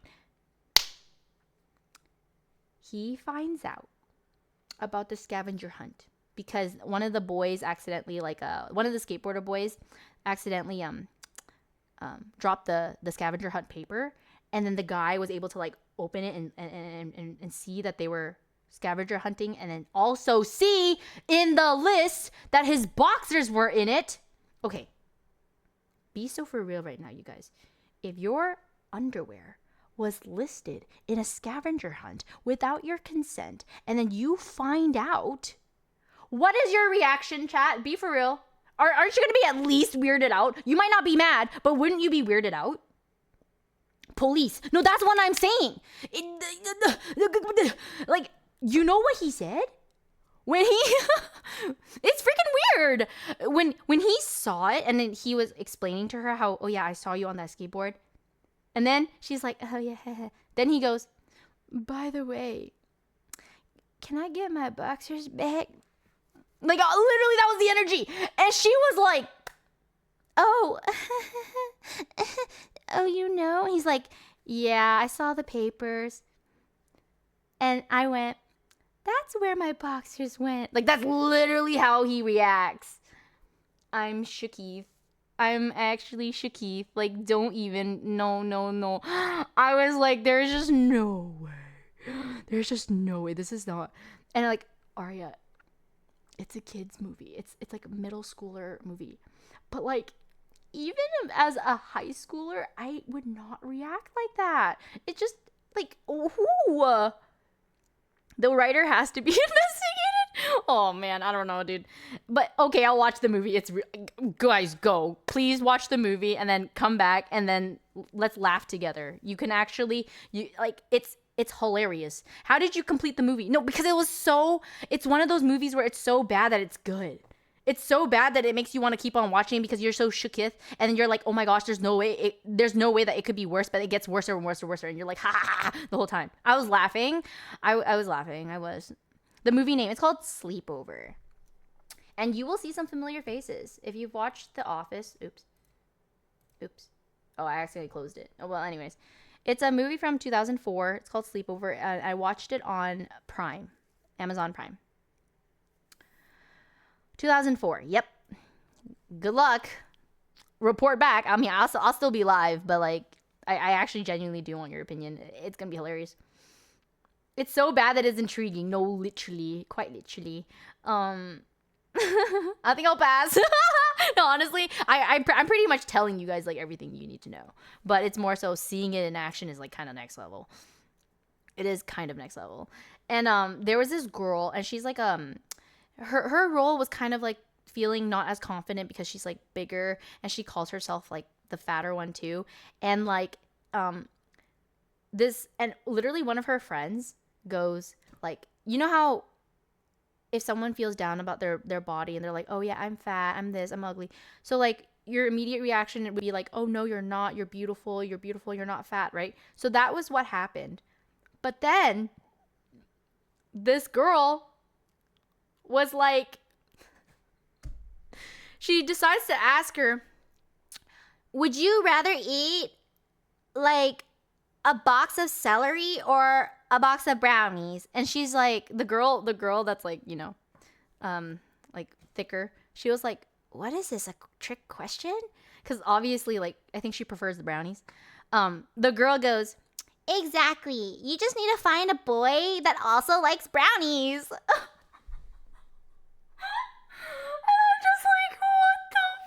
What is happening? Like, I didn't even know that this is like Brie Larson and Steve Carell must be a hit. Yeah, sure. And like I said, they have some big names in it, but I just did not know that how this plot actually like went through as like a potential hit. I don't know, because I know like actors and stuff like that, they're pretty particular in the roles they take, because your resume will make and break your career. It'll even set you up for like the type of roles that you'll be cast in the future. So I think it's really important for them to like be mindful. So I was actually really shook that they took these roles. However, I did realize it was 2004, so this was very early in a lot of their careers. So maybe they were just taking roles regardless of like how successful the movie would be. Yeah, it was early. It was really early on in their career. So that makes sense. Yes. I'll be right back. I'm going to watch this horrible movie. Okay. then you can come back and we can talk about you'll understand everything that I'm saying right now. Yeah. Is it just games? Do we get to see the privilege or to see you cook? You will get to see me cook today. Yes. Weren't rom-coms the biggest thing back then? Yes, and I actually miss the era so much. Rom-coms were kind of everything for me. They were my favorite genre for sure. I loved anything rom-com related. It was just so unserious and funny and always usually had a good ending, and that's kind of how I like my movies. I am a typical happy ending kind of girl. I actually don't like to think too much. So a lot of the thought-provoking ones that you guys consider really good, for me it stresses me out. Like I understand it's really good, but I also prefer if people spoiled it for me, just like how I'm doing it for you guys. I love it when people tell me what the movie is about, because I still get the gist of like I don't need to visual. I don't need the visuals and like to really feel that it's good. I think the storytelling is enough. Yeah. Because especially when you're in it too, it's going to be like a freaking emotional roller coaster, and that's not pleasant for me. When I get stressed and I start feeling for the characters that are in the movie, I start crying, I start getting anxious, like all those feelings I'm feeling. So it's not pleasant for me. Everyone has their taste. Yep. Are you making the pizza? Yes, I will be making the pizza very soon. Very, very soon. Not yet though. I think I'm going to start preheating in a couple minutes, but I'm not going to make the pizza until another hour. Yeah. Yeah. Yes. Wow, you guys really enjoy cooking streams, huh? But anyways. Early 2000s comedies were so fun. Yes. Speaking of early 2000s, there was a recent, I guess, appearance from Lindsay Lohan, and apparently she like, people are saying that she has like a really crazy surgeon or something, but she looks like she traveled back into time. Like it's giving Freaky Friday, or like back when she was super young. She looks really good now. But yeah, people are saying there's like a new doctor in town, because there was like also sightings of like Christina Aguilera looking really young. So I'm like, damn, we have hope, you guys. We have hope. If you put importance into your beauty, then not to fear. People can still look very young despite their age. Didn't she do meth? I mean, that's the case of a lot of celebrities where they fall into drug addiction. But she looks amazing now, and she's actually back into acting. She has like done a couple acting roles since her rehabilitation. But yeah, she looks great now. Where can I see the recipe? I want to try pizza. Oh gosh, I eyeballed everything. I've just made pizza so much to the point where I kind of understand like how to make the dough and how it should look and stuff. But it's more so I'm just showing you guys what I'm up to, what I'm cooking. It's not so much like a tutorial day. Sorry, it's not an official one. And it's also because I'm waiting on a cable. Oh, I forgot to update you guys.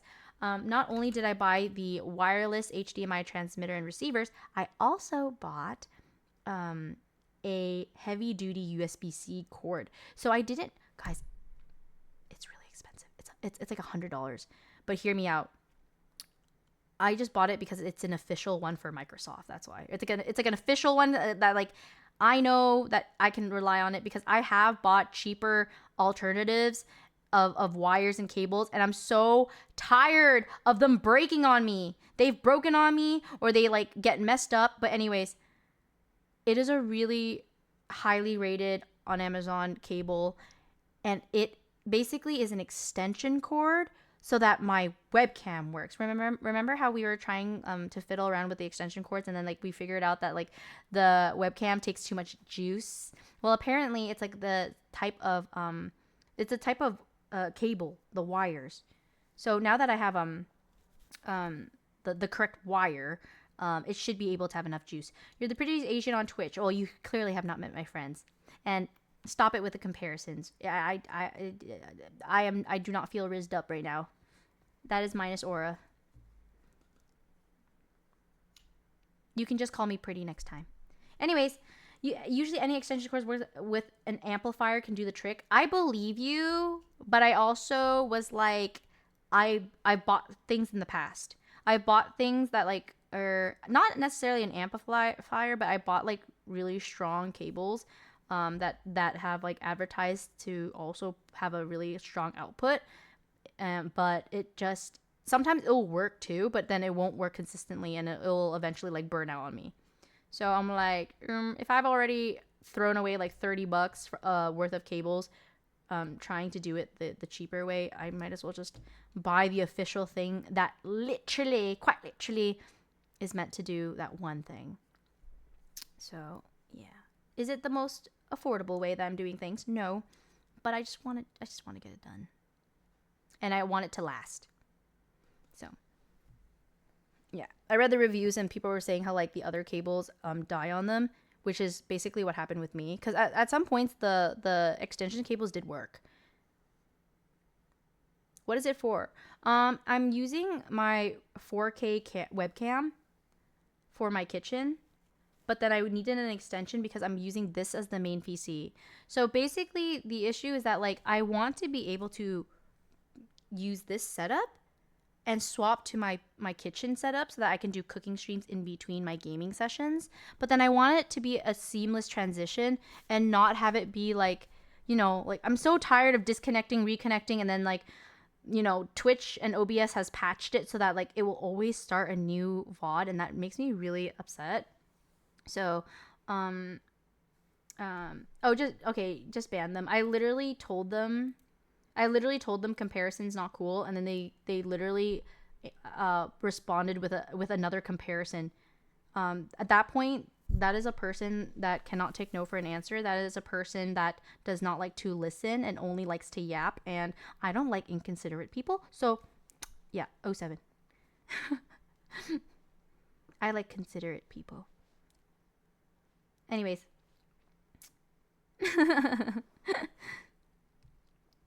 What was I saying? Oh yeah. So yeah, I'm sick and tired of just like swapping back and forth like in like a inconveniencing way. So what I'm going to do is I'm going now I can just literally swap scenes. I can literally click of a button and we'll be in the kitchen. So that's the goal. That's what I'm doing. Yippers. Oh, this is official New Jeans merch. That's why it's familiar. I got it from the Line and Friends store in New York. They have like a collab where they're selling New Jeans official merch as well. And yeah, I went to the Times Square location for this. So cute, right? It's just so cute. It's perfect. It's a bunny. But yes, yeah.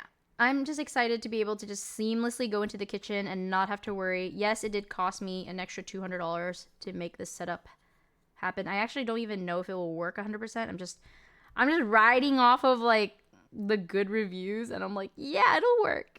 Don't worry, it'll work.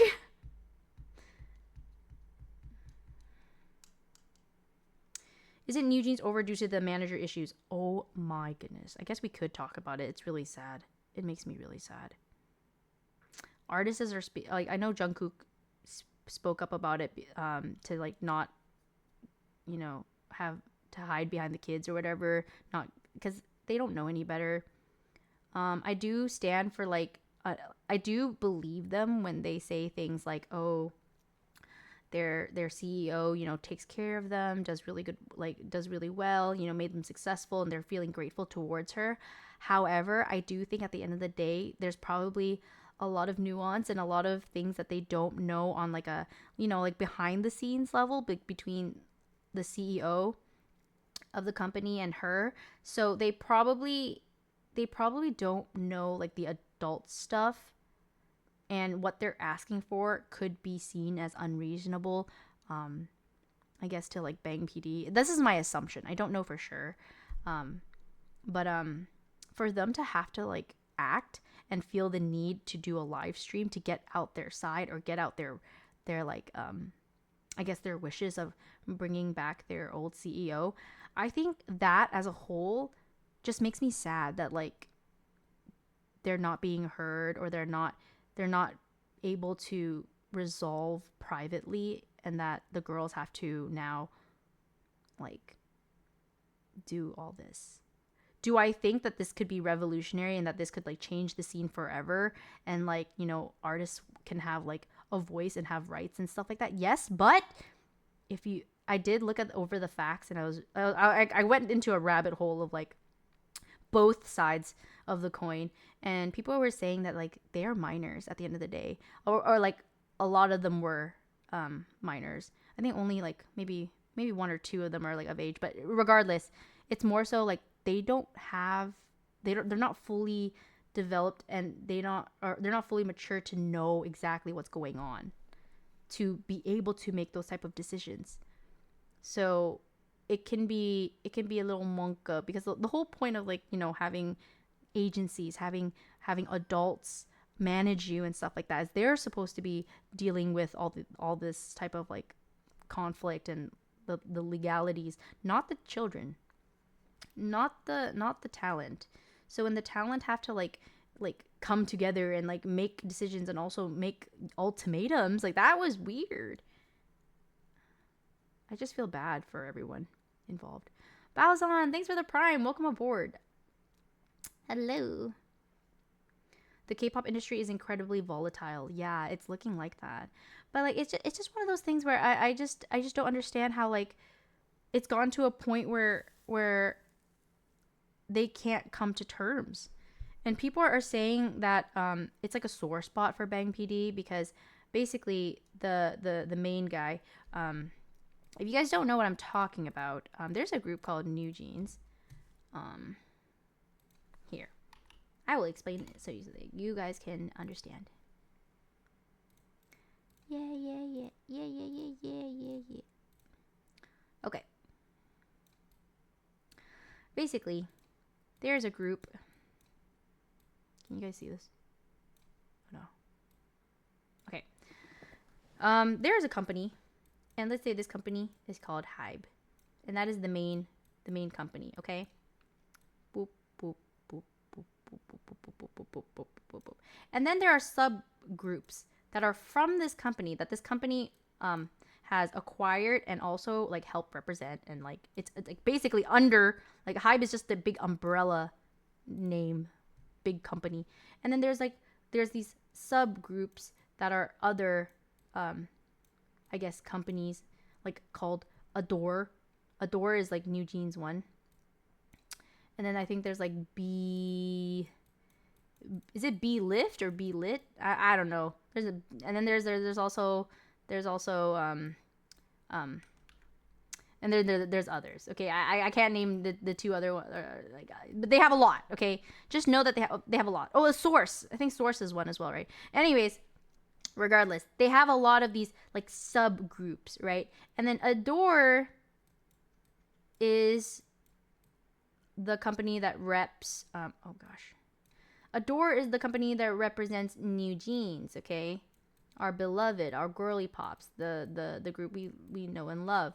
Okay, and then B Lift, I believe, is Islet. Gosh, can you guys tell that I have really bad handwriting? I mean, granted, I am using a mouse, but whatever. Anyways, so they are not to be confused by like, working together, because that's not it. They're actually separate. And I know the CEO at the time. All right, let's call her MHJ. Is that her initials? MJH? I don't know. Regardless, she is the CEO of Adore. Okay, she's the big boss of Adore, and she's also behind the creation and the handpicking of the girls that we know today, New Jeans. But the person that is the CEO of Hybe, aka the biggest, like literally the company that owns all these other groups, we call him Bang PD.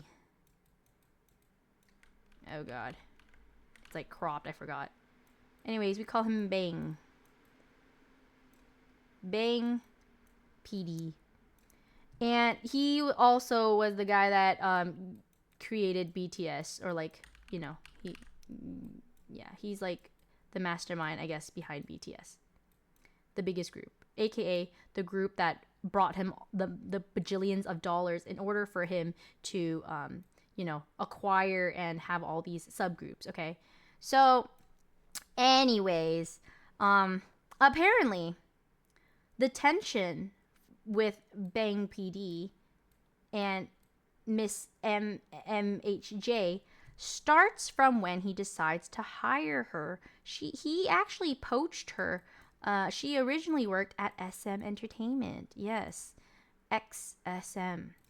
She used to work at SM Entertainment, and she was actually apparently behind a lot of the concept for like Girls' Generation or FX or just really iconic concepts. She was the one behind it all. So Bang PD, now that he has all this shmoola from BTS, right? Oh my god, man's so rich. He's like, oh, I have an idea. I need to hire big guns to create girl groups because he just has not been the luckiest, the greatest with girl groups. He did create some group, I think like what G Friend and stuff, and they were successful. Don't get me wrong, but they weren't like on the level of BTS or even Girls' Generation. Like they were big, but not mega sensational. So he decided, I'm gonna yoink, I'm gonna take her, and he does. He yoinks her. And then he decides to basically tell her, okay, let's work together on creating an Omega star group, okay? An Omega girl group, all right? Well, unfortunately, this is where they realize that they don't see eye to eye. They are like oil and water. Bang PD, on his mood board, he wants the aesthetic of something like Billie Eilish. He likes kind of like a more mature, but also like mysterious, like, is that how you spell Eilish? Oh, I hope so. Well, regardless. Oh, wait, actually, you guys can't even see. Whatever. I don't know if I spelled it right. Anyways, he and his vision on girl groups is Billie Eilish. Okay. Anyways, and then Miss MHJ, her vision of girl groups is something more youthful, as we know today, New Jeans. She wants something very youthful, very innocent. Okay. She wanted her group to be a lot more like, just basically they had different mood boards, okay? So this is where they realize, they are not going to come to terms with a girl group, okay? Anyways, and then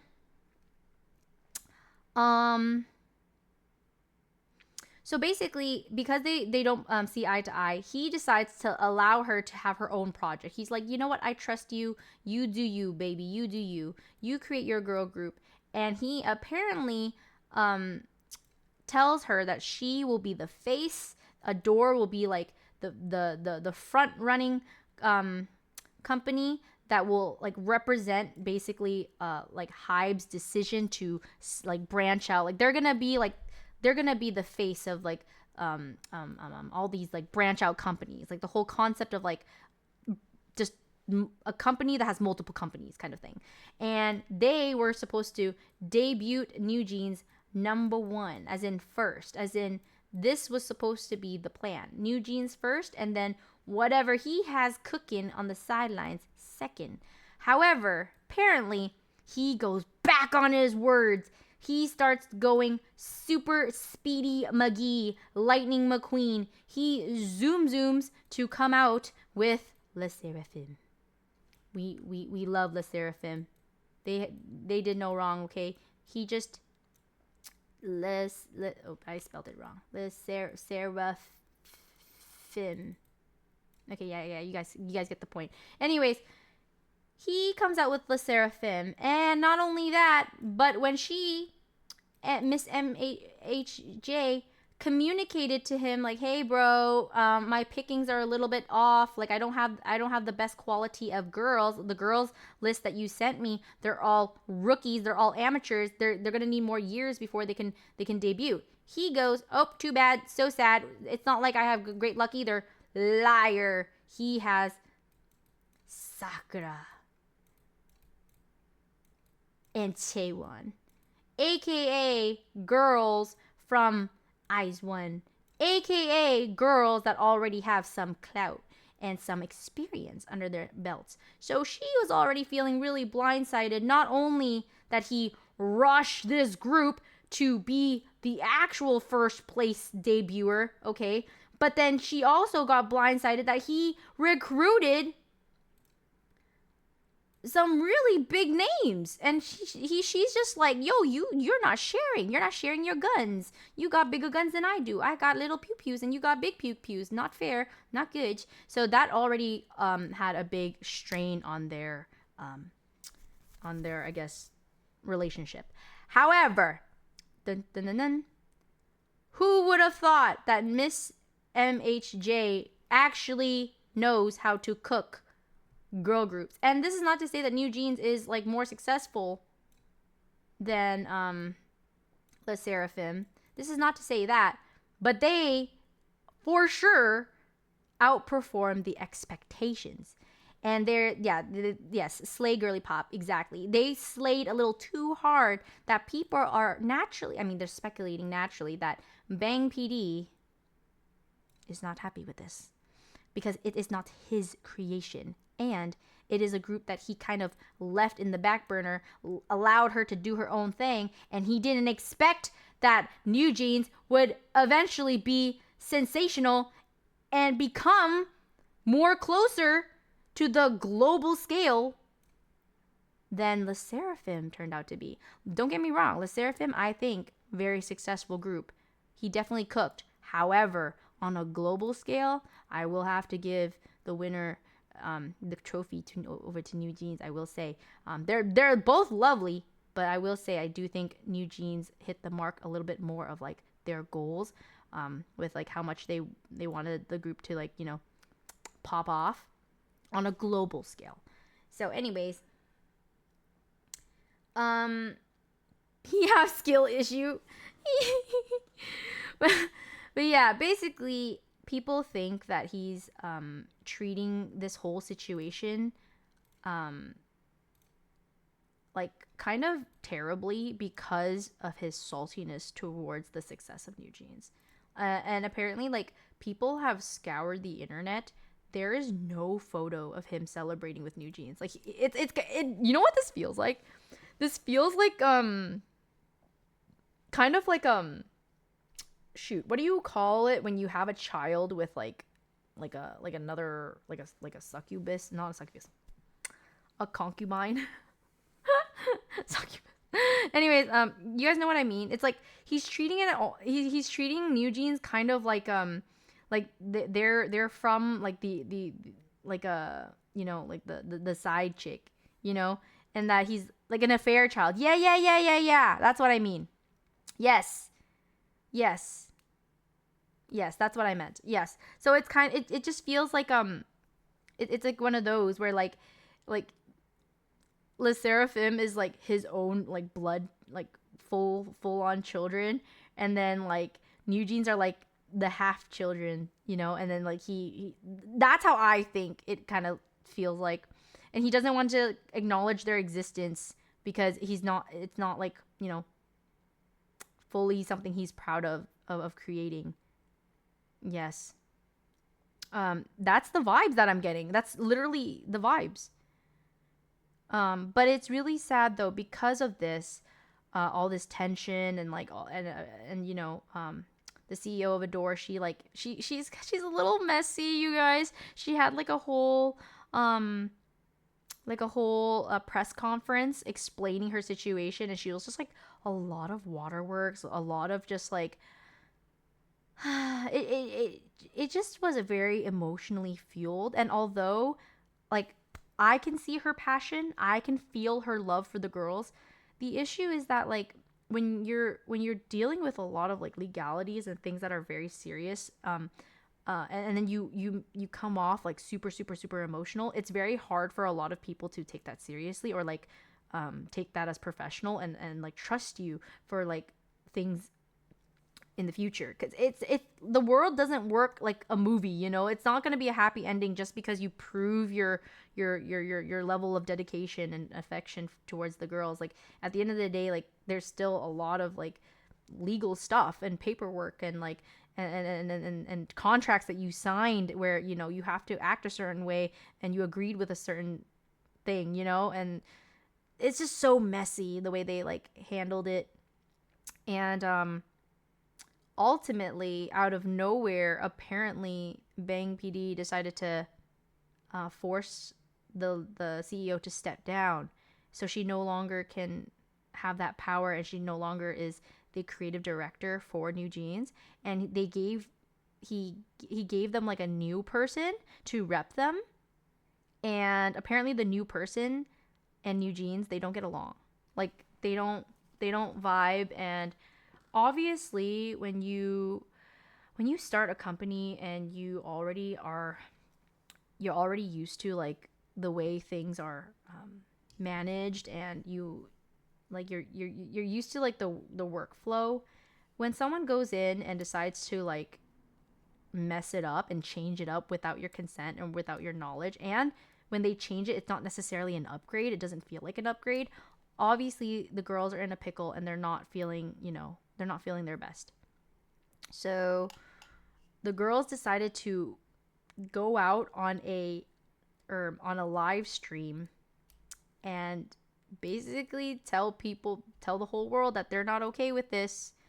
And ultimately they set an ultimatum for Bang PD, like, you have to reinstate our original CEO on the 25th, or else, like, they're basically saying, or else New Jeans is done.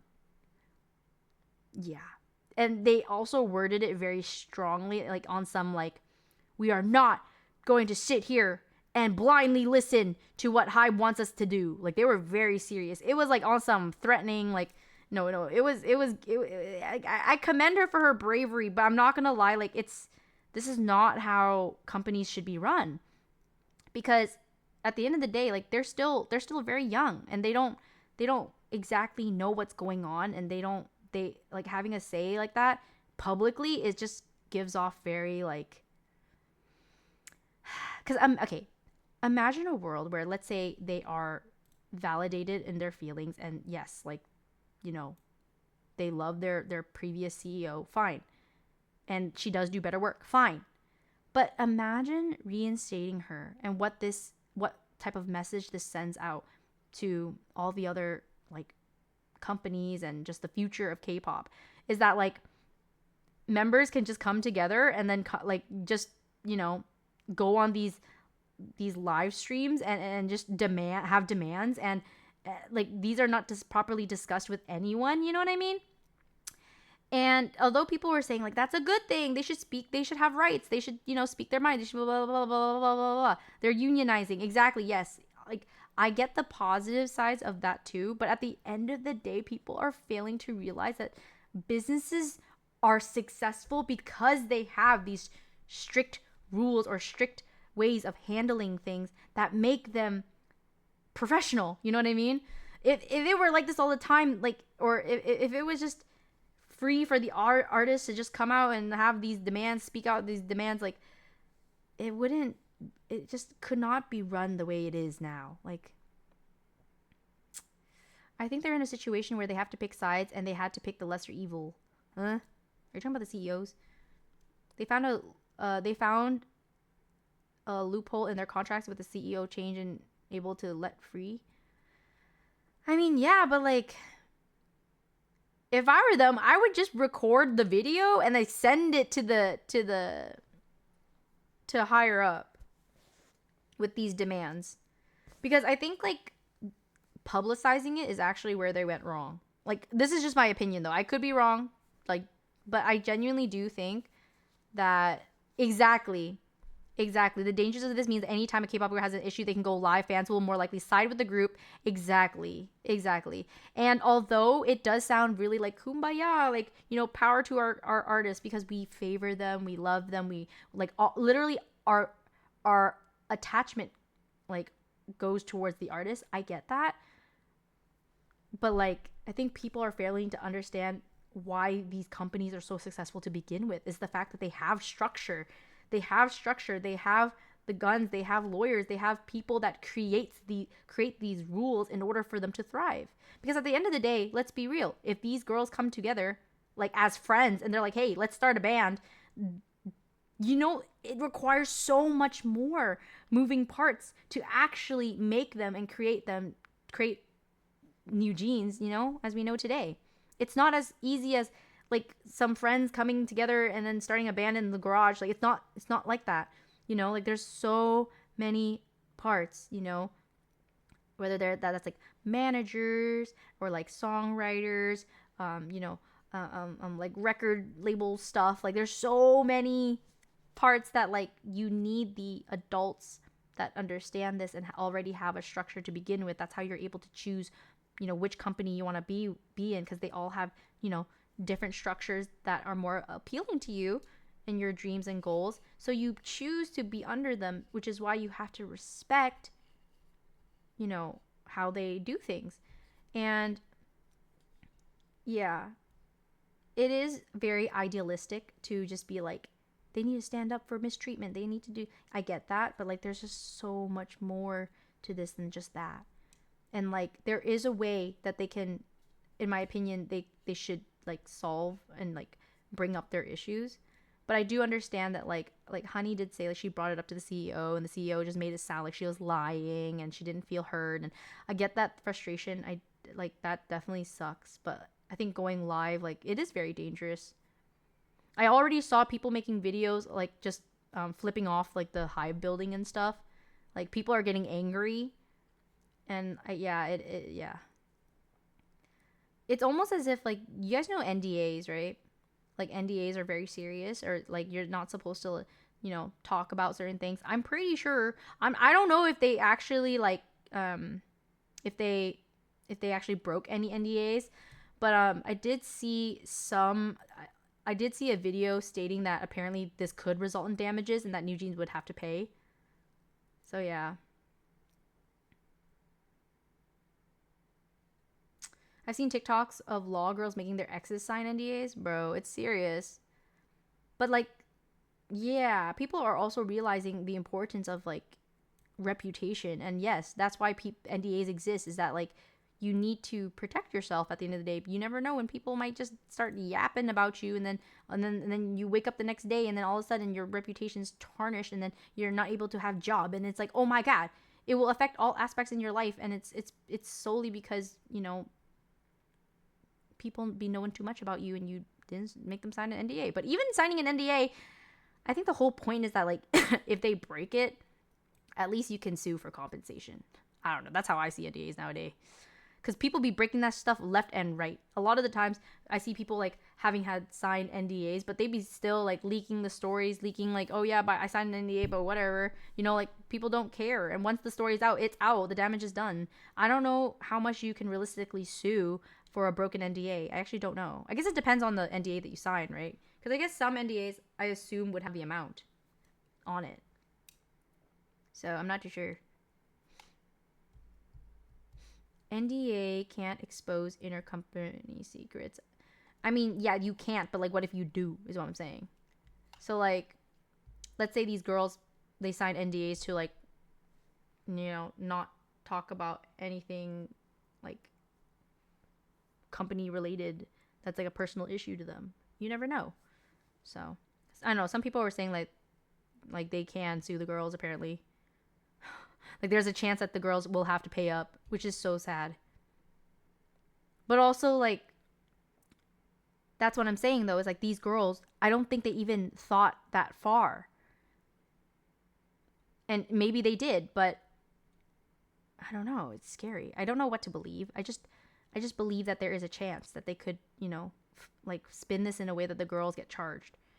Like, what if the girls get charged because it's like a lesson? You know what I mean? Like, they're the example on some like, you don't obey, this is what happens. You try to talk schmack and get people against the company, this is what happens. Which is why people are like saying, oh, rip New Jeans, or like, oh, it's over for New Jeans, because they do think that at the end of the day, like, they do not overpower like Mr. Bang PD. It is retaliation. It really is. Sage. Maybe Sage.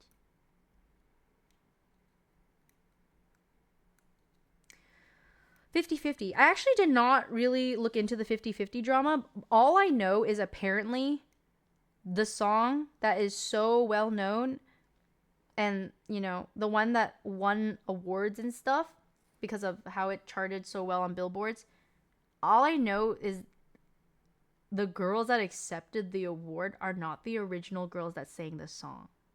Yeah, Cupid. That's weird. That is so weird to me.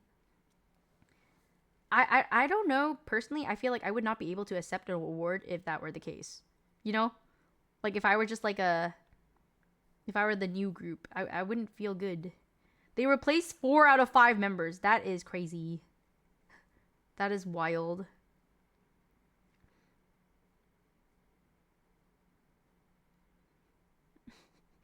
There are so many meme videos on like the whole Hive building. People were saying how like, oh wow, this all happened in the same building where like there was this dude literally dancing like ballet, and then there's like the New Jeans girls with their really monka-esque live stream, and then there's like the Cat Side girls like practicing their ending fairy, like all giggly and joking around, and it's like this is all happening at the same time. Oh god. People are also saying that like potentially New Jeans could be treated as like Promise 9. I'm like, no. It's pizza time, mamma mia. Oh, okay. All right, fine. It's pizza time. You guys really want the pizza. All right. I'm going to preheat the oven and put this pizza stone in there. So it has to preheat for a while, you guys. So we still get some time to talk. Like maybe like 20 minutes. Oh my god, my kitchen is so messy. Blech.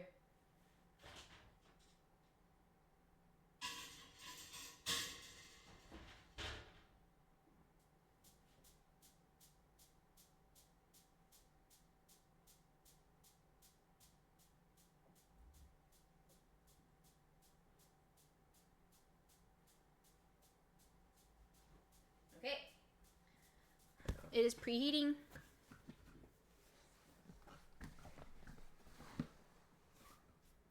It is preheating, and then in about 20 minutes we will start to transfer things over and start my my camera from my phone, and then we can do like a shabby quick pizza making stream.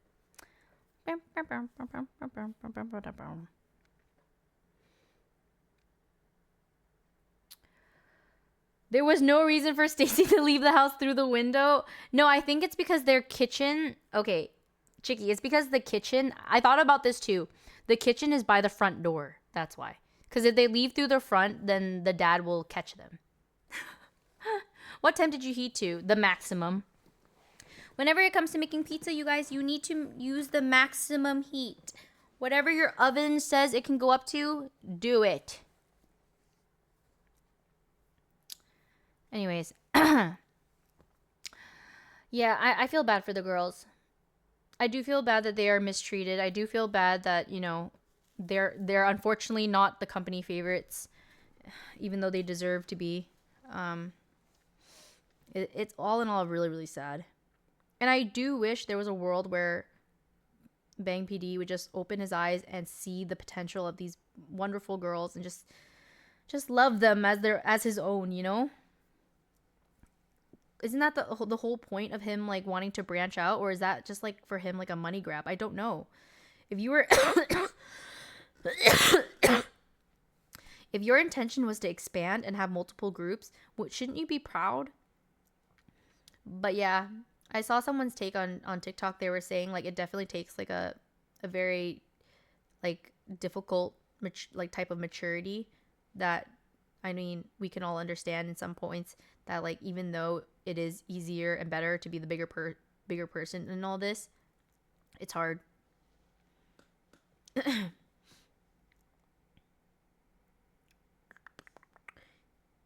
Yeah, I mean either way he's like filthy rich. I feel like you're already like just, yeah, I don't know. He really can't handle the fact that the success of New Jeans wasn't built solely through him. You know, what makes me sad is that like that is clearly the overall majority consensus, yet he fails to take the criticism, like, or at least acknowledge it, or at least act on it. I don't know. Because I feel like if people are saying that about you, shouldn't you at least want to clear it up, or just want to do something about it? Like free the girls at this point, you know what I mean? Because I think they are so talented and just such a strong group that he would actually be like a world-class idiot to just drop them. But if he does drop them, someone else is more than happy to take them in. And I think the whole point was that like didn't the CEO of Adore Mihijin, I don't know exactly her name.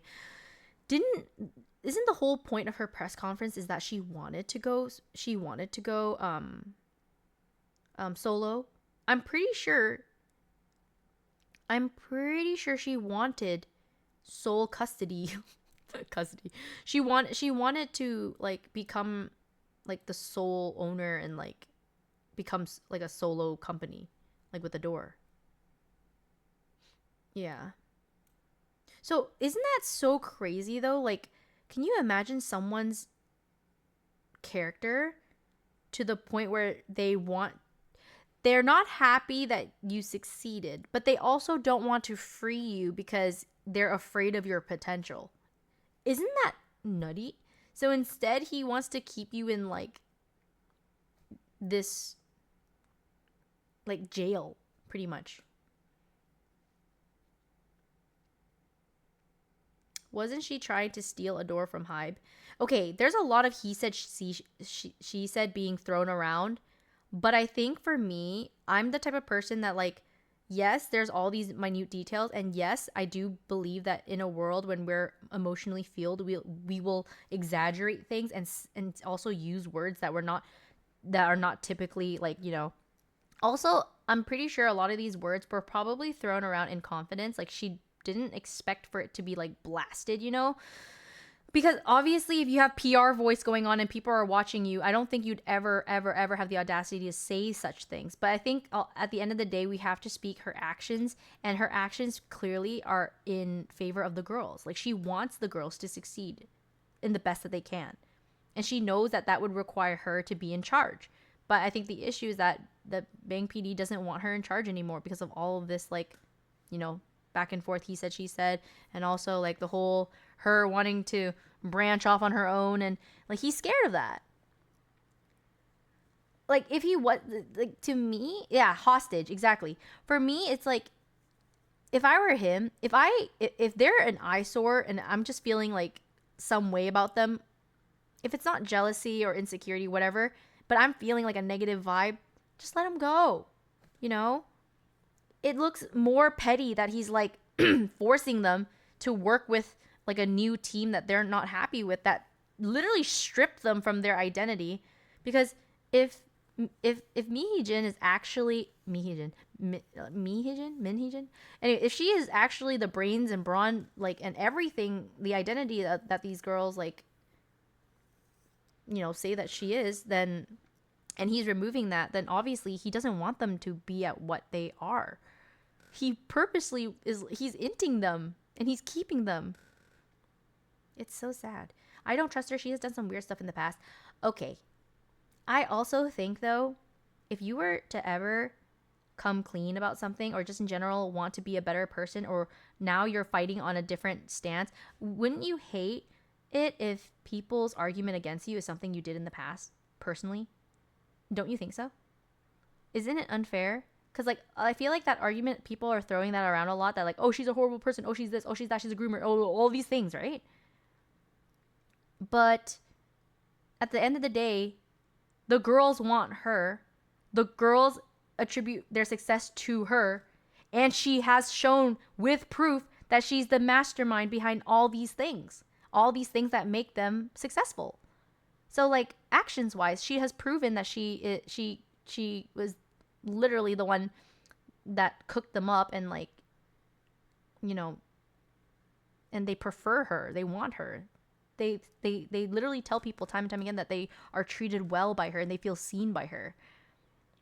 So it's kind of like, to me, I'm just taking in on the facts that like her actions show that ultimately she cares about the girls and she wants the girls to do well. Like, and but the thing is, it's like, Imagine that's her argument and she's just begging for people to see, like, I love these girls. These girls are my own. They're like my children. Like, she's on some mom vibes, okay? Not like creepy. Like, people are saying she's, because of like her past things, like making her seem like a groomer or whatever.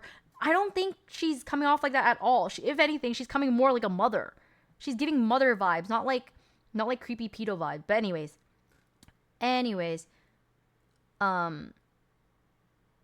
yeah, I think people are failing to see her work and her success and her cause.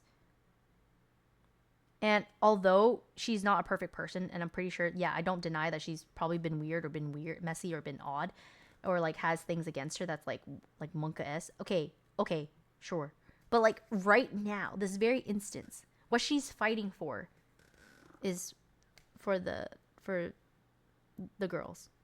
And I can't help but ignore that, you know? Yeah. Oh, there's this one creator that actually brings up the topic of like, okay, you guys be bringing up that she's like this type of person and you guys are like weirded out by it, or you guys are like sus by it, right? That she's like a sus person. However, if you actually link all those like examples to her work and also make those correlations to New Jeans too, like, oh yeah, like, you know, dancing in school outfits, whatever. At the end of the day, you guys are eating this up. So is it really her fault? All her fault? At the end of the day, you guys still support this group. You guys still love New Jeans. You guys, despite them doing these things that you guys are blaming Miss Mihijin for, you guys are still eating it up. You guys are still buying their merch. You guys are still, you know, going to their concerts and still obsessed. So at the end of the day, can we like 100% blame her? Hello, Mayo. Mayo's here for the tea. Mayo is here and she says, I'm on Team New Jeans. Yeah. I'm super shy. Anyways. Yeah, but isn't that such an interesting take? Which I actually think is true, that people need to also like check themselves. The tea is kind of hot. It is hot. Because people are just so angry at the CEO, but I'm like, you guys are angry, but you guys are also eating it up. You guys are also supporting the girls. If you guys like the girls and you guys like their music, then you guys, unfortunately, like Mihijin's work. You guys don't want to admit it, but it's true. She's definitely very talented, but the bad stuff is still bad. Okay, the bad stuff is still bad, but you guys can't do both. You can't say she's done bad stuff, judge her for the bad stuff, and then also still love and support the girls and like eat up her content. You know what I mean? Because at the end of the day, it's still from her. If you truly believed that she is a bad person because of her past actions, in my opinion, doesn't it make more sense to be disgusted by the girls too? Or disgusted about like the whole thing as a whole, like a whole? It doesn't make sense to me that like people are just appreciating the girls and then just completely, you know, disregarding Mihijin as if the girls literally said she is the mastermind. They didn't create this concept. She did. She brought the concept to them and they agreed. They liked what she had to offer. These girls, they're all talented, gorgeous, but when they come together, they wouldn't know what to do. They need guidance, and she is their guidance. So any content you like from them, you essentially appreciate from her. And you can admit she's talented, but like, oh, because of the bad stuff are really bad, and like you think she's like XYZ, but like, I don't know. I think a lot of the stuff too is like what's the word? Infantilizing. Anyways, you guys know what I mean. A lot of the controversies come from that, like, you know. But also, if we look at the past, it is a recurring thing. Like, people dress up in schoolgirl outfits all the time. Even I've done it in the past. Like, it's like. But I'm not thinking that deep, you know. For me, I'm just thinking like the school uniform is cute. Like, because to be in a uniform, to be in a skirt that matches the top, like, and it has a bow in the center. Like, I'm not thinking as deep as like I want to look like a child. I want to look like a kid in a classroom. No, like it's not that deep. But because some people will look at the content and they're the ones with the dirty minds and they like it because of that, that doesn't mean that I'm like that. You know what I mean? It sucks. It's an odd argument. When is the pizza making? The stone is getting heated up right now. So it will heat up, or I will start very soon. Yeah, I'll start at 4 a.m. Anyways, yeah, I just think it just sucks. You're cuter than all of them, Maria. Stop. No comparisons. That's not true. Understanding someone's struggles, I have to do the best. Yeah. Hopefully they hear their voice. Yeah. I don't know. I also think, like, as humans, we are not perfect. There is not a single person on this planet that you can consider perfect, okay? So once you start looking at someone else's past, how about we look at yours too? Are you a person that you can, like, 100% be proud of all your actions? You have not made a mistake in your life. You have not passed a judgment that was unfair that you regret later on. Like, there's just no way. That's just very unlikely. If you could join any K-pop group, which would you join? Ooh, that's a good question.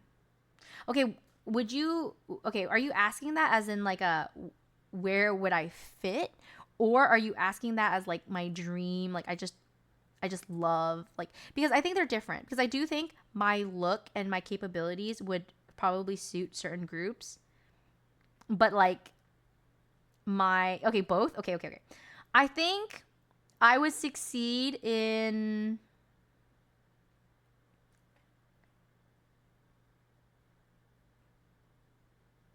I feel like I'm more of like an aespa vibe. But I would be the happiest in like Eyes One or Ive. Like, I like girly girlness. I love girly girl aesthetics. But I think with my look, it's giving a little bit more like slay than cutesy or girl, like a, yeah. Which, I mean, Ive makes sense because it's like kind of on the baddie side, but I also don't know if I might be a bit on the mature look. Yeah, maybe if I was younger, I could like see myself in Ive. I think you'd slay in Twice. No, I don't think I would. I think Jamie would slay in Twice. I think Jamie is more Twice. I don't think I'm a cutesy type. I think when I think of Twice, I think more cutesy. There are some like ice princesses in there, like Mina. I freaking love Mina, but they kind of give me more like slightly more like almost like sorority vibe that I don't know if I would. Yeah, I think I would do better in a smaller group. I think lesser members. The one with Karina, yes, the one with Karina, yes. But they don't. The thing is, even though I feel like I would succeed in aespa, that's not like my dream group. I think like I'm kind of like, you guys know how the aesthetic on the outside, I'm like Kuromi, like Sanrio characters. I'm like Kuromi on the outside, but inside I'm like a My Melody. Inside I really, really like super girly, like princessy almost. Pizza, did I miss it? No, but my oven is heating up and I can actually smell it. I'm pretty sure my smoke alarm will go off. I can smell my oven. Yeah, see, this is the problem. When you use high temperatures, it's going to start smoking no matter what. Kiss of Life. Okay, I thought about it, but the reason why I don't think I would be good in Kiss of Life is because... Hold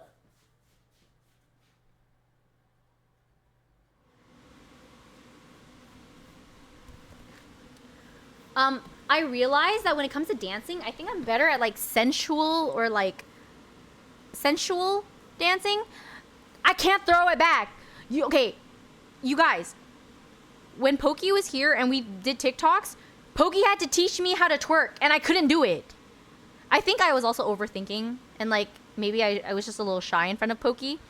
But like it was really hard for me. I was just like, how do you move your butt without moving the rest of your body? Like I was literally I was struggling.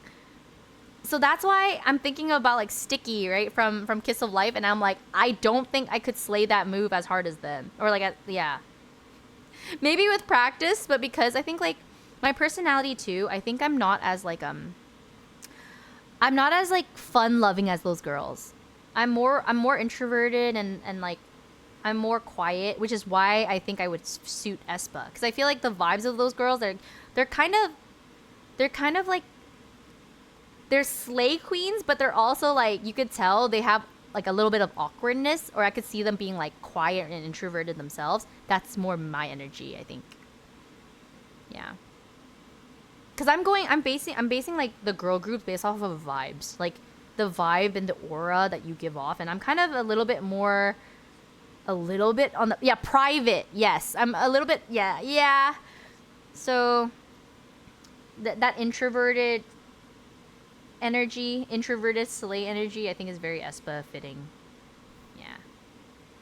Cause I would not ever expect to see like Karina going like balls to the walls, you know what I mean? And I can have hyper moments, but like I'm not like that like as a whole. What else?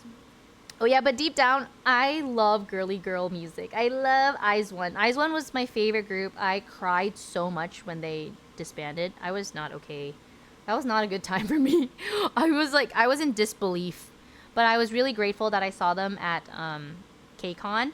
And I had no idea that cameras were not allowed, but me being late to the concert actually saved me, because I think when I was late, they already had like halved the security that was like taking in like tickets and checking your bags and stuff. So I barely got checked, and because of that, I was able to bring in an actual digital camera, like my vlogging camera. And Eyes One Chaewon or Le Sserafim Chaewon?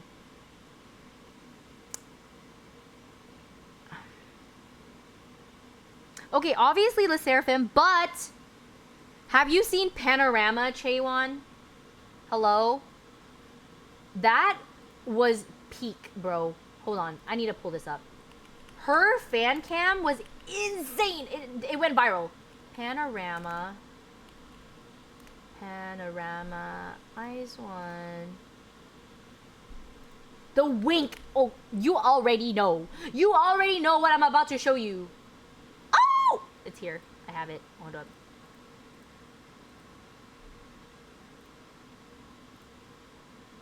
Bro. This was Chaewon's like slay era.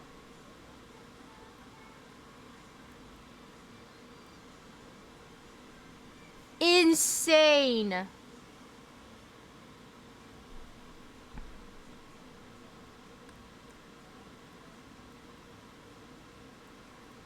If I were ever reborn, you guys, I want to be reborn as a cute girl.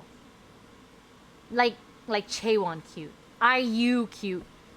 I've always like deep down in my heart, I wanted to be more like dolly, frail, and like cute. But in this lifetime, in this timeline, I was born with more, I would say like, I'm not like as far as mature, but I think like if I had to categorize my aura and beauty, it's more on like the pretty girl than cute. So maybe my next lifetime. Please.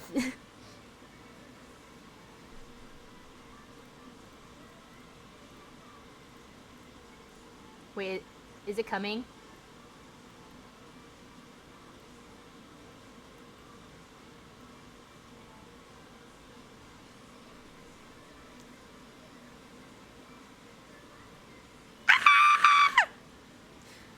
Gosh! Chaewon more like Slay One.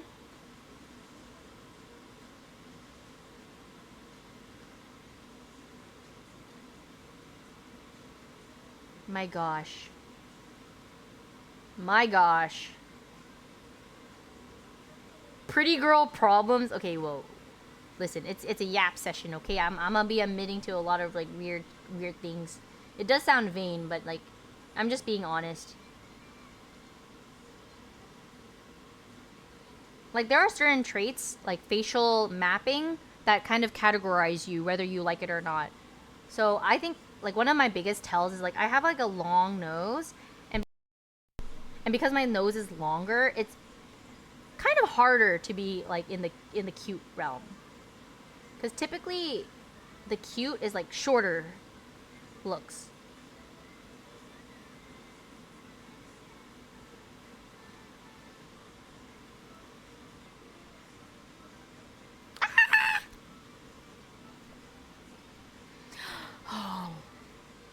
I just loved Eyes One, you guys. They were everything. Panorama. Everyone wants what they don't have. That is kind of true. The grass is greener. I can see that. Sorry, I'm like peeling my lip. That is not very... You've fallen in love with them? Welcome. Welcome to the club. But I have some bad news. It's not a good time to fall in love with them. Because they are no longer a thing.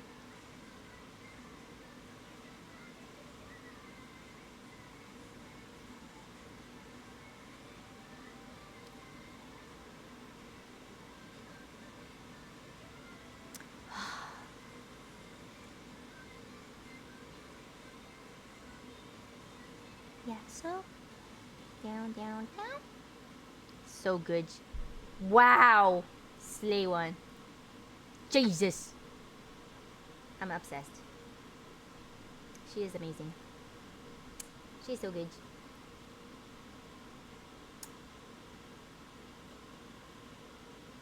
Those lights are the problem. We can't see. What lights? Huh?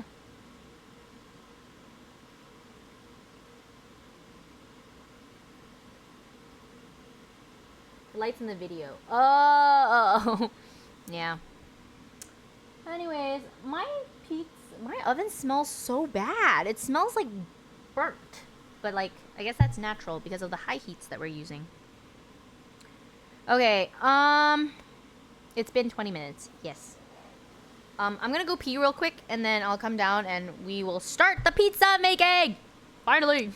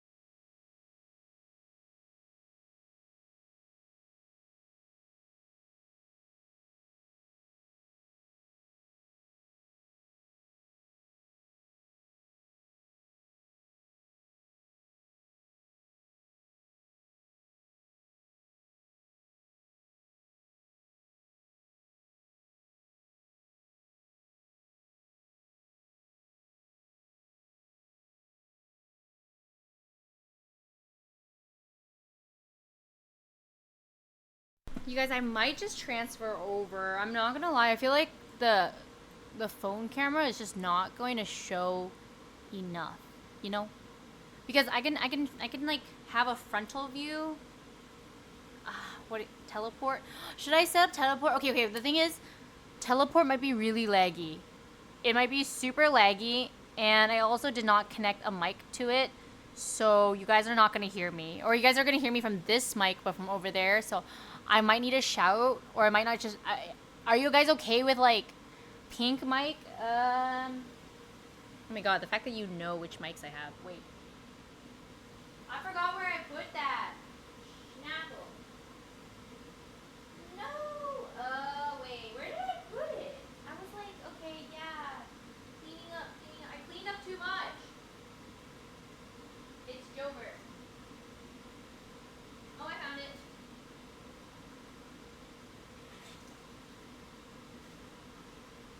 Okay, but I don't have a USB-C.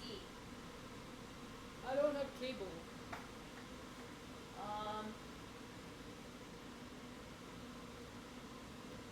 Okay, wait, this might work. This is so janky.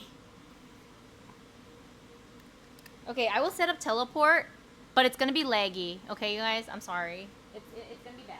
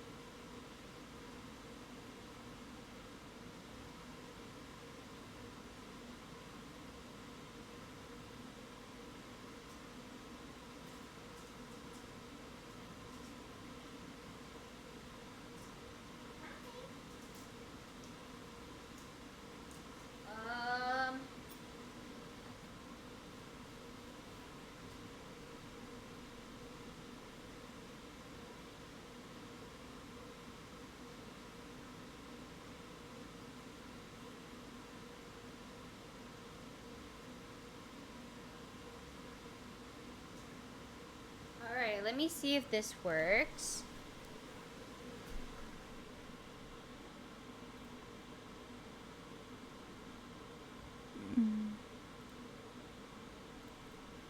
Okay.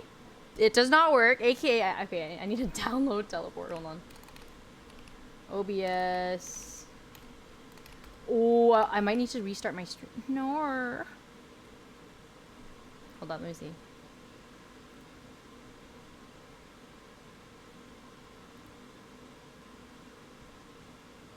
Hopefully I won't have to. I might have to restart. No. Maybe I'll have disconnection protection. It's rough out here, man.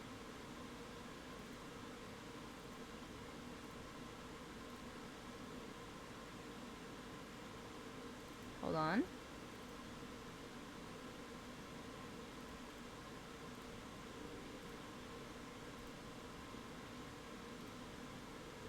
Installation complete.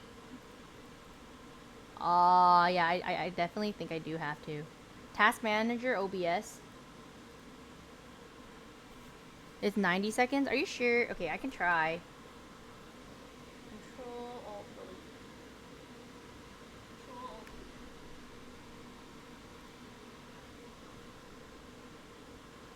Alright guys, this might be 07.